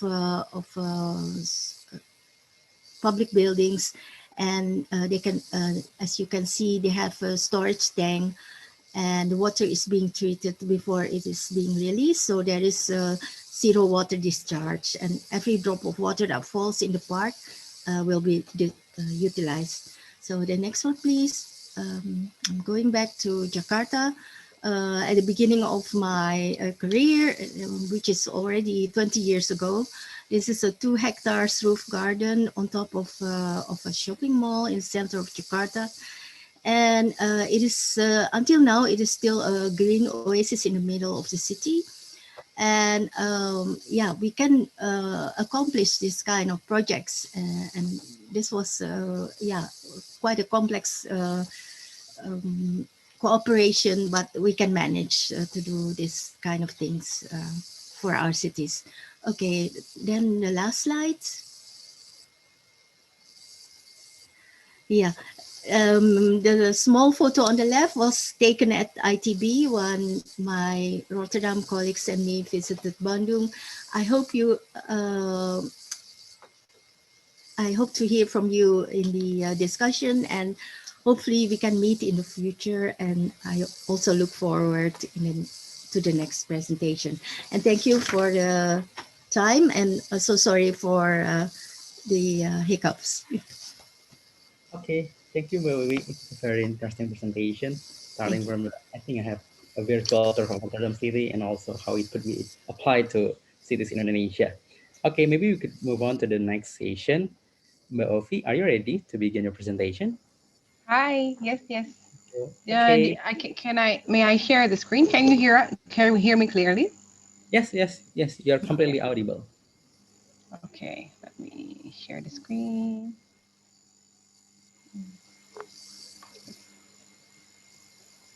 Mm, okay. Can you see the screen? Yes, it's totally visible. Okay. Okay. So may I start? Hello, everyone.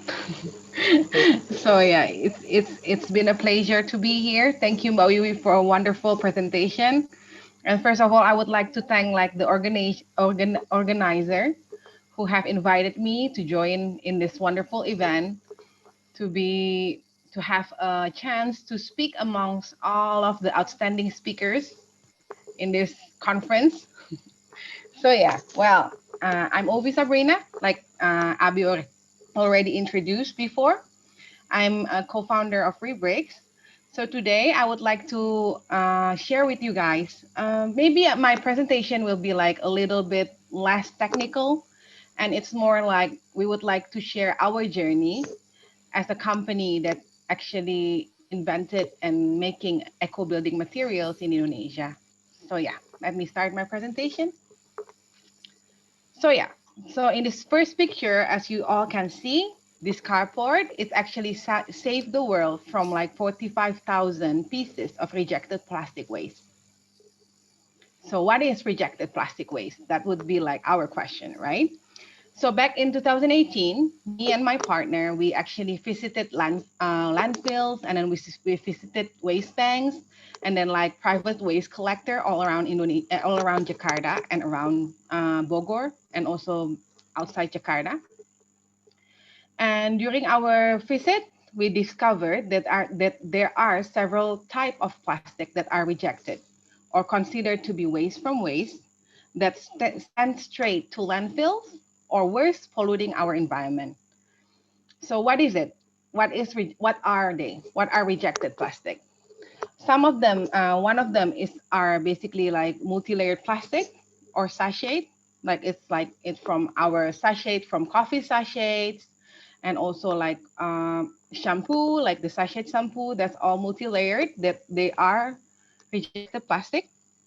And also plastic bags and bubble wrap, and then like soft plastic packaging. For example, like when you refill the packaging of like the soap refills, like the liquid soap refills, they are also considered to be rejected plastic waste. So all of this plastic waste actually like sent straight to landfills, or actually like end up in the ocean or in our rivers. So the next question is like, why? Why are these plastic considered to be rejected? It's because like this type of plastic are really hard to be recycled. So far, not so many people actually, or not so many company recycle this type of plastic. So therefore, because of this reason, there is no demand for it. So no economic value. So if you go to waste bank right now in Indonesia, waste bank don't even actually, they don't accept that. They reject that. They don't want to buy it basically. So that's why like this type of plastic is hardly contributing to landfill and ocean waste. So this is a little bit of data that we compile, basically like 92% of the waste that we found in this lead bank in 2019 that are found in ocean waste are made from plastics. And also like LIPI made a research back in 2018, and they found microplastic in 13 beaches in Indonesia. And also back in 2018, Udayana University worked together with Circu from Australia. They did like research about like type of plastic found on the beach in Bali. And they found that basically 45% of marine debris are soft plastics. And among that 45%, at least 55% are rejected plastic, because there are like 15% plastic bags and 40% are labels and fruit wrappers. Like I mentioned before, this type of plastics are rejected plastics. So yeah. So what do we do? what Rebricks does. So we transform this rejected plastic waste into building materials that hopefully and that can create impacts. That's basically what we do. So this is our first product. We launched our first product back in November 2019. We call it Rebricks pavers. Like our pavers have pressure power of 250 kilogram per square centimeter. And we incorporated rejected plastic waste inside our pavers. So our pavers contain 20% of rejected plastic waste. And with 250 kilogram per square centimeter square power, our pavers is actually like fit the B class criteria in our Indonesian National Standard or SNI. So it fits for pedestrian, parking lot, and garden. And also our pavers have like a competitive price compared to conventional product. And in the production process, we use green method. We don't really burn any type of plastic. So therefore we don't really create another waste during our production process. That's actually like our main principle to keep it green. And also in 1 square meter of our pavers, we actually recycle 880 pieces of rejected plastic, or it's around 2 kilogram per square meter. So in a day, we have a production capacity of like 100 square meter per day, it means we can stop 88,000 pieces of rejected plastic from filling the landfill or polluting our environment. This is like the shapes of our product, Rebricks pavers. This is like the basic shapes, but of course we are always open and developing new shapes. This is like examples of our customers, like the applications of our pavers. The number below, as you can see, this is like the number of waste that are recycled. Basically, like this number are the direct impact, or like when people use our bricks, this is how many waste that they stop from entering the environment or like ended up in the landfill, because rejected plastic sent straight to the landfill. So this is our, this is our next product. We are planning to launch in the first quarter of 2021. So next month is that's our target. It's Rebricks hollow block. So this is for building walls. And then like we target to have the pressure of like 50 kilogram per square centimeter. Right now it's under, we already sent it to a laboratory. So we are waiting for the result.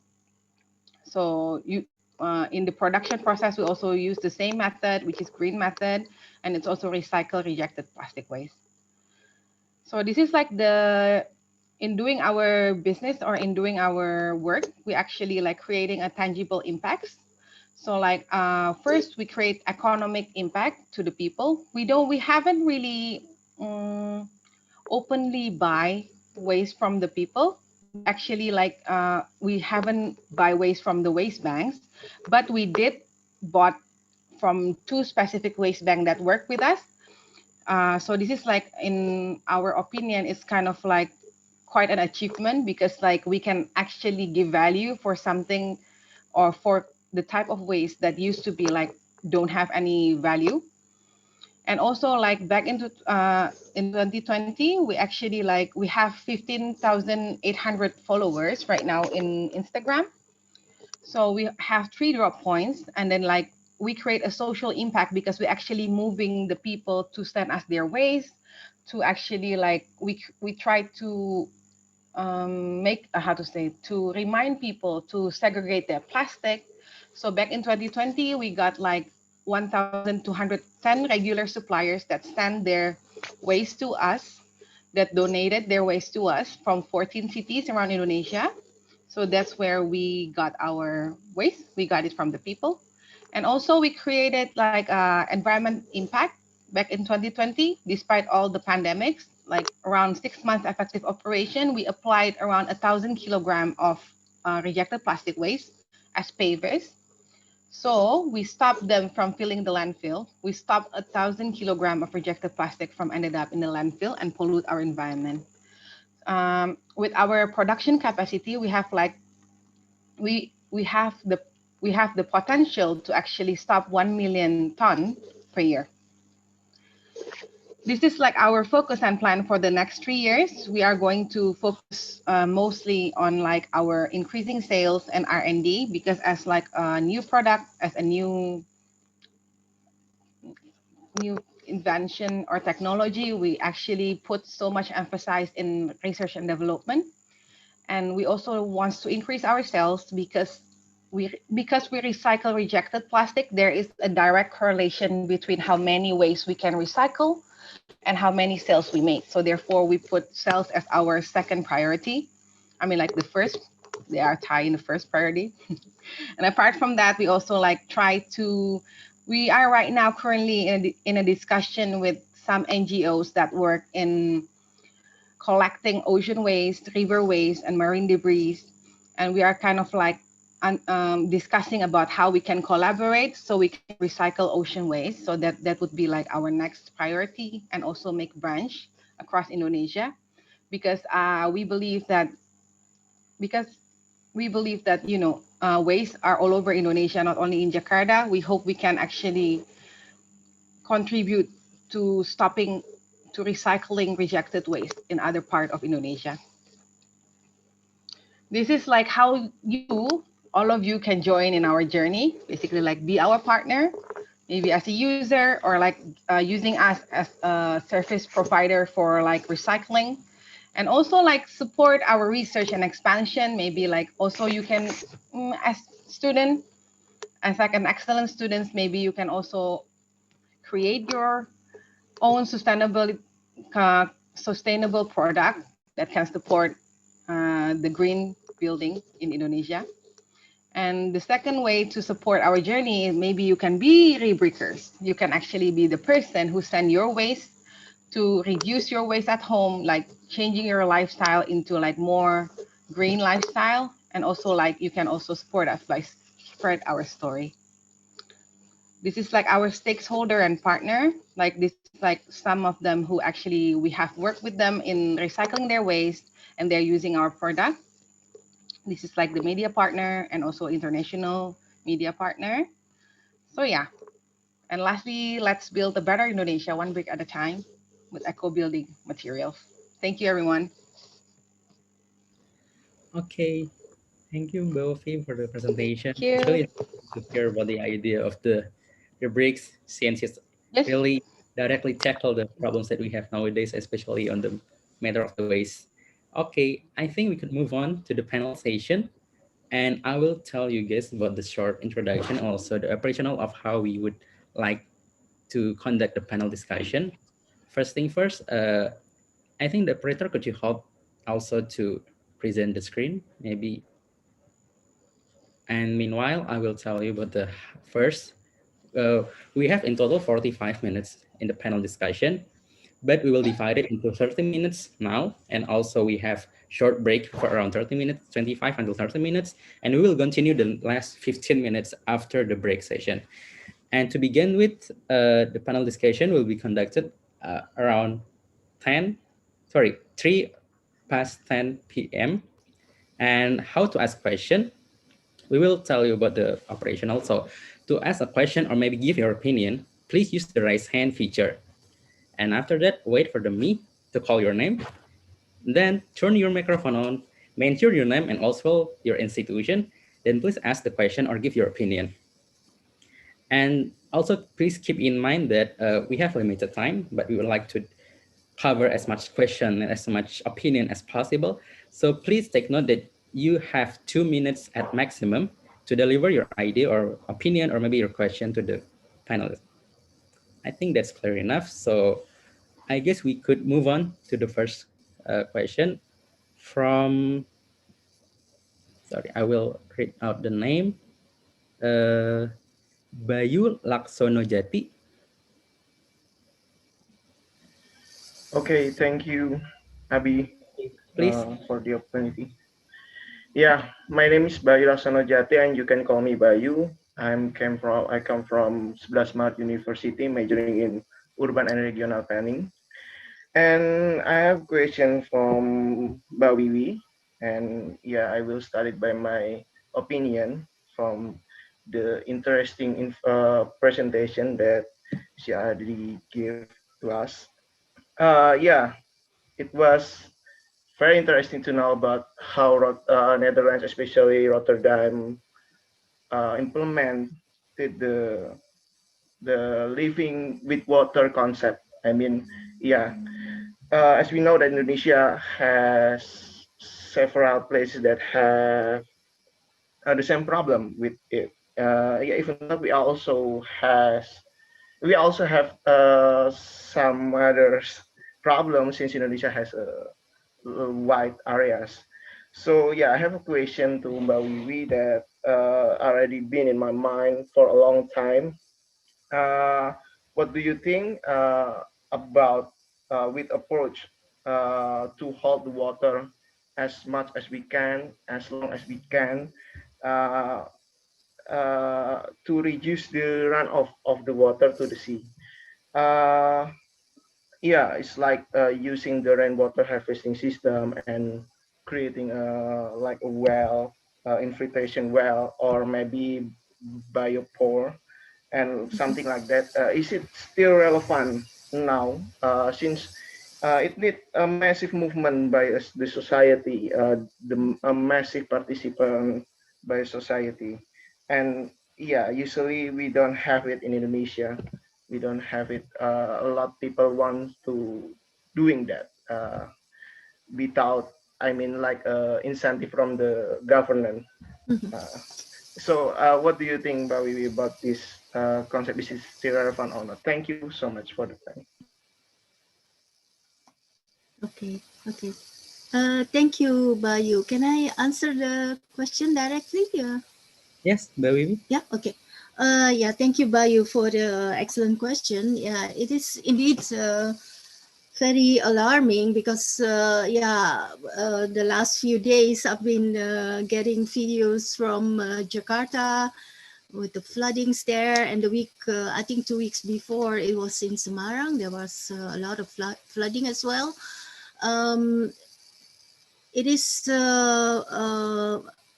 for the Netherlands, I think, so many parties are involved. We have ministries, we have the water boards. The water boards are have been in. It's an institution that has been here for, I think, maybe 3 centuries. It's a very old institution, and they guarantee the water safety of the country because I think 2/3 of the Netherlands is below sea level. So it is not something that the residents themselves or communities can tackle by themselves, but it may not stop you from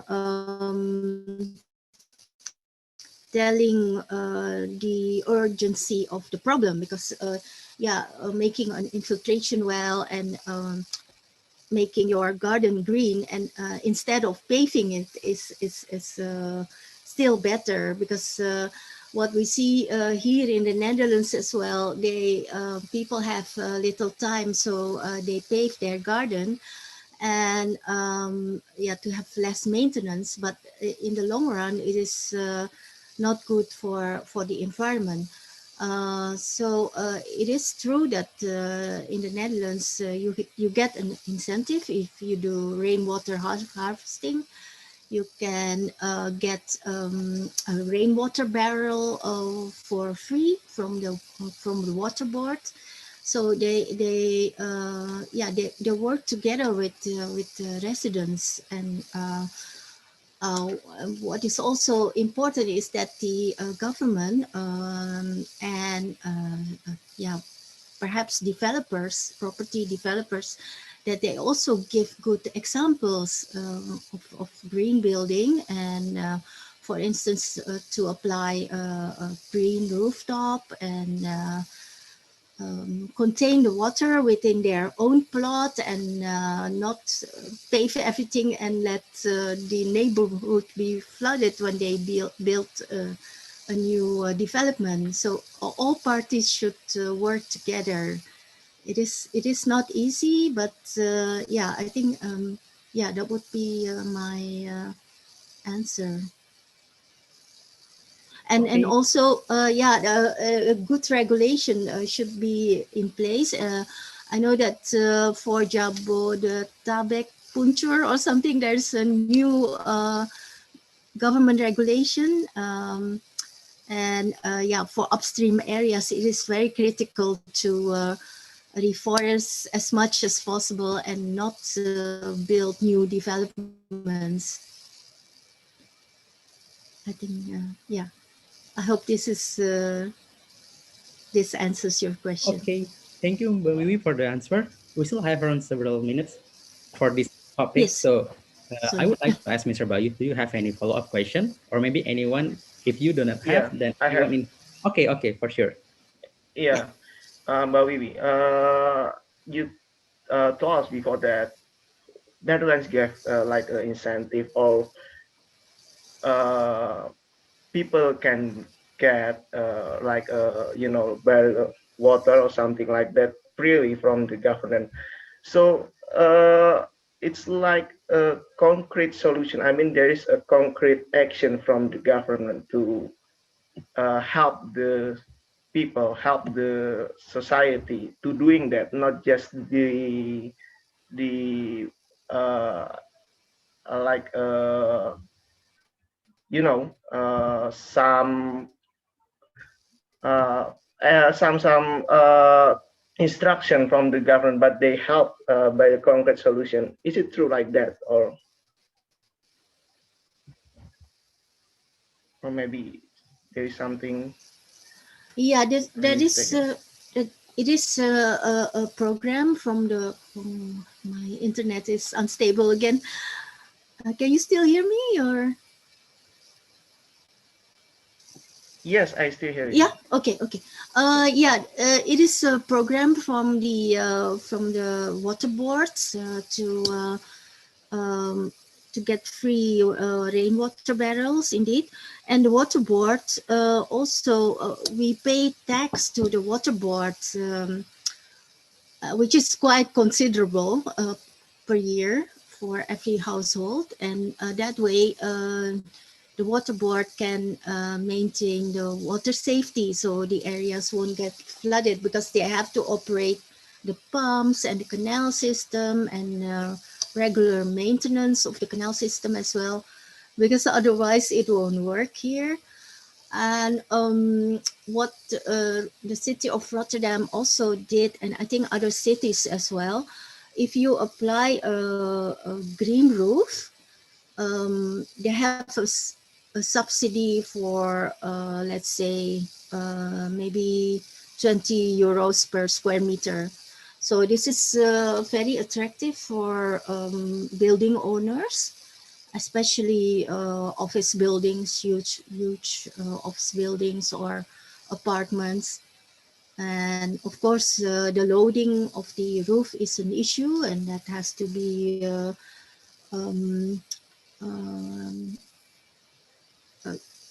you have to see if it can bear the load. Schools and public buildings should give a good example. So it is not just an instruction, but it is a solution, and it does help, I think. Yeah. Thank you, Mbak Wiwi. Okay, thank you, Mbak Wiwi. We will have around 1 minute last. So, Mr. Bayu, do you have any other follow-up opinion? Or No, thank you, Abi. Okay, for sure. Thank you. Anyone here? Do you have any plan of? You still have around 30 seconds. If you would like to add anything to this, maybe your opinion or something. But if you do not have, I think we can conclude this topic. If you do, please unmute. I will wait around 5 seconds if you would like to add something. Okay, I think we could conclude this topic, Mbak Wiwi. So it's really interesting. Thank you, Mr. Bayu, for opening the topics for this discussion. So we have discussed about we have the study case in the Rotterdam and how we could apply it to the situation of Indonesia. And I really have deep interest of your concept about how we really need the strong partnership all in all through all the kind of stakeholders that we have to make it not only just instruction, but as well as the action plan to make it concrete. Thank you, Wiwi. I think we could move on to the second topic. So we have Mr. Radifan. So you could unmute yourself and please ask your topic about this. You have Okay. 2 minutes to ask your opinion. Thank you. All right, thank you, Abby. First of all, my name is Radifan from 10 November Institute of Technology. Actually, I have a questions for Mbak Ovi regarding the plastic management to have a carport. What we see is that there are many kind of the waste management, including but not limited into making the further more valuable product and need to, I mean, like to be competitive with other products. But do you think that is it possible to have like the government partnership? Since the idea of the government based on, if I'm not mistaken, peraturan pemerintah number 27, 2020, the years 2020 regarding the waste management, and it is like the government try to boost and also encourage kind of the waste management system, including but not limited to plastic, B3 or other else. So it is possible for your startup or your company to have the partnership into the government to make your or to make your business recognition more higher.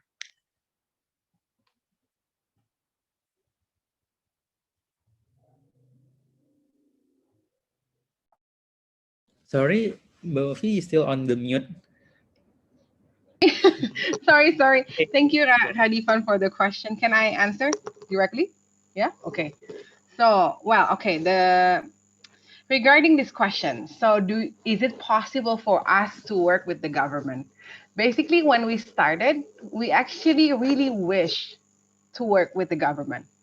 So when we started, we believe that government is like the key to actually ending the waste problem in Indonesia because they have all the power to do so. So we would love to do that.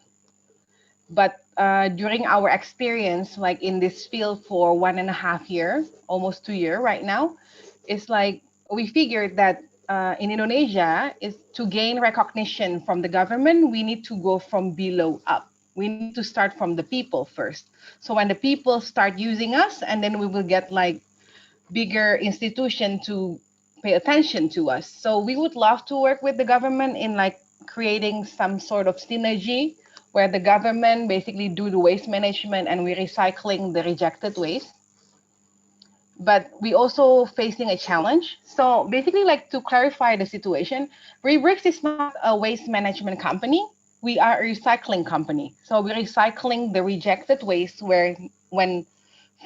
because like nobody wants that rejected waste. So we recycle specifically focus on that rejected plastic waste. So I mean, like if I'm not mistaken with your question, like your question, if we can work with the government do the waste management, and then they send the rejected plastic to us, and then we can recycle into bricks, right? So we would love to do that. We would love to collaborate with government, with the institution, but the challenge we are facing is we need to also have someone who wants to use the bricks.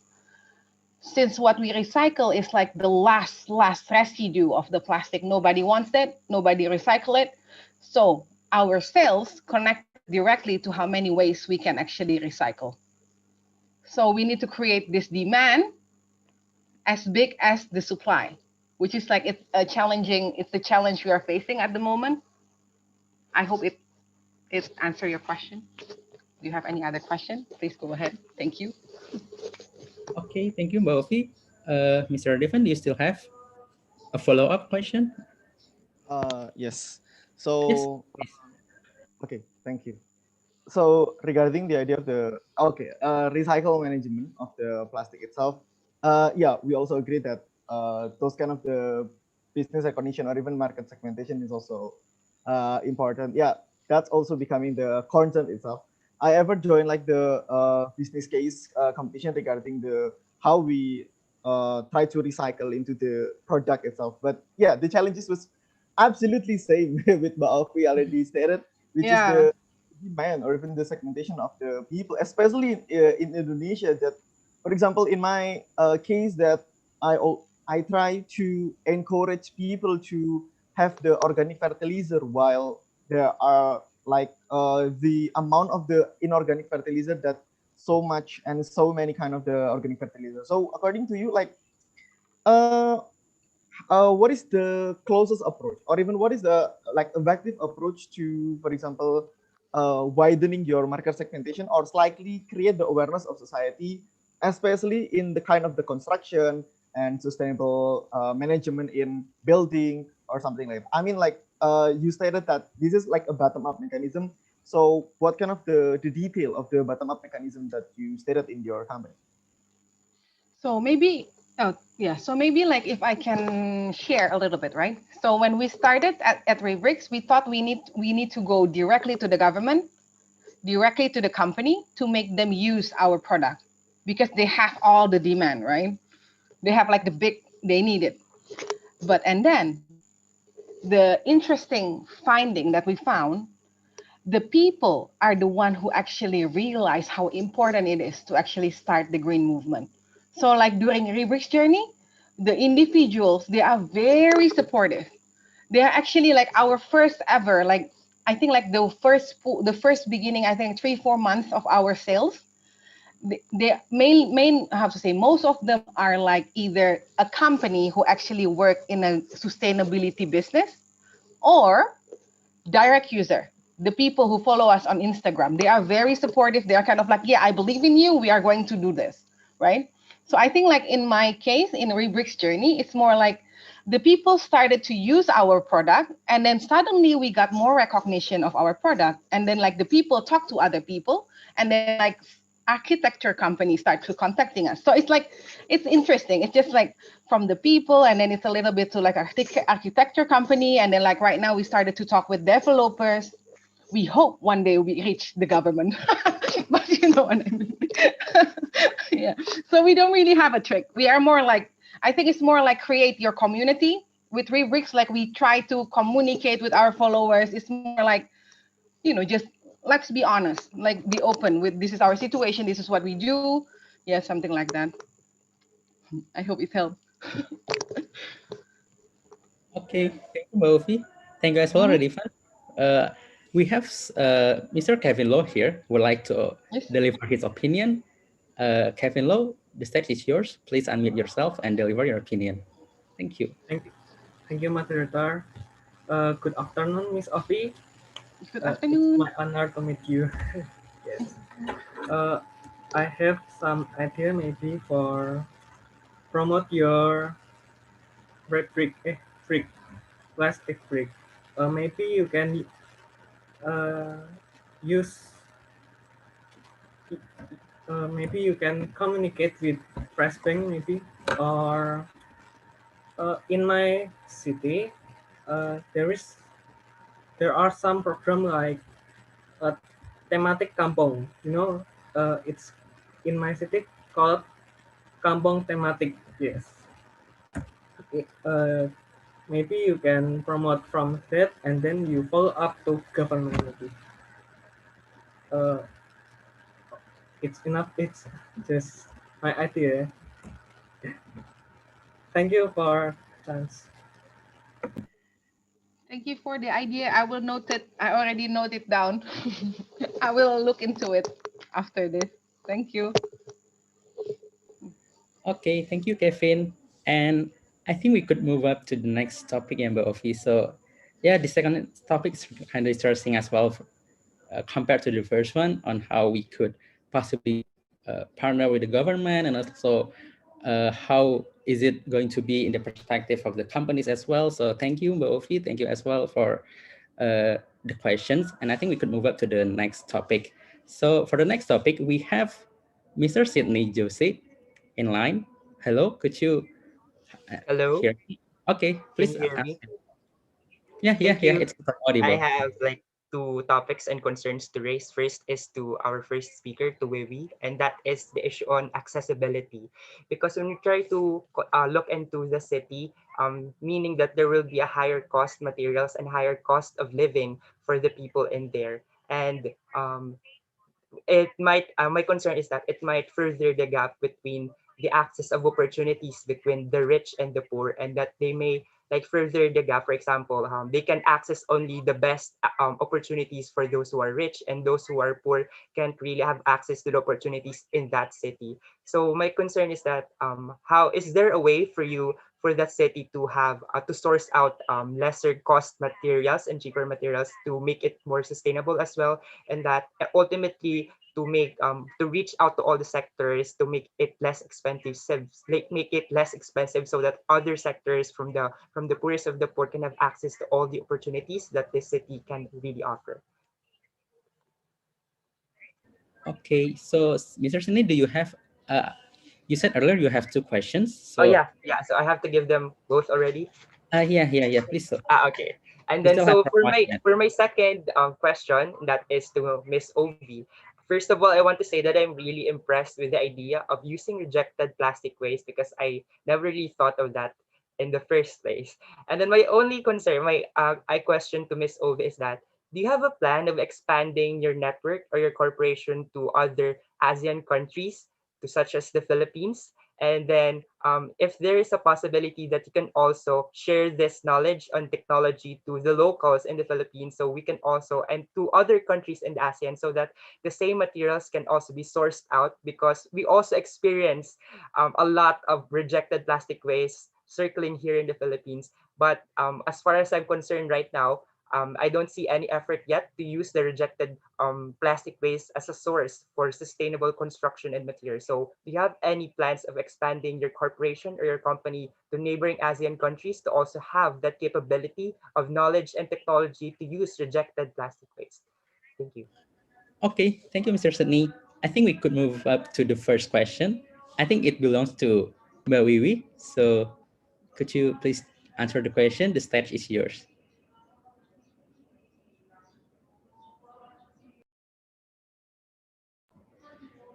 Sorry, Mbak Wiwi, I think you are kind of freezing. Could you hear my voice clearly? Okay, I think Mbak Wiwi has another technical issue. Maybe we could move up to the second question for Mbak Ovi first. Mbak Ovi, could you please go on? Okay. Okay. Thank you, Joseph, for the question. It's really interesting question. So like, I think like we always want to expand, right? Because like with building materials, it's very localized. For example, if we have the recycling workshop in Jakarta, we can only cater for like Jakarta and around Jakarta. We cannot send the bricks to another island, something like that. Yeah. So we always have a vision of like having Rebricks in a lot of like cities in Indonesia. And also, of course, who doesn't want, like who doesn't want to expand to other country? Everybody wants it, right? But one concern that actually we are holding on with Rebricks, like we are trying to always be a responsible recycler, right? Because in the process of like making our recycled brick, when we are making Rebricks, we shredded the plastic, correct? So like our bricks contain plastic waste. So there is like, we try to control, no, we control the quality of our bricks really, really, really seriously. So we actually tested our bricks to laboratory at least like once a month, 2 months. And we are trying to develop like better and better quality in term of like pressure power. So because like a little bit about pavers, when it reach like certain strength, like for example, ours is 250 kilogram per square centimeters, it won't crumble. It will stay in its shapes, right? But this is like this is why until now, after 1.5 years, Rebricks hasn't made any kind of like training. We don't give out training. It's because we feel that we have the responsibility to make sure the quality of the bricks. Because if we just like spread the training and the technology to people, we don't have the control of the quality, which is like we are afraid that instead of giving out a solution, we actually creating more problem because because we don't know the quality of the bricks the other people make. So therefore, like right now, the way we work is like we are open for collaboration, but Rebricks will still be in that collaboration. So we still have the power to do the quality control. For example, opening Rebricks branch in the Philippines, maybe working with the local people, a local company there. But we still want to have the ability to come for example, every 2 months to check the quality of the bricks and everything, something like that. So it's more towards that collaboration scheme instead of like us spreading our technology basically or knowledge, something like that. I hope it answered the question. Thank you. Okay, thank you, Wiwi, for the answer. I think we could move on to the Wiwi. Could you hear my voice? Yes, I can hear you. Can you hear me now? Yeah, yeah. Okay. Your sound is very audible. Please go on. Okay, thank you. Yeah, thank you, Sydney Joseph, for the question. Yeah, it is a very quite a challenge to bridge the difference between the rich and the poor, and we have that problem as well in Rotterdam because it's a city with a lot of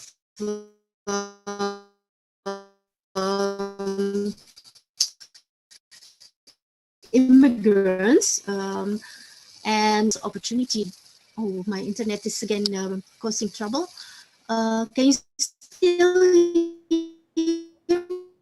Uh, it's kind of freeze, but yeah, maybe you could try again, Miss Wiwi. Hello. Okay, yeah. So yeah, what we do here? Yes. Maybe here I think like in the when you Sorry, Mbak Wiwi. Netherlands, we have I think you have another network issue again. Probably you could start to turn off your video for a while to save up the bandwidth. mute my video. Okay. Yeah, maybe it could save the Yeah. bandwidth. Okay, please go on. I think we Okay. could hear. Yeah. Yeah. Otherwise, I will answer in the chat if it occurs again because it's such a pity of your time. Yeah. So yeah, we should focus on the poorest areas or the people who are not so do not have many opportunities because of their education, because here they have special problems for special programs for areas with problems. So they set up schools and they set up schemes for the people who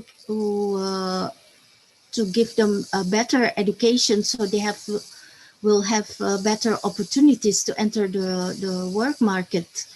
And yeah, is that what you mean, or is it more in regards to construction, or is it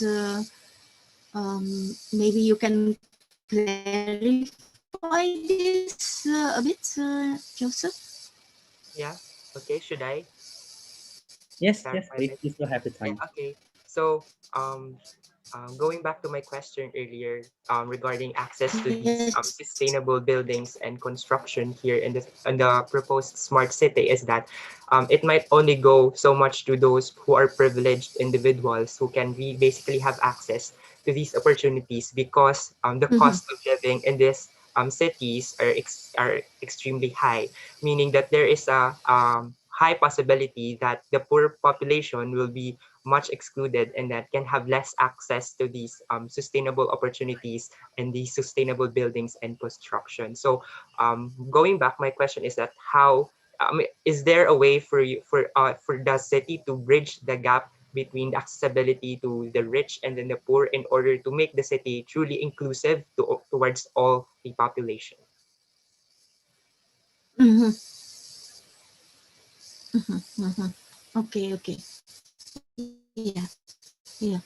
Okay. Yeah, I understand. The rich should pay more taxes so that the benefits can be used for building for the poorer areas. And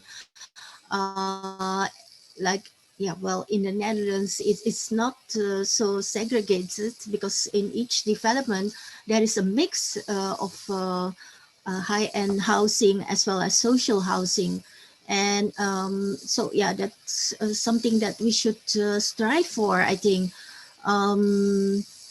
because otherwise we will not get out of this vicious circle. And Yeah, it is also for schools and universities. It is in the Netherlands. It is compulsory to go to school until you are 21 years old. So it's free. The education is free. And if you're not able to pay for extra activities, then there is a certain funding that you can apply for from the municipality to be able to do the extracurricular activities. So yeah, that is it is also the government and also perhaps developers that they have to cross subsidize the development of the poorer areas. I don't know if this answers your question. Yeah, thank you so much, Wiwi. Thank you Okay, so thank much. you. Thank Okay, you. thank you, Mbak Wiwi, for the answer. But Eh, unfortunately, oh, we should be limited by the break. So we will have oh, a break for 25 minutes, and we will continue the panel session after this. So we will be back at 4 past 5 minutes at GMT +7, and we will continue the panel session after this. And the next online is going to be Mr. Rizky Ramadan. So please prepare yourself after the break session. Okay, we will see you around in 25 minutes. Bye, guys. can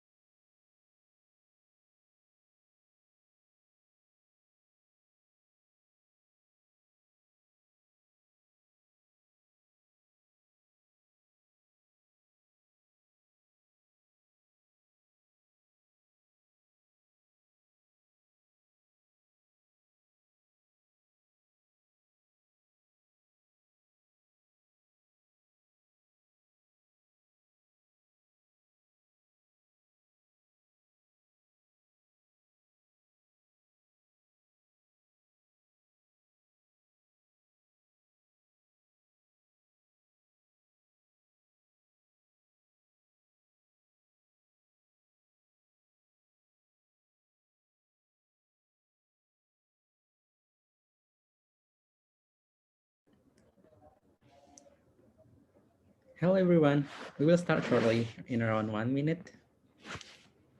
Maybe I would like to check our speaker first. Mbak and Mbak Wiwi, are you there? Okay, hello. Yes, I'm here, but I will turn off my video. Okay, Mbak, it's okay. Yeah, We will okay. begin shortly in around less than 1 minute, and we'll continue with the next topic.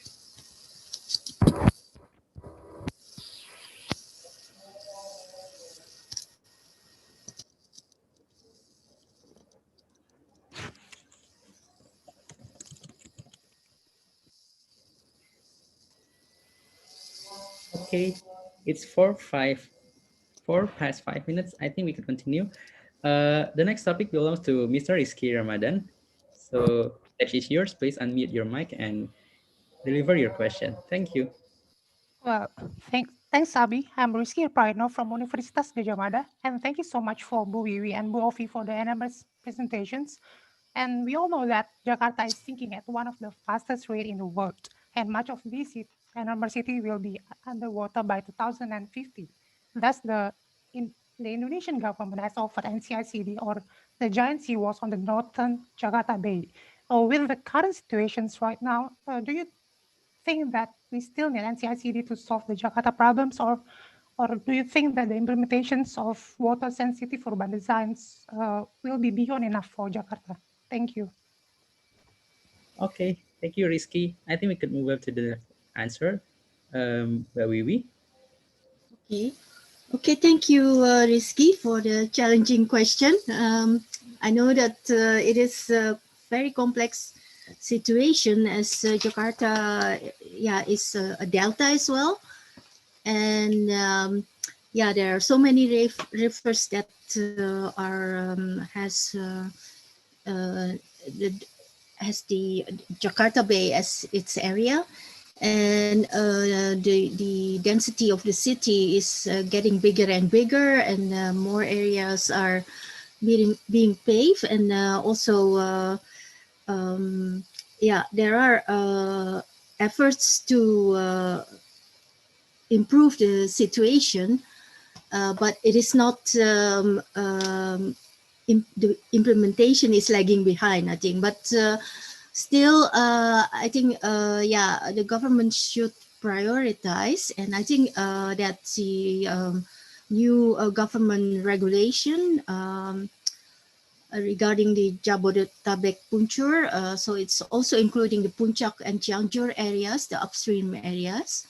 That is also included, and there are measures should be taken in the upstream areas as well. So we should not build new property development in upstream areas, and the canals that are already there, they should be maintained as well. And I know that during the previous governor's period, that there was this orange and blue teams, I think, that are regularly cleaning the canals. So the NCICD project, I know it is still being carried on, but it is on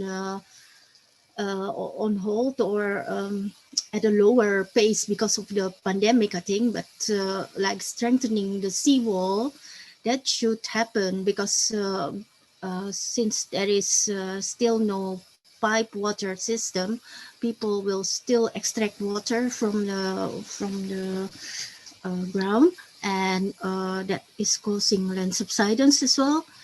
I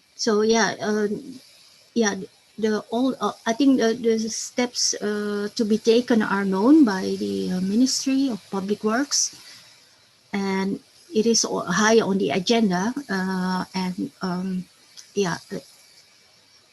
As you can see, it takes it's a complex problem, and it takes time. But we should still stick to the program that is set. And the NCICD was also involving more land reclamation, but as far as I know, it is now reduced, and it is also more beneficial for the fishermen communities along the coast as well. Yeah, so it's it's a huge challenge because of the huge rainfall. I know the rainfall has been very intensive. It in comparison to the Netherlands, it is already 3 times higher in Jakarta, on Java. So yeah, it is it's something we should stick to the programs that were already set out by the government. I hope this answers your question, Rizky. Okay, thank you, Wiwi, for the answer. Rizky, are you okay? Do you have another follow-up question? Or maybe we could go on to the next topic if you would. I Don't have have. another questions. Yeah, for sure, for Okay. sure. So thanks for Wiwi for highlighting the importance of holistic planning with the collaborations of all stakeholders. And however, it seems that water-sensitive urban design is still not a major priority in the Indonesian developments. And based on your opinion, how could we, as the people, as the academia or the business owners, to force the governments to significantly put it on the top of the list? Thank you. Yeah, okay, thank you. Yeah, this is a very good question as well. I think if I look at, oh, I should start my video. Well, sorry. No, I'm sorry. What's happening? Okay, sorry. I think if I see what the landscape architects in Indonesia are doing, they understand very well how to include water-sensitive approach in the planning of Jakarta.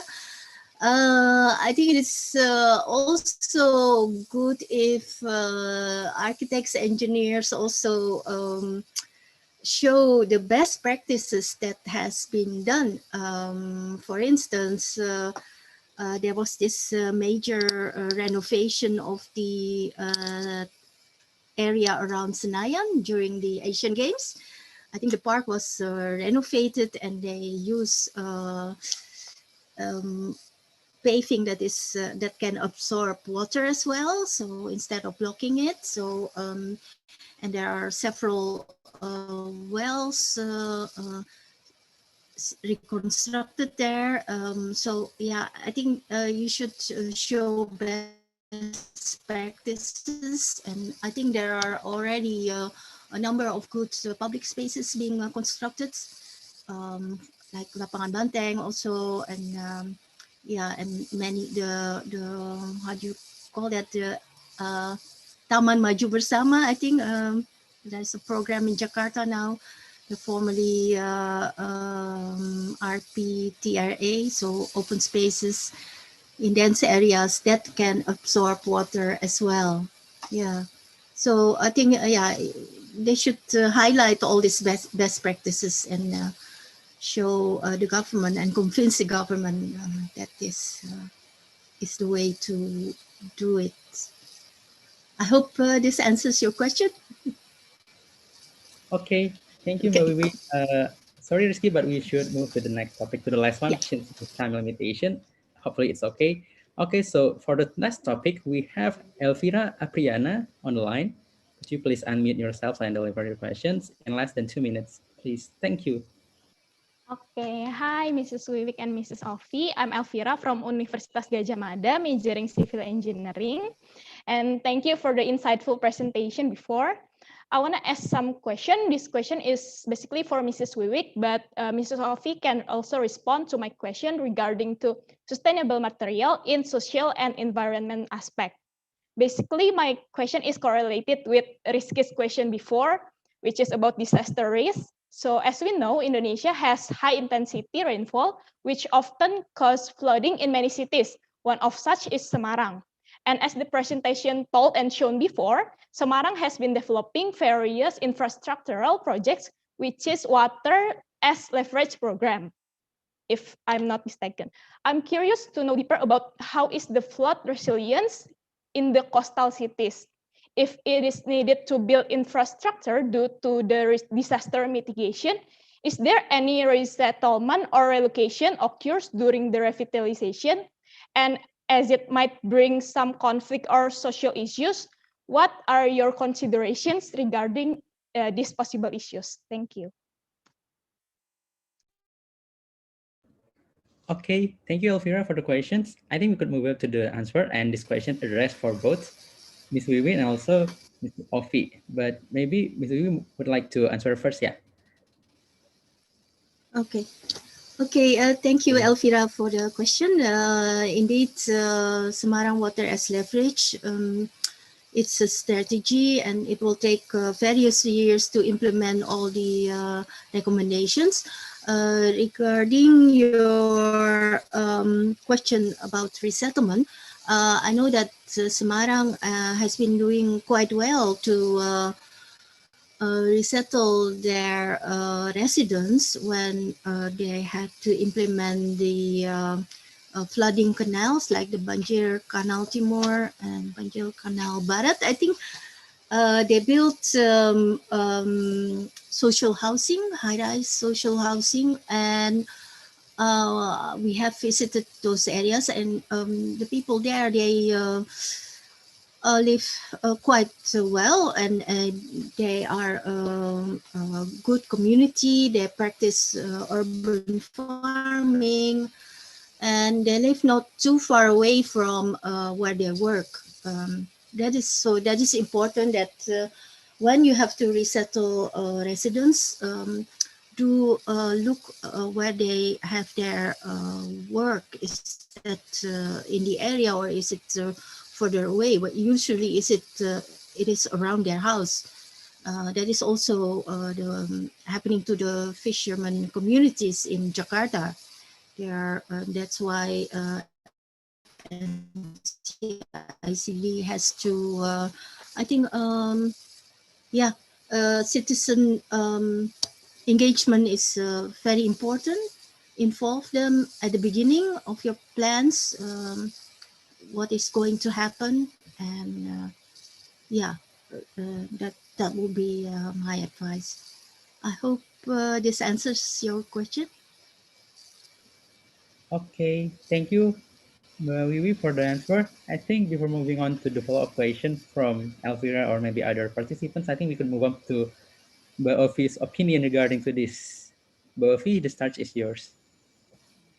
So hi, Alfira. Thank you for the question. Well, basically, like maybe like about flooding and river and everything. Like I don't have any expertise in it, but if I may add my opinion about this matter, about like the flooding problem in a lot of areas. I mean, like a lot of cities in Indonesia.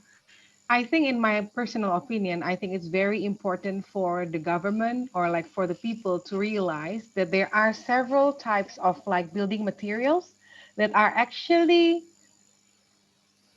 relatively better in absorbing water compared to another materials. For example, like let us talk about pavement blocks. We don't need to actually talk about Rebricks. Let's talk about pavement blocks. When you are using pavement blocks, basically like you just stack the pavement blocks together. So below the pavement blocks, it would be like basically soil. So like you don't really block. So like it will allow the rainwater to be absorbed. It doesn't really close down the surface of the area, right? But unfortunately, I think like either because of communication or whatever, I mean like sometimes I think like the government or the people don't really realize this. So therefore they choose the more pleasing in the eyes, but actually closing the surface of the area. For example, in Jakarta, I can only speak about Jakarta. This is like I know because I live here. Like in Jakarta, for example, we have planned, the government planning to actually build 100 quick kilometer per year for like pedestrian. But can you imagine if like this 100 kilometer is using pavers instead of like concrete blocks? Right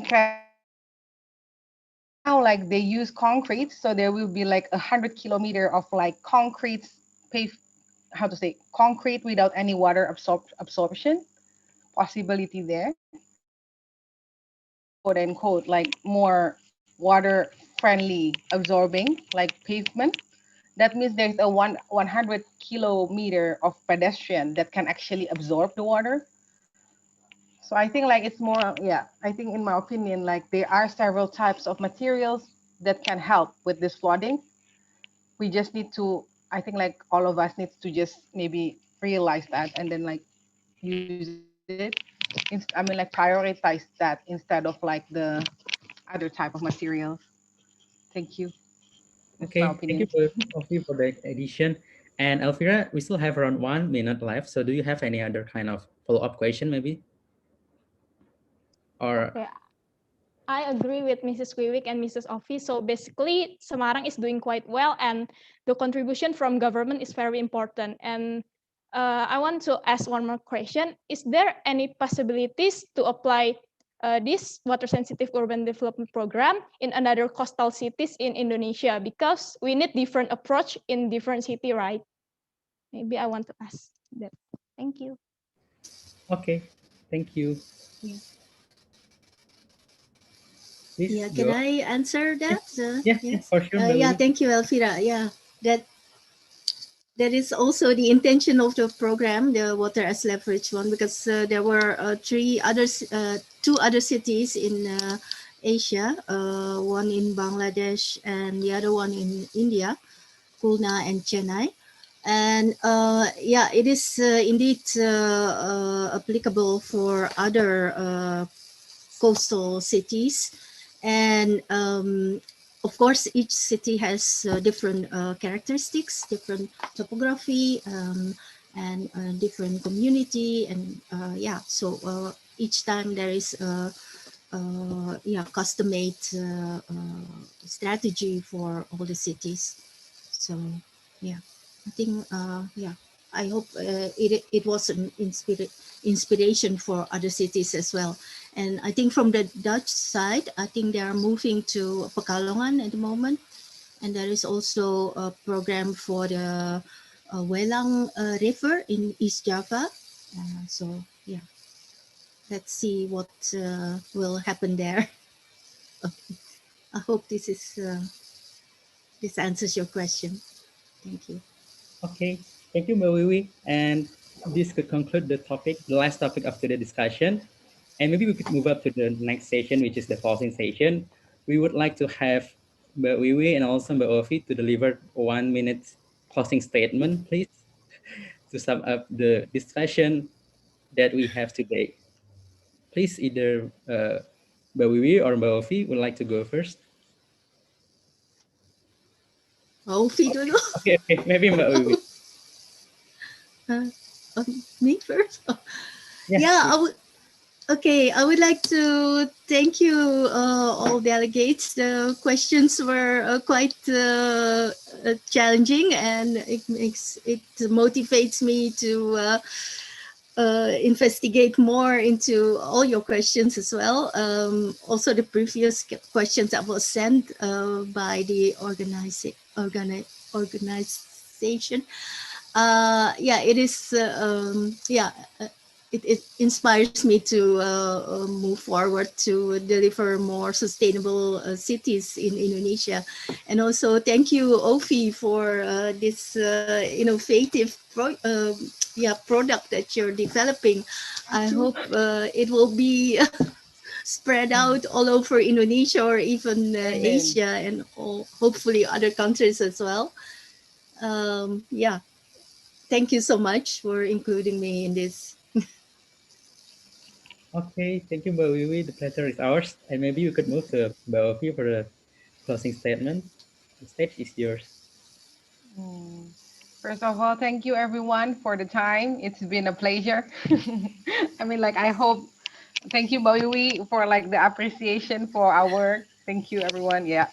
Well, it's basically like, I just hope that our journey in Rebricks can actually inspire or like at least motivate you, all of you, to actually start your own journey in like creating like sustainable, more maybe sustainable products. All of you here are, I think, like the future of us, of our world, right? Because like you guys are like excellent student and everything. So I just hope, like, just waste problem, and then like the problem of our world, it can be changed, but it start from us. Just let us all start our own movement, and I hope like in the future, collectively we can make a change. So yeah, thank you for today. Thank you. Bye bye. Okay, thank you, Bofi, for the closing statement. And that is be the last of our session today from the third session and the last session of AIChE 2021, specifically about the construction and sustainable material. And I'm Abi as your moderator. Terribly sorry for any technical issue and also mistakes that we have made so far. And hopefully that we may cross our path again in the near future. I give the stage back to the MC. Thank you, everyone, and have a nice day. Thank you. Thank you. Thank you to our speakers. Okay, Thank you, thank you, Abi, Abi, for for leading conducting the the previous session. session. Okay, now we are going to talk a bit about the session, right? It was such insightful session and also a great one because there were two speakers talking That's about right. like construction material. It was so insightful. And before moving to the next agenda, we would also like to give our special gratitude to sponsors who have supported this whole event. Thank you to PT Pembangkitan Jawa Bali, PT Energy Management Indonesia Persero, Purnomo Yuskiantoro Center, and Badak LNG. And today has been very, very interesting because we have participated in 3 insightful events, took a walk and saw great posters and papers made by the finalists, and even played games together. And now we will have more fun because we're going to select 4 winners of Conference Day door prize. Okay, so take a look at the generator. We will choose 4 winners of the conference of today's door prize.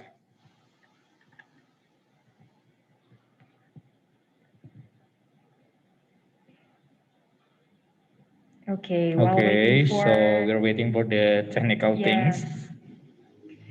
Okay, so we're going to use a generator to random the number and also the name of the.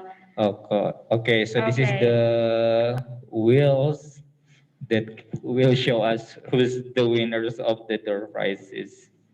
Okay, so for the first door prize winner, it's going to be.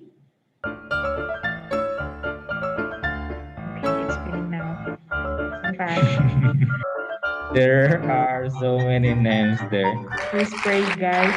Okay, congratulations Anu Wiratma for winning the door prize of today's event. Okay, so maybe before we hear some words from Anne, Anna, okay, we're going to select 3 more winners, and then we're going to talk with all the winners. Okay. Okay, next one. Who's going to be Okay, for the second winners of today's door prize is, can we get the drum roll? Matty Italia Julian. Congratulations, Matty. Okay, prepare yourself to give some words at the end of this door prize session. Okay, that's right, Sonia. Okay, next for the third winners of the door prize is the third winner, guys.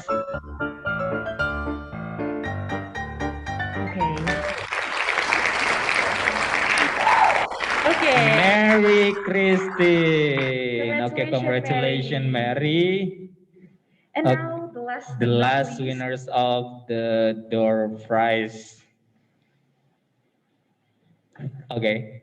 Okay, we have one more winner. Okay, you guys better to pray. And hope for the best. And for all the winners, please prepare some beautiful words. Okay, who's going to be the 4th winner? Okay. Ravin Raj. Okay. Congratulations, Ravin Raj. Since also you got the award from the social right last night, Okay, so once again, congratulations for all the winners of Conference Days door prize. And later, the committees will contact you for the prize itself. Okay. Okay, unfortunately, we are going to proceed to the next agenda, but we want to congratulate again the 4 winner of the door prize. And now the good is the time that everybody has been waiting for, because soon we will announce the winners of several categories that have been followed. Wow. Okay. So the first one is from category of poster competitions.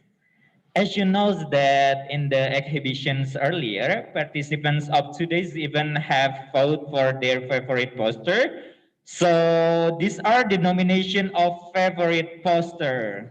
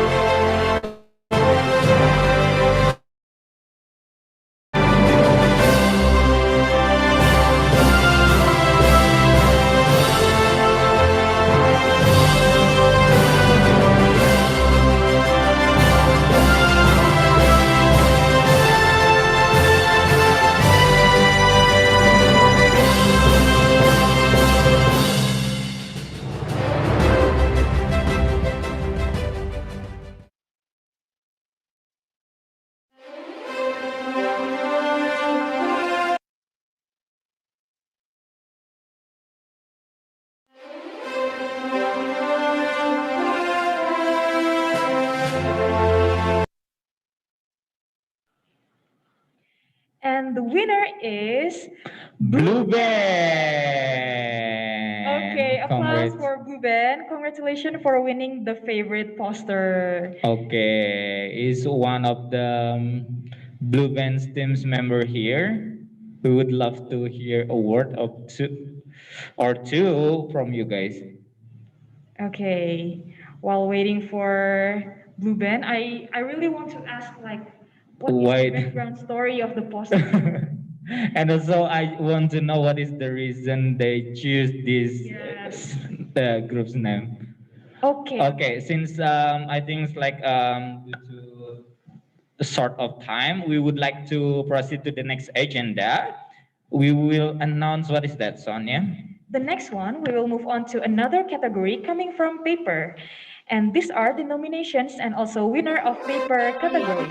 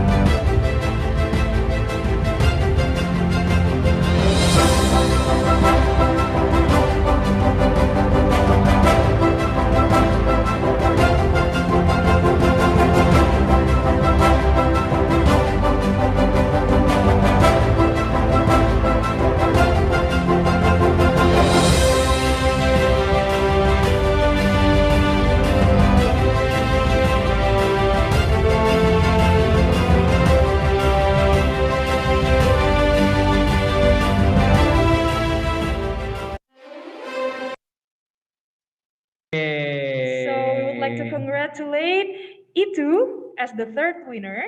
And then we would like to congratulate Nimbo as the first runner-up. And also AIChE team as the first winner. And now we would like to hear from the each other's team's representative to give a speech about their winnings. Yes. Okay. Okay, is there Itu, Okay, Nimbo, and Itu. AIChE team? Hi Itu's here. guys. Okay. Okay.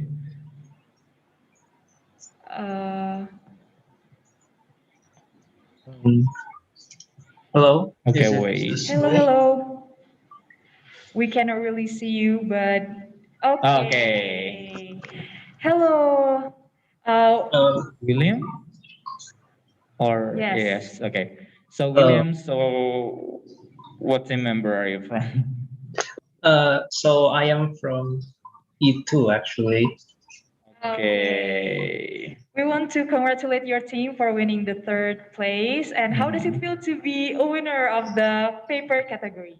And also maybe like we would love to hear what you put on that poster and also the reasons your group's name on your paper. Okay. So maybe let's start with uh, the team name for E2. So it actually stands for like we are engineers too, and for what else? What else is there? What were you guys putting on your paper? Oh yeah. So the argument was between choosing the coffee in powder form and in bean form to benefit either the farmers or the distributors. And we chose to make the coffee beans smaller through genetic engineering. Okay, thank you, William. And once again, we would like to congratulate all of you guys. Okay, once again, thank you, William. Thank you. Okay. Okay, next we will hear a word or two from representatives of Nimbus Group as the first runner-up. Okay. Does anyone from Nimbus Group here? Okay, so we have 2 of the Nimbo members. Okay, Hi, so guys. hello guys. Congratulations on winning the first runner-up of the paper category. And we are very curious about what you were writing in the paper.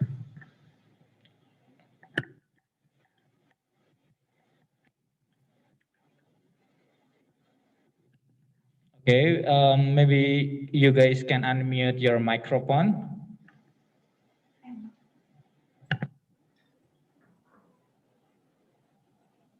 Okay, thank you so much, guys, and the committee of this IAC paper competition and all of the events. And we are Nemo such got so much honor to receive this first award. We can actually can even guess about it, but that's yeah, we're so happy. And this ideas from Nimbo comes from the utilizations of the raw materials.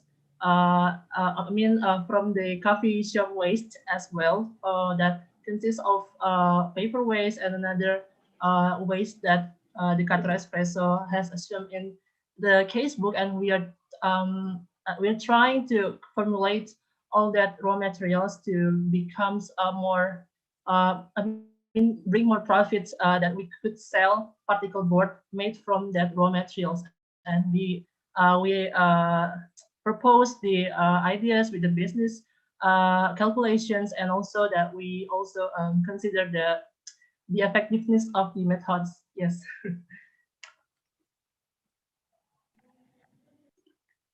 Okay, thank you. What an interesting idea. And okay, once again, we would like to congratulate the Nimbus team for winning first runner-up of papers competition. And we are also sorry for the mistype on the screen for the prize, but the committee will contact you later. Okay. Moving on to our first winner.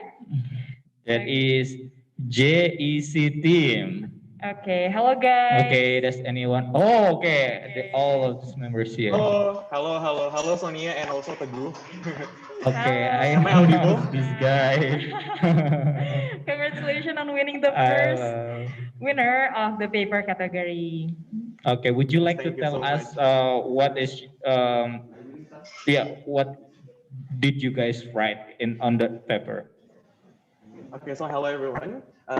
My name is Chandran. I'm from GE team. Maybe I must spell it JE team because it stands for just enjoy at first, but the committee says GE. That sounds better than JE. Okay. By the way, our team is making some innovation in for using some integrated waste management system for Katura Espresso. Since Katura Espresso has so many kind of waste, from plastic, papers, up to kitchen wastewater, we think that we can produce something that is integrated with all of the waste that is produced in Katura Espresso, not only just plastic or paper, but we are tend to make compost using self-turning reactor, which is very simple.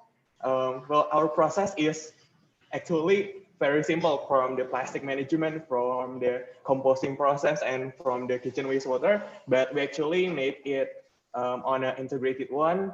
So maybe that sounds cool. And I'm here representing my friends too, with Mona and also Monica that gathered me to make this thing happen. Okay, congratulations. And also, we would love to give you one maybe a surprising announcement for the first winner. Okay, Sonia, go ahead. So the first winner will be the representative of Southeast Asia region to AIChE Annual Student Conference. Okay. So congratulations once more for all the three winners, and thank you, Chandra, for representing the JE team. JE team. Okay. Okay, thank you, Okay, thank you, Chandra. Sonia And and once Teguh. again, we would like to say congratulations for all the winners from Peppers competition. Okay, it has been very interesting, but we have another category. Okay, and now we will see the winner of poster category. So let's jump straight to the nominees and winners video.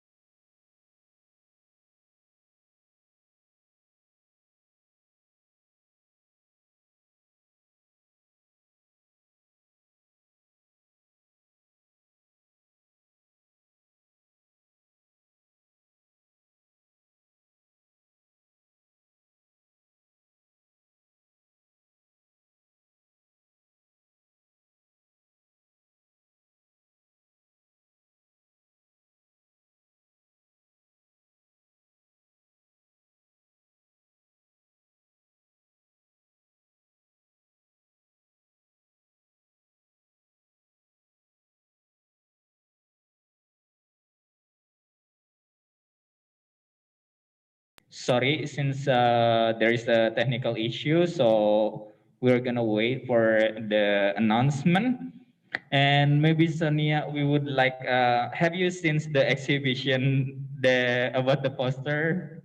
Yes, it has been very interesting because it feels like we are walking in the museum of posters and papers, and technologies just make it very realistic. It's just like a virtual museum. Yes, You true. can like walk around inside the museum itself. Yes, and now we can play the video because the technical issues Has been solved. Yes. Is the committees?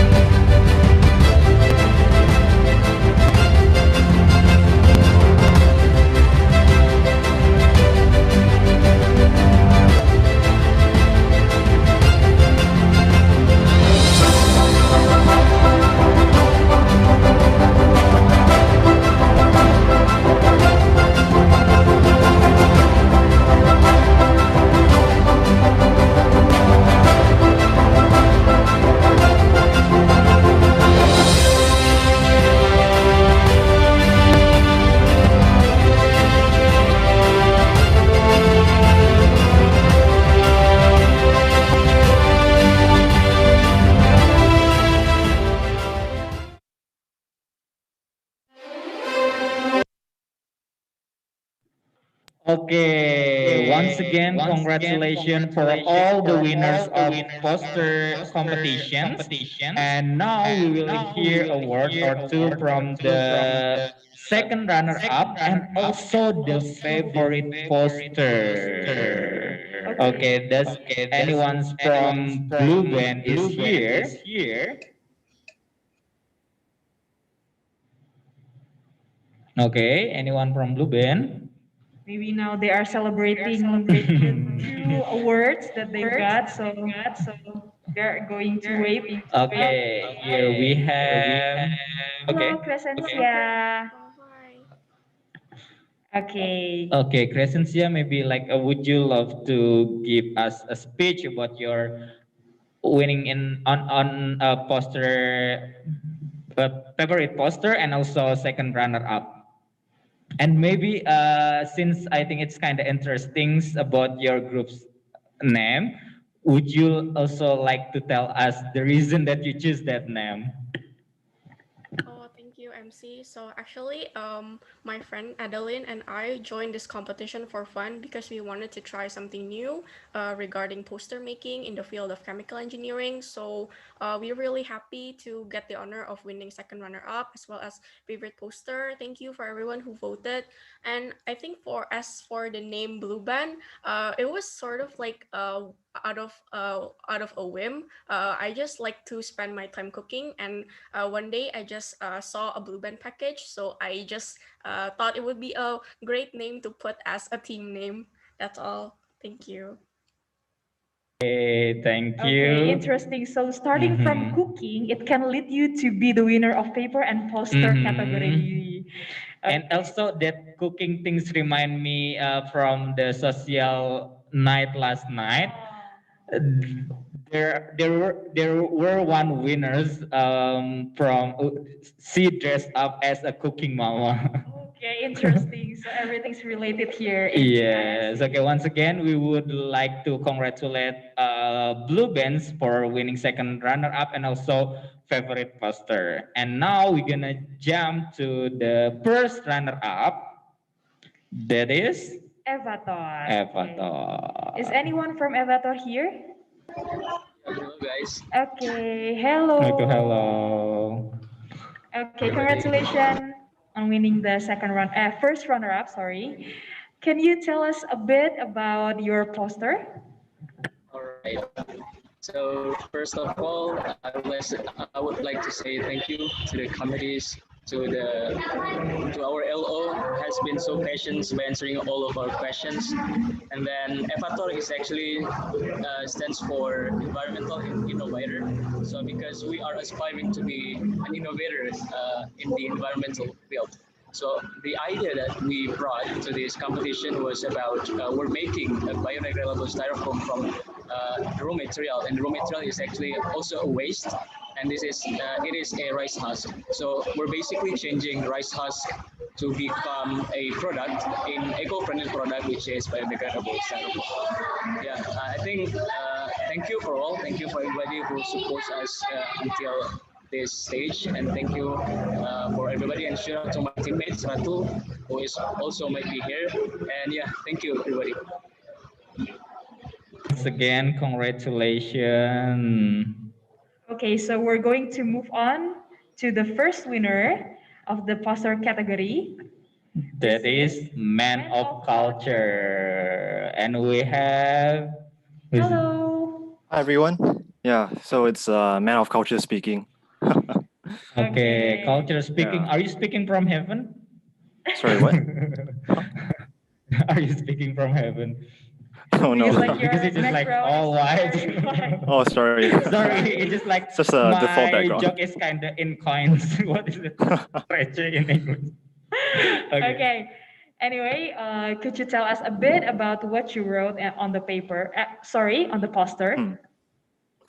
Well, first and foremost, I'd just like to thank everyone who supported me for this competition, be it the poster organizers or even my LO and fellow participants who I've seen their posters.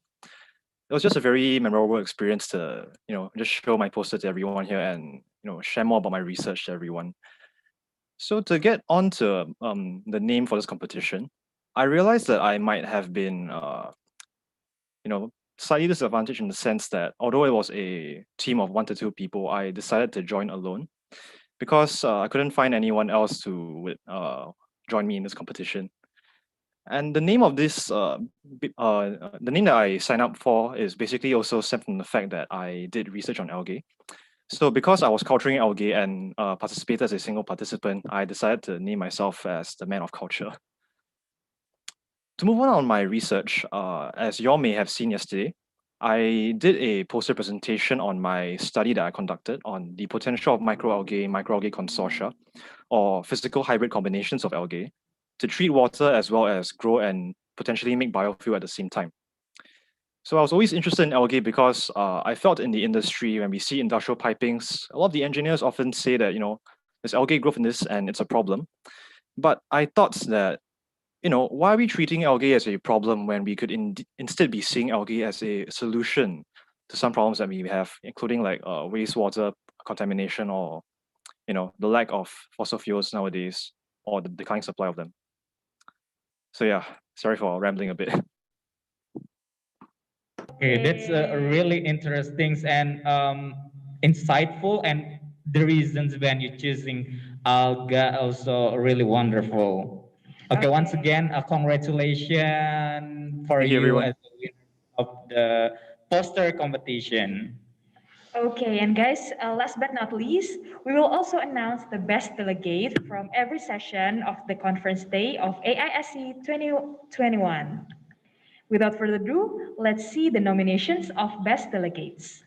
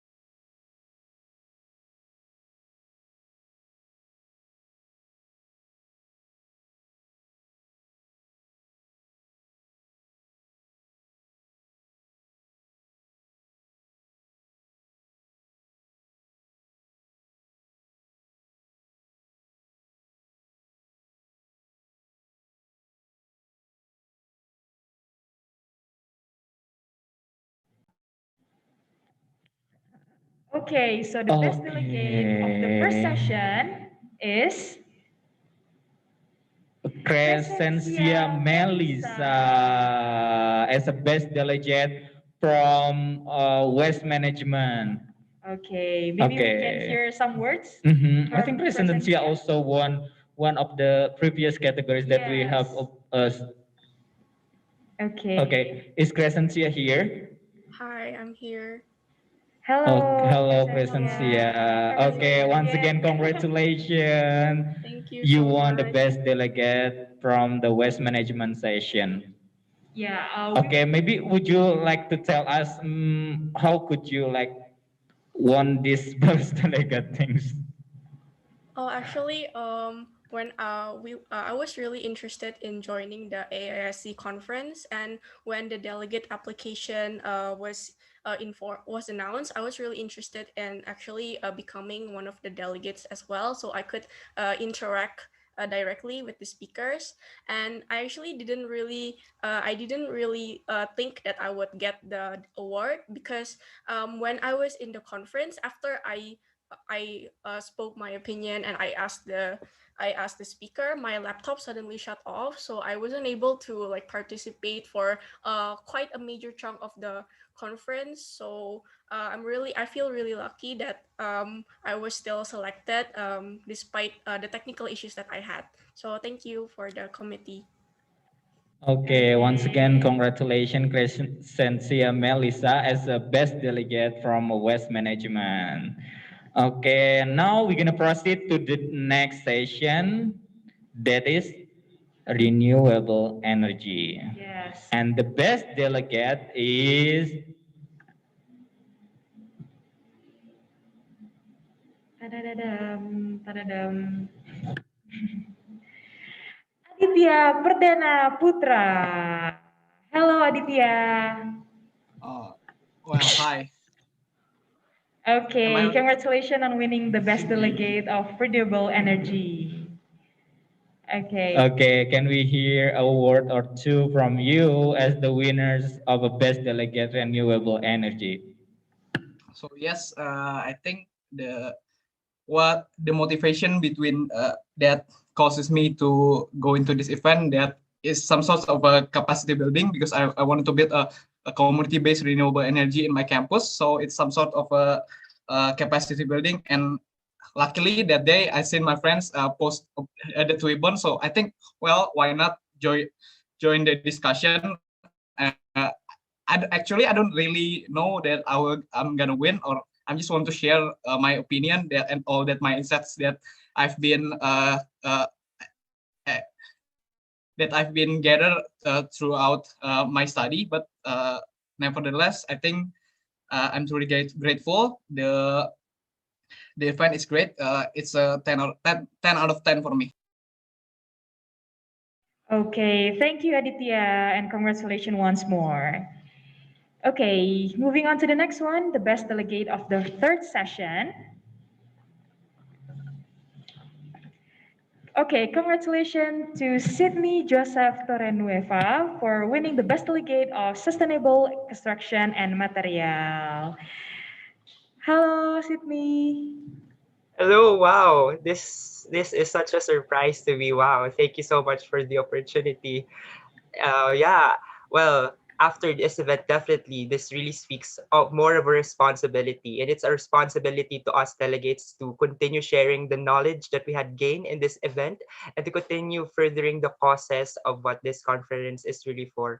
And we hope as well to really spread more information regarding sustainability, and then inform more youths within our reach in our own local communities. And I think that's where we can really achieve the goal of this event, when we can really encourage more individuals to participate, to be more aware, and to really know more about sustainability. I'm really so grateful for this opportunity. Thank you so much, and congratulations to my fellow winners, and to the fellow winners of other events, and to the organizers for a really job well done. Thank you so much. Okay, thank you, Sydney, and once again, congratulations on your winning. We can even feel your excitement. Yes, I really like the vibe that Sydney brought for us. Yes, congratulations. Okay, so for all the winners, you are going to be contacted by your LO to get any administrative matters and also certificates and the prize. And for those who haven't got the chance to win, you are going also to be contacted by your LO to get your certificate. Okay. Okay, we would like to congratulate all winners and of course to all participants who have participated in this event. But unfortunately, we get to the last session in this event, that is closing. Okay, once more, we want to thank you to all committee's participants and of course sponsors. There are PT Pembangkitan Jawa Bali, PT Energy Management Indonesia Persero, Purnomo Yusgiantoro Center, and Badak LNG. Okay, before ending the event, we would like to notify all participants to fill the feedback form, and your feedback would be much appreciated. We also want to apologize profusely if any words are less pleasing to the audience here. And now we also will have a photo session that will be conducted by committee. To the committee, the stage is yours.